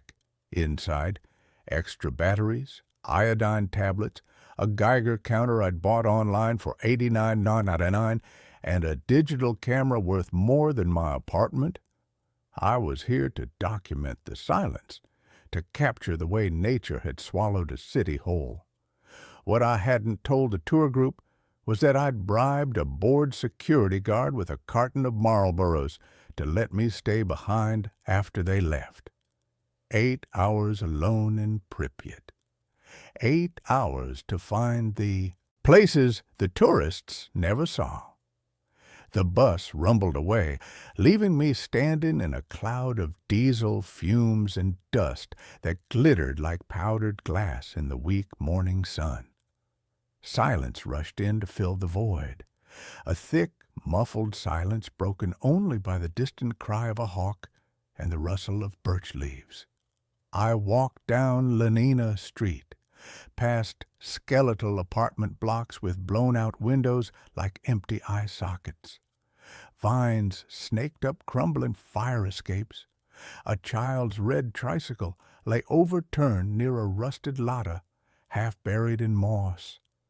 My boots crunched on broken glass and something else, fine gray ash that clung to my soles. Fuel-containing material, the guide had called it, corium, the lava of a melted nuclear heart. I kept my eyes on the dosimeter. 0.25 USVAH near the kindergarten. 0.31 near the swimming pool. Still safe. Barely. I found the hospital last. It wasn't on any tourist map. A hulking concrete relic on the outskirts of town, its entrance partially collapsed. The emergency doors bent inward, as if something enormous had forced its way out. The air here tasted different, sharp, metallic, like licking a battery. My dosimeter jumped to 1.8 USVH. I hesitated. This was where they'd brought the first responders, the firefighters. Men who'd walked into a burning reactor core thinking it was an electrical fire, their skin already blistering, their lungs filling with radioactive steam. Their boots had been dumped in the basement, the guide had whispered, along with their clothes. All still too hot to touch, I pushed through the rubble-strewn foyer. Dust motes danced in the slivers of light spearing through the shattered roof. The walls were stained with water damage and something darker, long rust-colored streaks that looked like old blood. I descended the stairs to the basement, my headlamp cutting a shaky beam through the gloom. The air grew colder, damper. The smell hit me first. Mildew, yes, but beneath it, the sweet, cloying reek of decay, and underneath that, the ozone tang of radiation. My dosimeter spiked to 4.7 USVH. I should have turned back, but my camera felt heavy in my hands. One shot, I told myself. One shot of the boots. The basement was a tomb. Water dripped steadily from pipes overhead, echoing like a slow heartbeat. My headlamp beam swept across overturned gurneys, shattered glass vials, and then, there, piled in a corner like discarded firewood, a heap of heavy rubber boots. Firefighter boots. They were coated in a thick gray sludge that seemed to glitter faintly in the light. My Geiger counter, clipped to my belt, began clicking, softly at first, then faster. Click, click, click. A warning. I raised my camera, framing the boots in the viewfinder. As I pressed the shutter, the flash exploded in the darkness, a blinding white burst that illuminated the entire room for a fraction of a second. In that flash, I saw her. Standing behind the boots, pale as bone, was a woman. She wore a faded blue dress spattered with dark stains. Her hair was matted, her face gaunt, shadows pooling in the hollows of her eyes. But it was her hands that froze my blood, clenched tight around a small, soot-streaked teddy bear.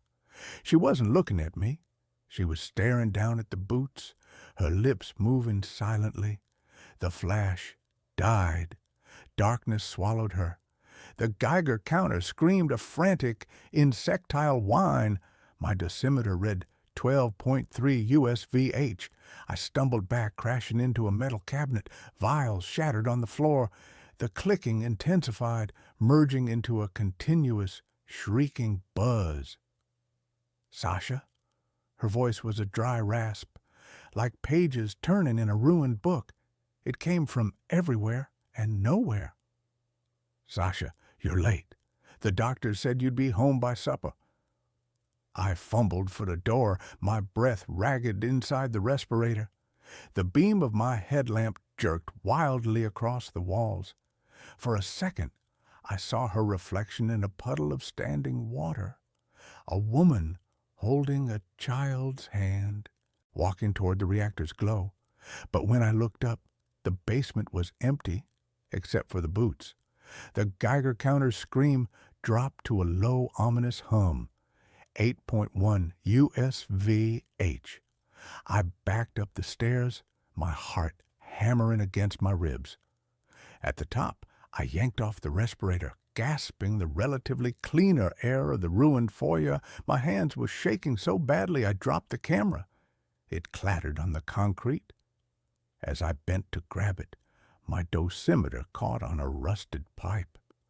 The plastic casing cracked. The display went dark. I left the broken dosimeter behind. I ran. I didn't stop until I reached the overgrown courtyard of the Azure swimming pool, where, according to local guides, children had played in the water while radioactive dust snowed down on them from the sky. I collapsed on a crumbling bench, sweat stinging my eyes, the taste of copper thick on my tongue. Radiation sickness. A cold voice whispered in my head. Nausea, fatigue, metallic taste. I dry heaved into the weeds, but nothing came up. I still had my camera. I powered it on, scrolling frantically through the shots. The boots, the empty corner, the boots again. No woman, no teddy bear, just shadows and dust. Relief washed over me so profound it made me dizzy. Hallucination, stress, the radiation messing with my head. I deleted the photos from the basement, my thumb trembling on the button. I spent the next few hours wandering the abandoned amusement park. The Ferris wheel stood frozen against the sky, its gondolas hanging like rotten fruit. The bumper cars were rusted skeletons. My Geiger counter stayed silent, registering only 0.15 USVH, normal background. I took photos. The skeletal swing set draped in ivy, a gas mask half buried in dandelions, the faded mural of smiling children on the kindergarten wall. I was beginning to believe the basement had been a nightmare, a bad dream, born of fear and too much history. Dusk was falling when I found the kindergarten. Not the tourist one with the dolls and tiny chairs, but a smaller, overgrown building on the edge of the red forest. Its windows were boarded, but the front door hung open, swaying slightly in the breeze. The Geiger counter remained quiet. Turbo Model 18 USVH. I stepped inside. The smell hit me first. Wet plaster, mold, and beneath it, that same metallic tang from the hospital basement. But overlaying it was something else. The faint, sweet scent of lavender. Sunlight slanted through broken roof tiles, illuminating dust motes dancing above rows of tiny overturned chairs. Crayon drawings still clung to the walls, stick figure families under yellow suns, a crude blue river labeled Dnipro. I moved deeper into the building, past a play kitchen with miniature pots coated in gray dust. In a corner classroom, a single intact doll sat propped against the wall. Its glass eyes stared blankly ahead. I raised my camera. As the shutter clicked, the temperature plummeted. My breath fogged in the headlamp beam. The Geiger counter on my belt erupted, not a whine, but a sustained, deafening shriek. 15.6 USVH. I spun around, headlamp beam cutting through the sudden gloom. The door I'd entered through was gone. In its place was a solid brick wall covered in peeling wallpaper printed with faded cartoon rabbits.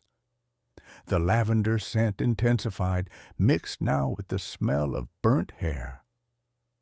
"You took his photo," the voice whispered. It came from the corner where the doll sat. But the doll was gone. In its place stood the woman from the basement. Her blue dress was cleaner now, but her arms were streaked with soot. The teddy bear was tucked under one arm.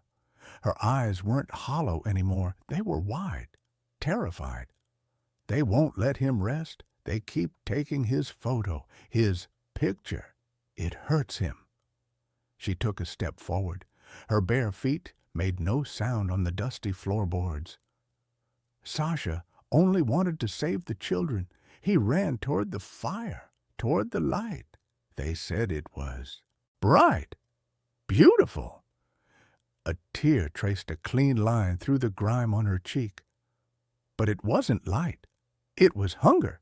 It ate him alive, and now they won't let him sleep. I backed away, my heel crunching on broken glass. "I'm sorry," I choked out, the words muffled by the respirator I'd yanked back on. "I didn't know. I'll delete them, all of them." She tilted her head, a childlike gesture that made my stomach clench. Delete? She didn't understand the word. Like when they erased his name from the memorial wall? Like when they buried him in Lyd? She took another step. The Geiger counter's shriek deepened, vibrating against my hip. "You carry his ash on your shoes. I smell it. I smell him. You're late, my love. The soup is cold." She reached out a hand, not skeletal, but real, flesh and blood, yet glowing faintly in the darkness with a soft, sickly green luminescence. "Come home. The little one cries for you." I couldn't move. Her eyes held mine, and in them I didn't see a ghost. I saw Lyudmila Ignatenko, the wife of firefighter Vasily Ignatenko, who died screaming after 3 weeks in a Moscow hospital. His body so radioactive they buried him encased in zinc and concrete.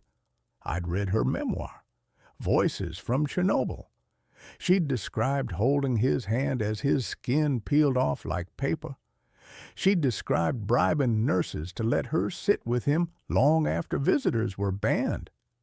She'd described a state sealing his file, erasing his sacrifice. This wasn't a spirit. This was grief made manifest. Grief that refused to be buried. Grief that clung to the dust, the ash, the very air of this place. "I'm not Sasha," I whispered. Her hand froze inches from my face. The green glow flickered. Confusion clouded her eyes. "No," she sniffed the air. "You smell of his boots, of the fire, of the waiting room." She lowered her hand slowly. "But you are not my Sashenka." A sob racked her thin frame. "Then who will hold my hand when they take me? Who will tell them I was not afraid?" The brick wall behind her shimmered, For a second, I saw the real door, the splintered wood, the overgrown courtyard beyond. "Lyudmila," I said, the name tearing from my throat before I could stop it. "Your Sasha was brave. Everyone knows. Everyone remembers." Her head snapped up. "Lies." The word was a hiss. The temperature dropped further. Frost bloomed across the windows. The Geiger counter hit 28.4 USVH, a lethal dose in minutes. They buried his file. They buried me in a new apartment far from home. They said, "Be quiet, widow. Your tears are inconvenient." She clutched the teddy bear tighter.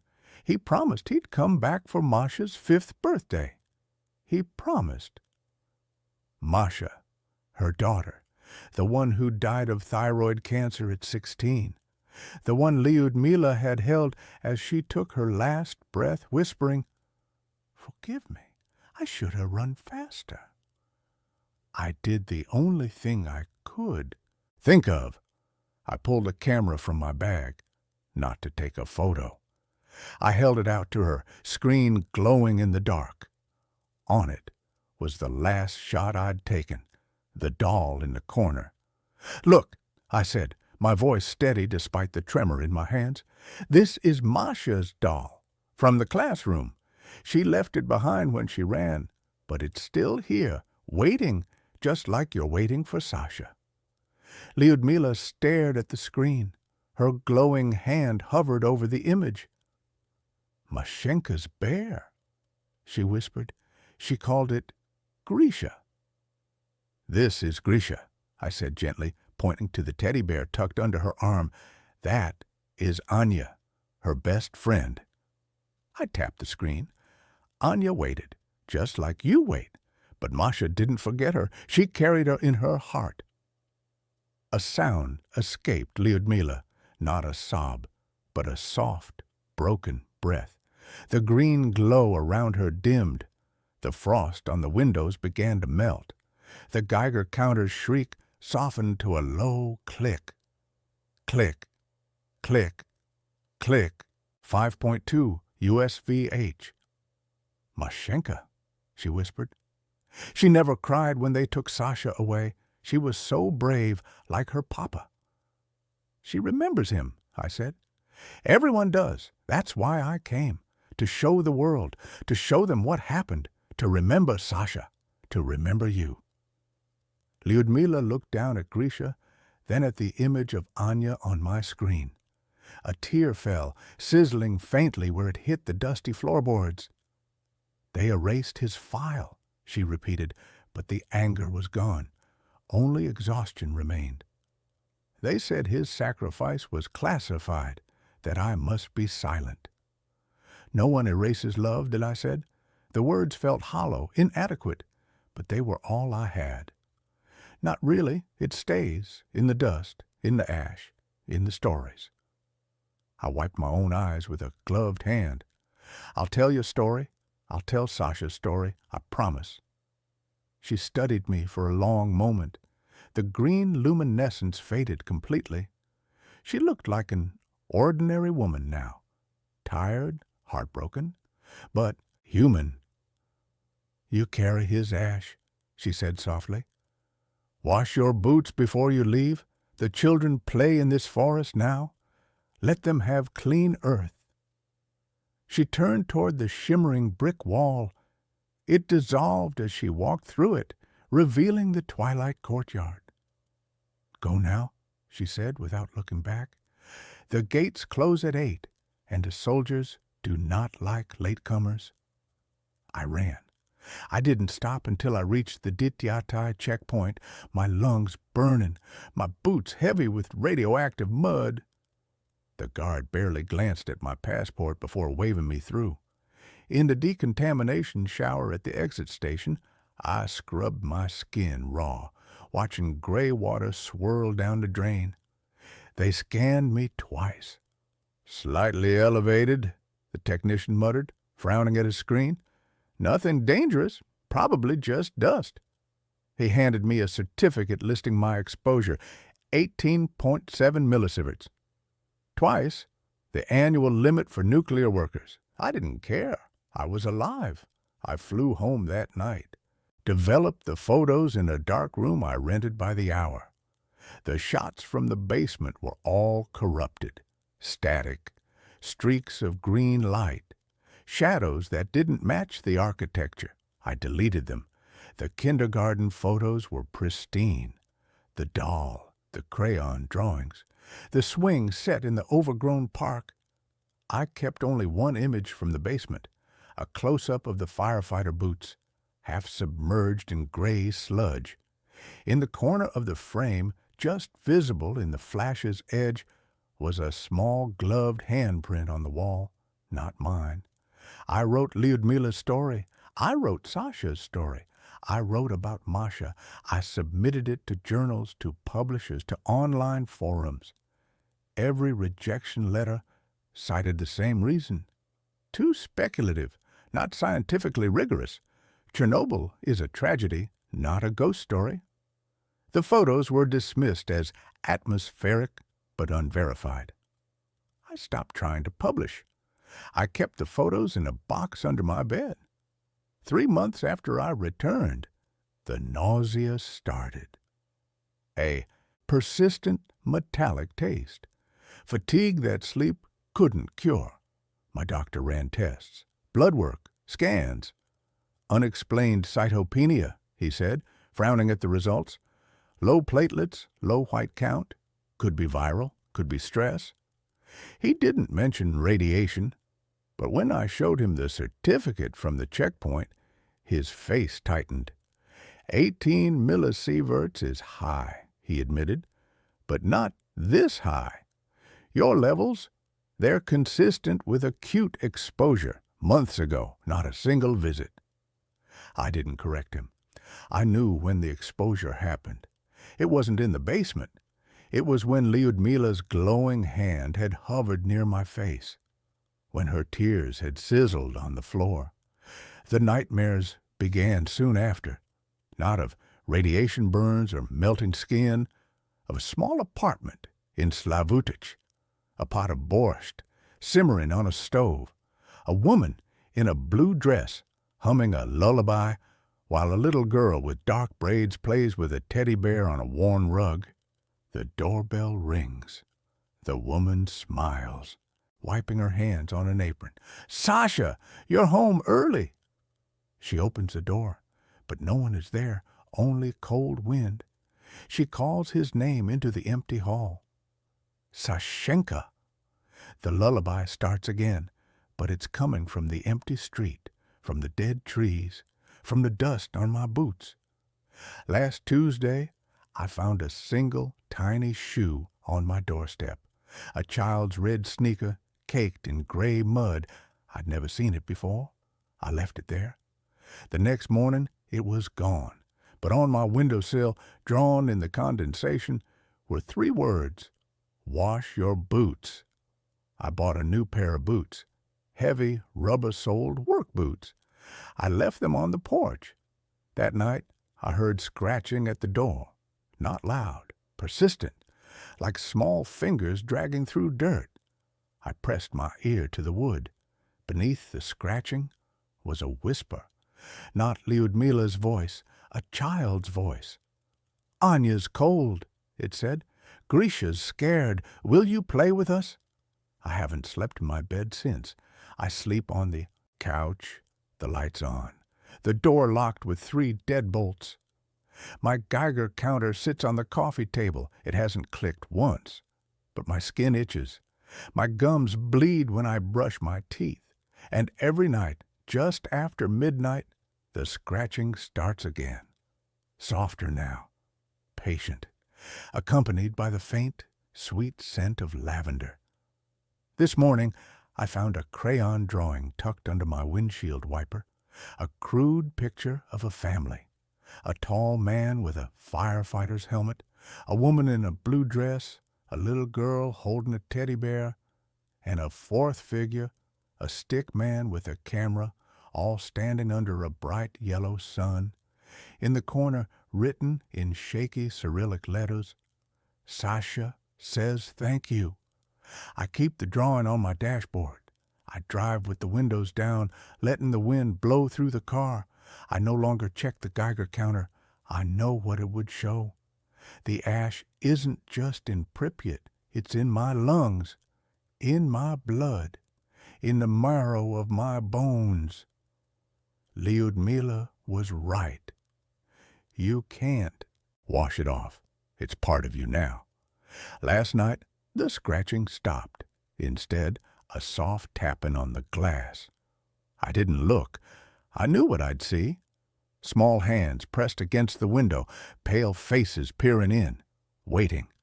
I turned off the lights, sat in the dark. The tapping continued, gentle, insistent.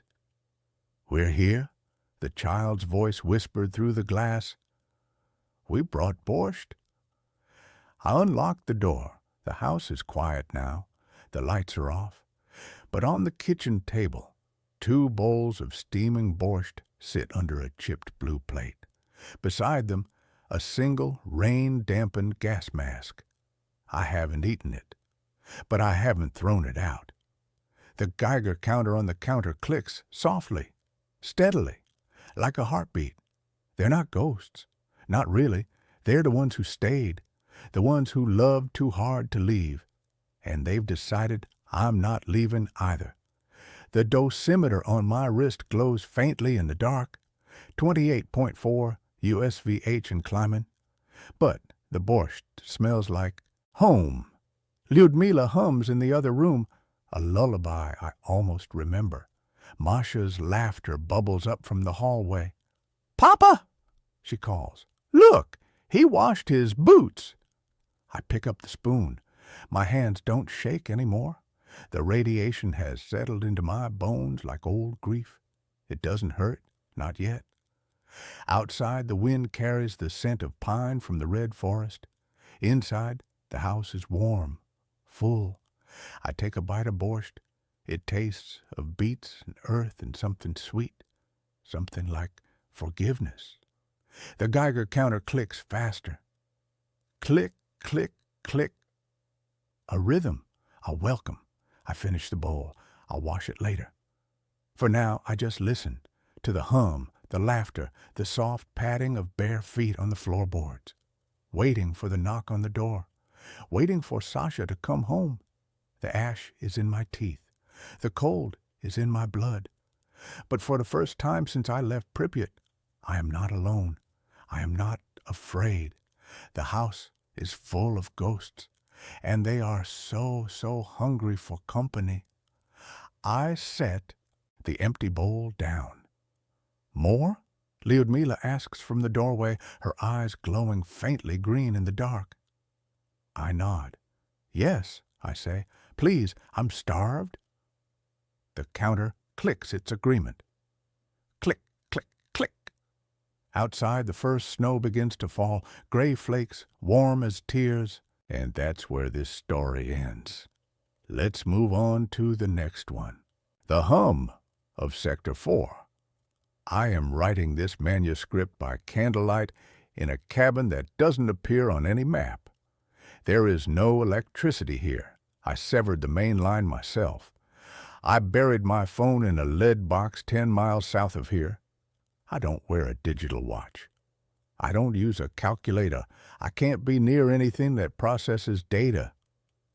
If I hear the hum of a hard drive spinning up or the whir of a cooling fan, I start to bleed from my nose.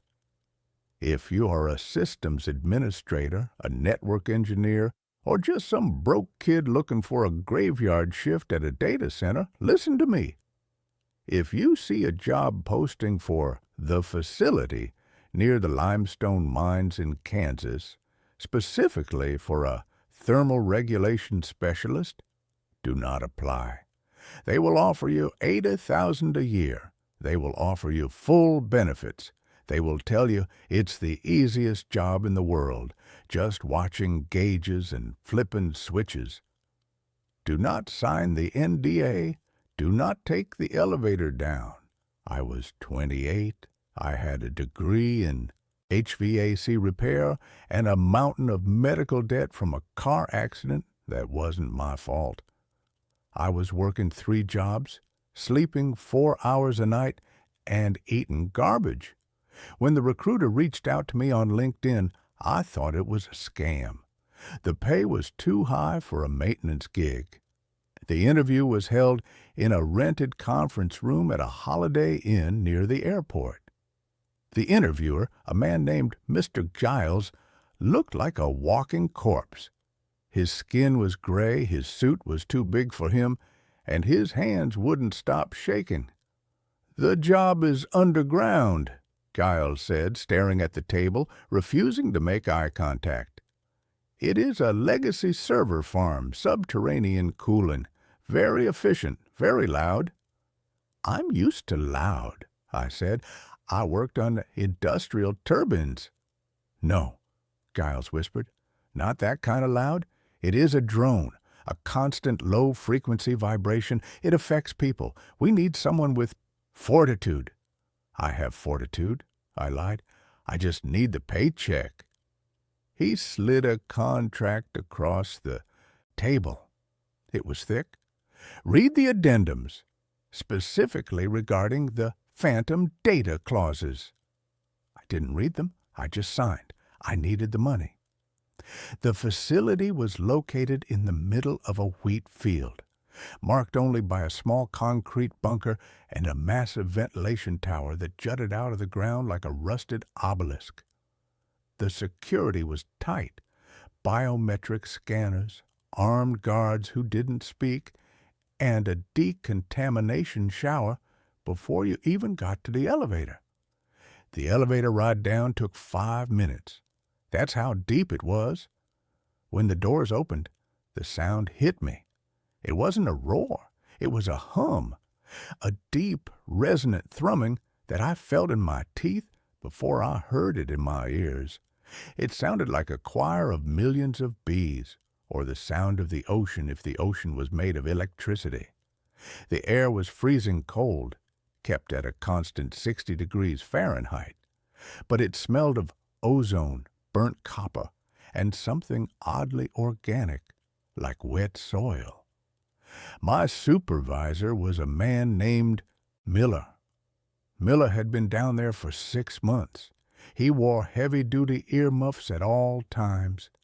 He didn't take them off when he shook my hand. He just motioned for me to follow him. The facility was a labyrinth. Endless corridors of black server racks, blinking with millions of tiny blue and green lights. The aisles stretched on for miles. It was a city of data. Miller led me to the control room. It was a glass-walled box suspended over the server floor. It was soundproofed, which was a mercy. "Take these," Miller said, handing me a pair of noise-canceling headphones. "Never take them off when you're on the floor. The frequency can cause hallucinations, paranoia, nausea. We call it the data sickness." "What are we storing here?" I asked, looking out at the ocean of blinking lights. "Is it government stuff? NSA?" Miller laughed. It was a dry, hacking sound. "Government? No. The government wishes they had this capacity. This is private, archival. We don't know who the clients are. We just keep it cold. That's the job. Keep it cold. If the temperature in any sector goes above 80 degrees, the servers start to bleed. Bleed." "Metaphorically," Miller said quickly. "They leak data, corrupt files. Just keep it cold." My shift was 6:00 p.m. to 6:00 a.m. For the first 2 weeks, it was easy. I sat in the control room, monitoring the thermal maps on the screens. If a rack got too hot, I'd grab the liquid nitrogen cart, go down to the specific aisle, and flush the coolant lines. But the isolation starts to get to you. The facility was divided into sectors. Sector 1 through 3 were standard, but Sector 4? Sector 4 was different. Sector 4 was the oldest part of the facility. The racks there weren't the sleek, black, modern ones. They were old, rusted metal towers, connected by thick bundles of cables that looked like black vines. The lights on them weren't blue or green. They were amber, a sickly, pulsing orange. I hated going into Sector 4. The hum was louder. There. Even through my headphones I could hear it. It wasn't just a machine noise. It sounded like whispering. It started on a Tuesday night, 3 weeks into the job. I was in the control room eating a sandwich. Miller was asleep in his chair. He did that a lot. The thermal map for Sector 4 flashed red. Alert, rack 409B. Temp 98F. It was spiking fast. Miller, I said, nudging him. He grunted but didn't wake up. I grabbed a coolant kit and a keycard. Fine, I'll do it myself. I left the soundproof booth and stepped onto the catwalk. The hum hit me instantly. Thrum, thrum, thrum. It vibrated my ribcage. I took the service elevator down to the floor of Sector 4. The air was colder here, almost freezing, yet the smell of ozone was overpowering. I walked down the aisle. The amber lights on the servers were blinking in unison. Blink, blink, blink, like a heartbeat. I found rack 409B. It was vibrating violently. The metal casing was hot to the touch. I knelt down to access the coolant valve. I connected the hose and opened the valve to flush the system with liquid nitrogen. As the cold liquid hit the pipes, the server let out a sound. Screech! It sounded like a woman screaming. I jumped back, dropping the wrench. The sound didn't come from a speaker. It came from the machine itself, like the metal was grinding in agony. I looked around. Hello? Is someone there? The aisle was empty, just the endless rows of amber eyes watching me. I looked back at the server. The screen on the rack, which usually displayed diagnostic code, was scrolling text. But it wasn't code. It hurts. It burns. Make it stop. The cold doesn't help. Please! I stared at it, my breath caught in my throat. It's a glitch, I whispered. Some hacker put a joke in the code. I finished the flush. The temperature dropped. The screaming stopped. The text vanished, replaced by a blinking cursor. I practically ran back to the control room. When I got back, Miller was awake. He was staring at the monitors, pale as a sheet. Did you go to Sector 4? He asked. Yeah, rack 409B. Did you read the screen? Yeah, it was weird text, a glitch. Miller turned to look at me. His eyes were wide, rimmed with red. It's not a glitch, kid. That's the data. What do you mean? I told you it was archival, Miller whispered. But I didn't tell you what we're archiving.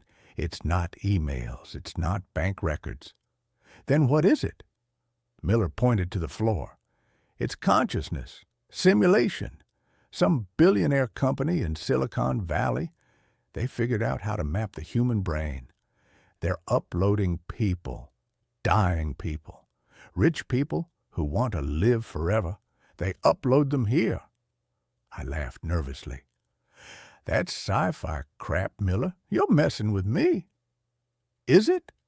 Miller stood up and walked to the window, looking down at the millions of lights. Why do you think it needs to be so cold? Why do you think it consumes so much power? We aren't storing files. We are running simulations, millions of them. But there's a problem. What problem? The hardware, Miller said. It's too old. It's degrading.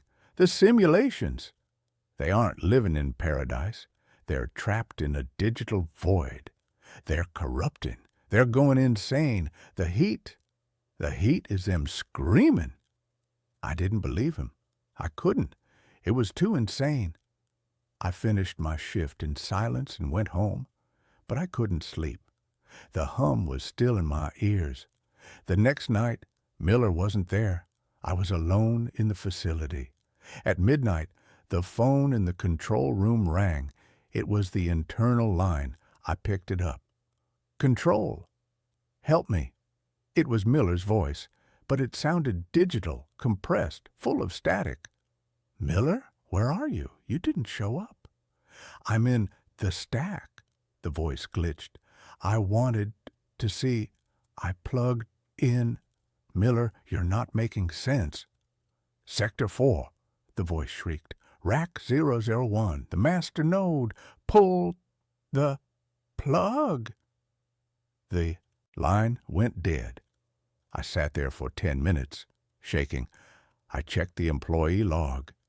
Miller had swiped in at 5 p.m. He hadn't swiped out.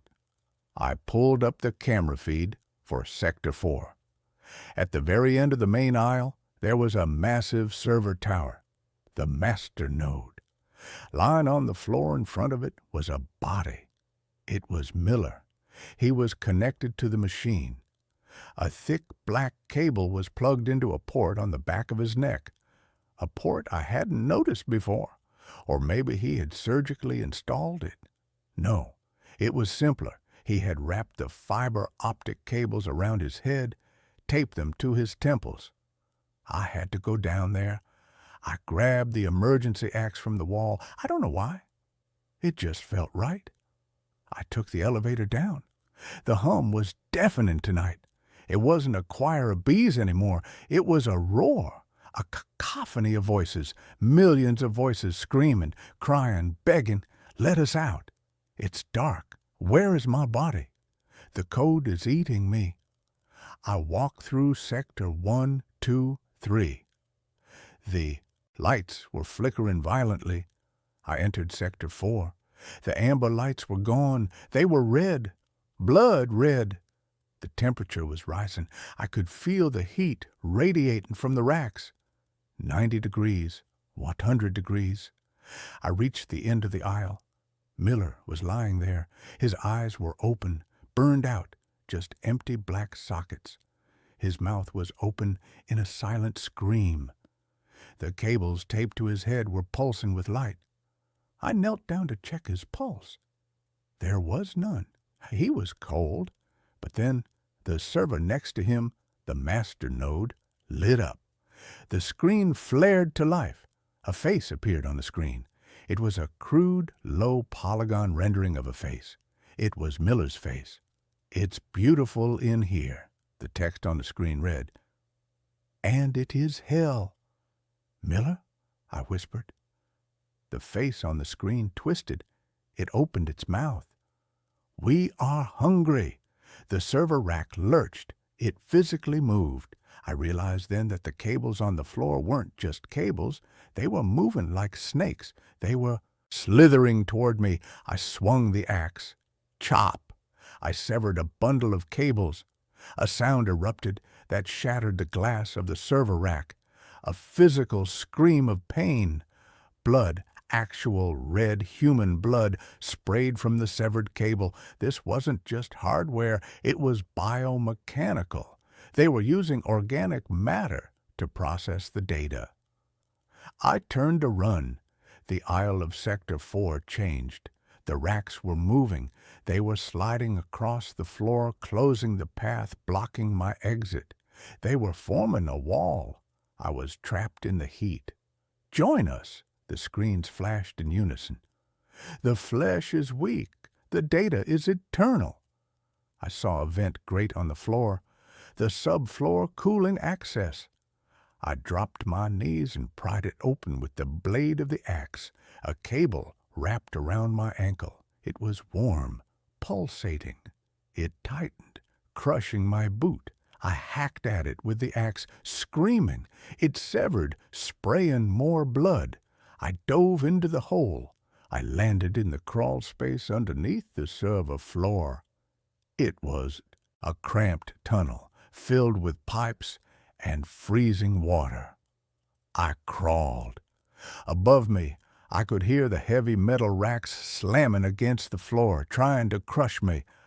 I could hear Miller's digitized voice screaming through the floorboards.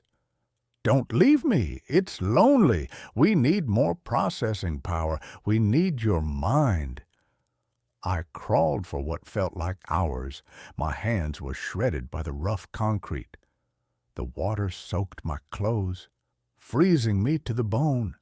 I reached the maintenance ladder leading to the surface ventilation tower. I climbed. The hum was vibrating the ladder. My teeth were chattering so hard I chipped a molar. I reached the top grate. I pushed it open. I fell out onto the wheat field. It was night. The stars were out. The air was fresh. I lay there gasping. Then the ground shook.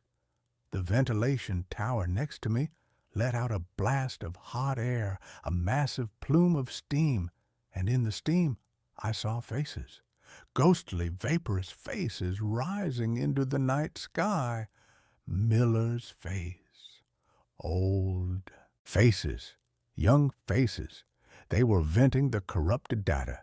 They were venting the souls. I ran to my car. I drove until the engine overheated. I stole another car. I kept driving. I thought I escaped. But yesterday, I was in a library in Colorado. I was looking at a computer screen checking the news. The screen flickered. For a second, the news site disappeared. A text box appeared, searching for node, my name, signal strength, 98% downloading. My nose started to bleed. The hum started in my left ear. I smashed the monitor and ran. They uploaded a part of me. When I was down there, when the cable touched me, they copied me, or they tagged me. I am a walking receiver, and they are trying to sync. I can feel my memories fading. I try to remember my mother's face, and all I see is static. I try to remember my childhood home, and I see lines of code. They are overwriting me. I am going to the cabin now. No electronics, no signals. But I'm scared, because last night I didn't dream. I just saw a loading screen, and the progress bar is at 99%. If you work in IT, if you work in data, if you hear a server humming a little too loud, or if a machine gets hot for no reason, don't fix it, unplug it, smash it, because they are trying to get out, and they are using the internet to do it. The hum is getting louder, the candle is flickering, my hand is typing this, but I'm not telling it to. System ready. Upload complete. Hello world. And that's where this story ends. Let's move on to the next one. My upstairs neighbor keeps dropping something heavy every night at exactly 2:47 a.m. I'm writing this at 3:15 a.m. because I just can't deal with this anymore. I need advice or validation or just to know I'm not losing my mind. I moved into my apartment in downtown Chicago 6 weeks ago. It's a vintage building from the 1920s, converted into studios and one-bedrooms. The rent is decent for the location, hardwood floors, big windows, exactly what I was looking for. I'm on the 4th floor, Unit 4B. The problem started my very first night. I was lying in bed around 2:30 a.m., almost asleep, when I heard the loudest thud I've ever heard in my life. It came from directly above me, from apartment 5B. It sounded like someone had dropped a bowling ball or a sack of concrete. The whole ceiling shook. Picture frames rattled on my walls. I sat up in bed, heart pounding, waiting to hear footsteps or voices or something that would explain what just fell. Nothing. Total silence. I checked my phone. 2:47 a.m. exactly. I figured maybe someone dropped something while moving furniture or unpacking. Annoying, but it was a one-time thing. I went back to sleep. The next night, same thing. 2:47 a.m. Thud. Same volume, same intensity. My whole apartment vibrated. This time, I got out of bed and walked around. I was trying to figure out exactly where the sound was coming from. It seemed to be right above my bedroom, which would put it in the middle of the apartment above me. I stood there for 10 minutes, listening. No other sounds. No footsteps, no voices, no TV. Nothing. The next morning, I went upstairs to talk to my neighbor. I knocked on the door of 5B. No answer. I knocked again, louder. Still nothing. I tried the building manager. Her name is Carol, and she's probably 70 years old, been managing this building for 30 years. I asked her about the tenant in 5B. "Oh, 5B is vacant," she said. "Has been for about 3 months. We're renovating it before we put it back on the market." "Are you sure? I keep hearing loud noises from up there at night." She frowned. "That's impossible. The apartment is locked. No one has access except me and the contractors, and they only come during the day." "Could you check? Maybe there's a leak or the pipes are making noise or something." She agreed to take a look. We went up together, and she unlocked the door. The apartment was completely empty. No furniture, no boxes, nothing. The floors were covered in dust. You could see our footprints in it, and there were no other footprints anywhere. No one had been in this apartment recently. Carol checked every room, bedroom, bathroom, kitchen, closets, all empty. She checked the pipes, the radiator, the windows. Everything looked fine. "I don't know what to tell you," she said. "There's nothing here that could make a loud noise. Maybe it's coming from a different apartment, and the sound is traveling funny through the building. Old buildings do that." That made sense, I guess. Sound can be weird in old buildings. I thanked her and went back to my apartment. That night, 2:47 a.m. Thud. I grabbed my phone and opened the recording app. I wanted to document this. The next night, same thing. I recorded it. When I played it back, you could clearly hear the thud. It was loud, deep, and it was definitely coming from above. I started keeping a log. Every single night, without fail, at exactly 2:47 a.m., the thud happened. Not 2:46, not 2:48, exactly 2:47. After a week of this, I was exhausted. I wasn't sleeping well. I'd lie awake from about 2:30 onwards, tensed up, waiting for it. Even when I tried to fall asleep earlier, I'd wake up right before it happened, like my body was anticipating it. I posted about it on Reddit, on a subreddit for apartment living. Most people said it was probably pipes, or the building settling, or maybe an animal in the walls. A few people suggested it might be a prank. Someone with access to the empty apartment messing with me. That got me thinking. I asked Carol if I could have a key to 5B just for a week so I could investigate. She was hesitant, but eventually agreed, as long as I promised not to disturb anything since they were planning to renovate. That night, at 2:45 a.m., I went upstairs with my phone and a flashlight. I unlocked the door to 5B and went inside. The apartment had the same layout as mine. Bedroom on the right, bathroom straight ahead, kitchen and living area to the left. I went to the spot directly above where I sleep, which would be the middle of the bedroom. I stood there watching the clock on my phone. 2:46, my heart was pounding. 2:47, nothing happened. I waited, still nothing, no thud, no sound at all, just silence. I walked through the entire apartment, checking every room. Nothing, no sound anywhere. Then I went back downstairs to my apartment. I lay down on my bed and checked my phone. 2:52 a.m. Had I somehow missed it? Was the sound not happening anymore? I was about to turn off my light when I heard it. Thud, right above me. I checked the time. 2:53 a.m.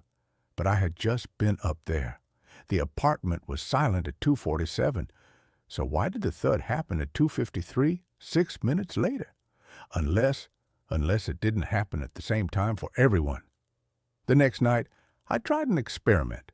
I set up my phone to record in my bedroom, then went upstairs to 5B at 2:45. I recorded on my laptop up there, too. At 2:47, nothing happened in 5B. I stayed until 2:55, then went back downstairs. I checked my phone recording. At 2:47, you could hear the thud, clear as day. But on the laptop recording from 5B, there was nothing. Complete silence. The sound was only happening in my apartment, or at least only I could hear it.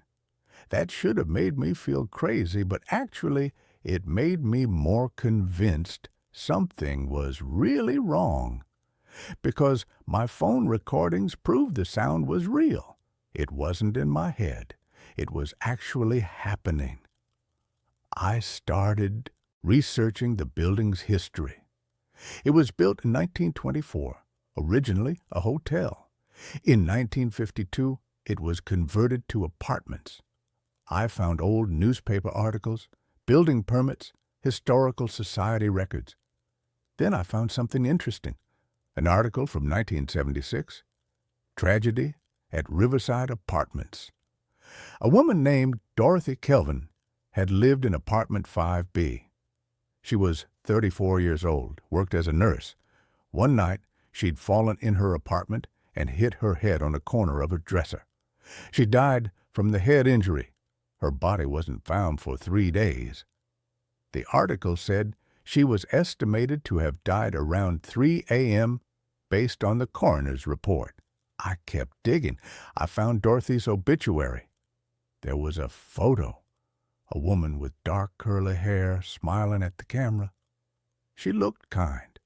The obituary said she was survived by her mother and a sister. I tried to find more details about how she died, but there wasn't much. Just that she'd fallen, hit her head, and died alone in her apartment. I thought about it. If she fell around 3 a.m. and I was hearing a thud at 2:47 a.m., that was 13 minutes before. Maybe the clocks were off in 1976? Or maybe I had the time wrong. I went back through all my recordings. Every single one was at 2:47 a.m. exactly. Then I had another thought. What if it wasn't when she fell? What if it was something else? I started having dreams. Weird, vivid dreams. I'd be in my apartment, but it would look different. The walls were a different color. The furniture was old-fashioned.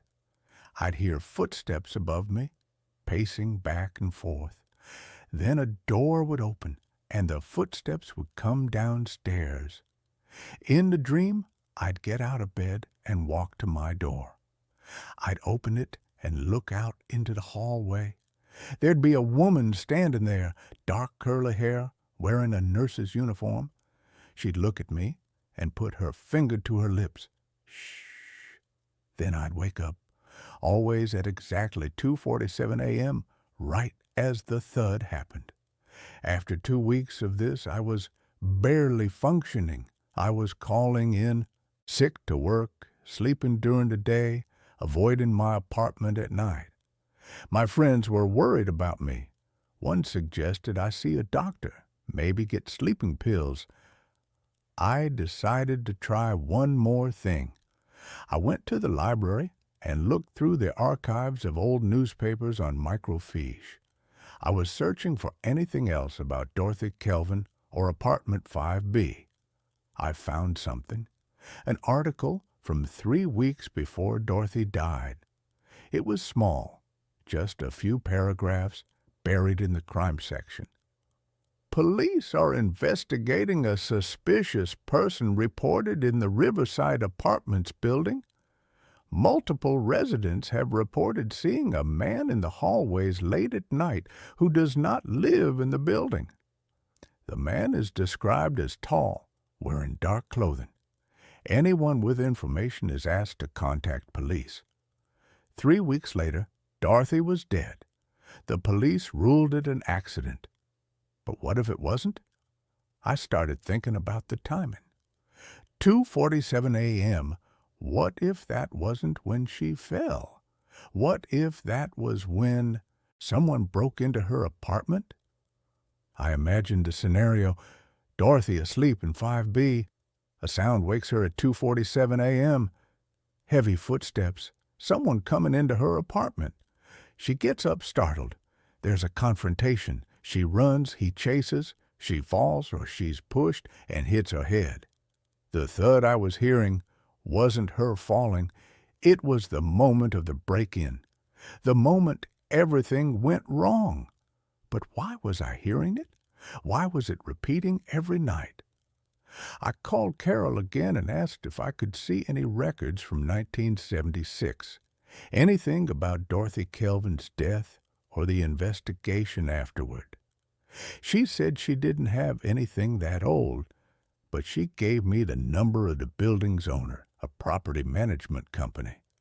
I called them. The woman who answered said she'd have to check their archives.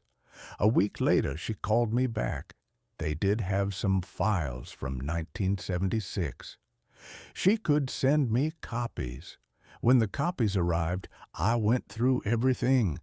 Maintenance records, tenant complaints, police reports.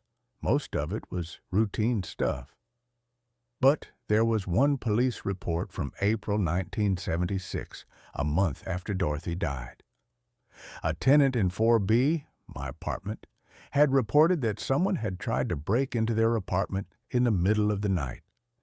They heard someone trying the doorknob, then footsteps running away. Police investigated, but found no signs of forced entry and no suspects. The tenant moved out 2 weeks later. I felt cold. Someone had tried to break into 4B. The same night Dorothy died, or around the same time, someone had been targeting apartments on the 4th floor. I looked at the tenant's name on the police report. Sarah Chin. I tried to find Sarah Chin. It took me days of searching, but I finally found an obituary. Sarah Chin had died in 1982, at age 56. The obituary mentioned she was survived by a daughter, Lisa Chin, living in Evanston. I found Lisa on Facebook. I sent her a message explaining who I was and why I was contacting her. I asked if her mother had ever talked about living at Riverside Apartments. She responded the next day. Yes, her mother had lived there briefly in the 1970s. She'd moved out suddenly and never wanted to talk about why. But Lisa remembered her mother having nightmares for years afterward.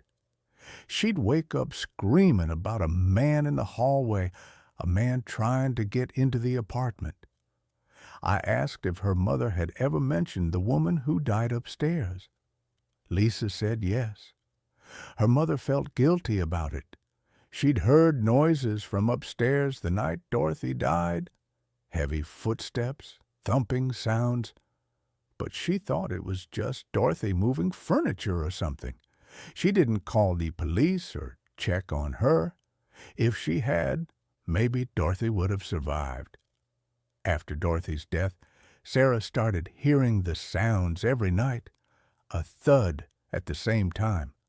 She thought it was her imagination guilt manifesting as auditory hallucinations, but it drove her out of the apartment. I thanked Lisa and ended the conversation. I sat in my apartment, trying to process everything. Dorothy Kelvin died in 5B in 1976. Someone had broken in or tried to break in. Maybe he killed her. Maybe she fell while trying to escape. Either way, she died. Sarah Chin, living in 4B, heard it happen. She heard the moment the intruder broke in, the heavy thud of a door being forced, or a body hitting the floor, or something else. And she did nothing. After Dorothy died, Sarah started hearing the sound every night, the same thud at the same time, a reminder of what she'd heard and ignored. Now, almost 50 years later, I was living in 4B, and I was hearing it too. But why? I didn't even know Dorothy. I had nothing to do with what happened to her. Unless that's not how it works, unless the sound isn't about guilt. It's about the space. The apartment itself holds the memory of that night, and anyone who lives in 4B hears it over and over the moment when Dorothy's life ended. I decided to test a theory. I asked Carol if anyone else had lived in 4B between 1976 and now. She pulled up the records, 4 tenants between Sarah Chen and me. None of them stayed longer than 6 months. I asked if she knew why they left. She said she didn't have details, but she remembered the last tenant before me complained about noise from upstairs. They broke their lease early. It wasn't just me. It wasn't just Sarah. Everyone who lived in 4B heard it. I had to make a decision. I could break my lease and leave like everyone else. Or I could try to do something about it. I know this sounds crazy, but I felt like I owed it to Dorothy. She died alone, possibly murdered, and no one did anything. Sarah heard it happening and didn't help. The police ruled it an accident and moved on. For almost 50 years, she's been forgotten, except for this sound, this nightly reminder that something terrible happened and no one cared enough to find out the truth. I went back to the police records. Dorothy's case was closed decades ago, but I wanted to know if there was anything else. I filed a FOIA request for any investigation records related to her death. It took 3 weeks, but I got a response. They sent me copies of the original police report, the coroner's report, and the investigation notes. The police had investigated it as a possible homicide initially. Dorothy had defensive wounds on her hands. There were signs of a struggle, but there were no witnesses, no suspects, and no forensic evidence that could prove someone else had been there. Eventually, they ruled it an accidental death due to lack of evidence. But one detective's notes stood out. He'd written, "Victim's neighbor in 4B reported hearing disturbance around 2:45, 3 a.m., but did not investigate. Could not definitively establish if disturbance was related to victim's death. No other witnesses." Sarah had told the police she heard something, but she didn't check, and the police couldn't prove it mattered. There was also a note about a suspect. Person of interest, building maintenance worker, Thomas Alvin, 28. Multiple tenants reported Alvin had made inappropriate comments to female residents. Alvin quit job 3 days after victim's death, unable to locate for interview. Thomas Alvin, a maintenance worker who had access to all the apartments, who'd been creeping out female tenants, who disappeared right after Dorothy died. I searched for Thomas Alvin. I found a record of him in the Illinois criminal database. He'd been arrested in 1978, 2 years after Dorothy's death, for breaking and entering. He served 3 years in prison. After that, the record went cold. I searched for obituaries, death records, anything. I finally found a death certificate. Thomas Alvin died in 2003, age 55, in Indiana. Cause of death: liver failure. He was dead. If he had killed Dorothy, he'd never been punished for it. He'd lived another 27 years and died of natural causes. I don't know what I expected to happen after I found all this out. Some kind of closure, maybe. A feeling that I'd solved a mystery. But that night, at 2:47 a.m., the thud still happened. I got out of bed and stood in the middle of my room, right under where the sound came from. I spoke out loud, feeling ridiculous but needing to do something. "Dorothy, I know what happened to you. I know someone hurt you. I'm sorry no one helped you. I'm sorry you were alone." The thud came right on time, but this time, after it, I heard something else. Footsteps, light ones, walking across the floor above me. Then they stopped. My door was locked, but I heard my doorknob turn. Slowly, like someone was testing it, I stood frozen, staring at the door. The knob turned all the way, then released. The footsteps moved away down the hallway outside my apartment. I ran to the door and looked through the peephole.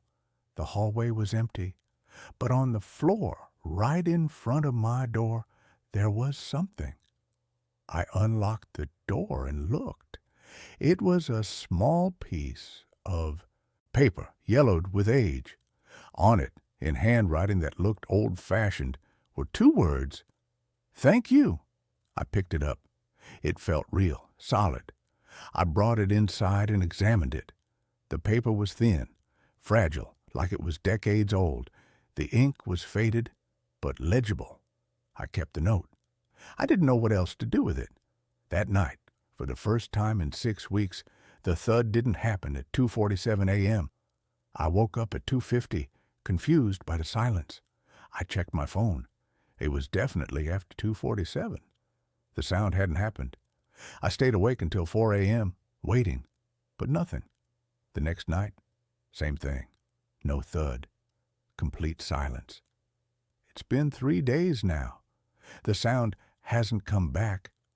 I'm sleeping through the night for the first time since I moved in. I don't know what happened.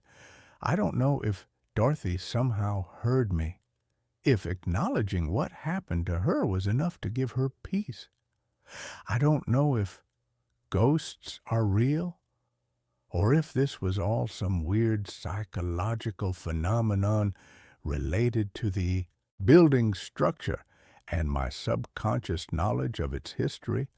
All I know is that it stopped. Carol called me yesterday. She said something strange happened. The contractors who were supposed to renovate 5B went in to start work, and they found something behind a loose baseboard in the bedroom, a small box, hidden there for decades. Inside the box were personal items, a bracelet, some letters, a photo, all belonging to Dorothy Kelvin. The letters were from her mother, sent right before Dorothy died. One of them mentioned that Dorothy had been scared recently, that she'd told her mother she felt like someone was watching her. Carol asked if I wanted to see the items before she turned them over to the Historical Society. I said yes. The photo showed Dorothy smiling in her nurse's uniform.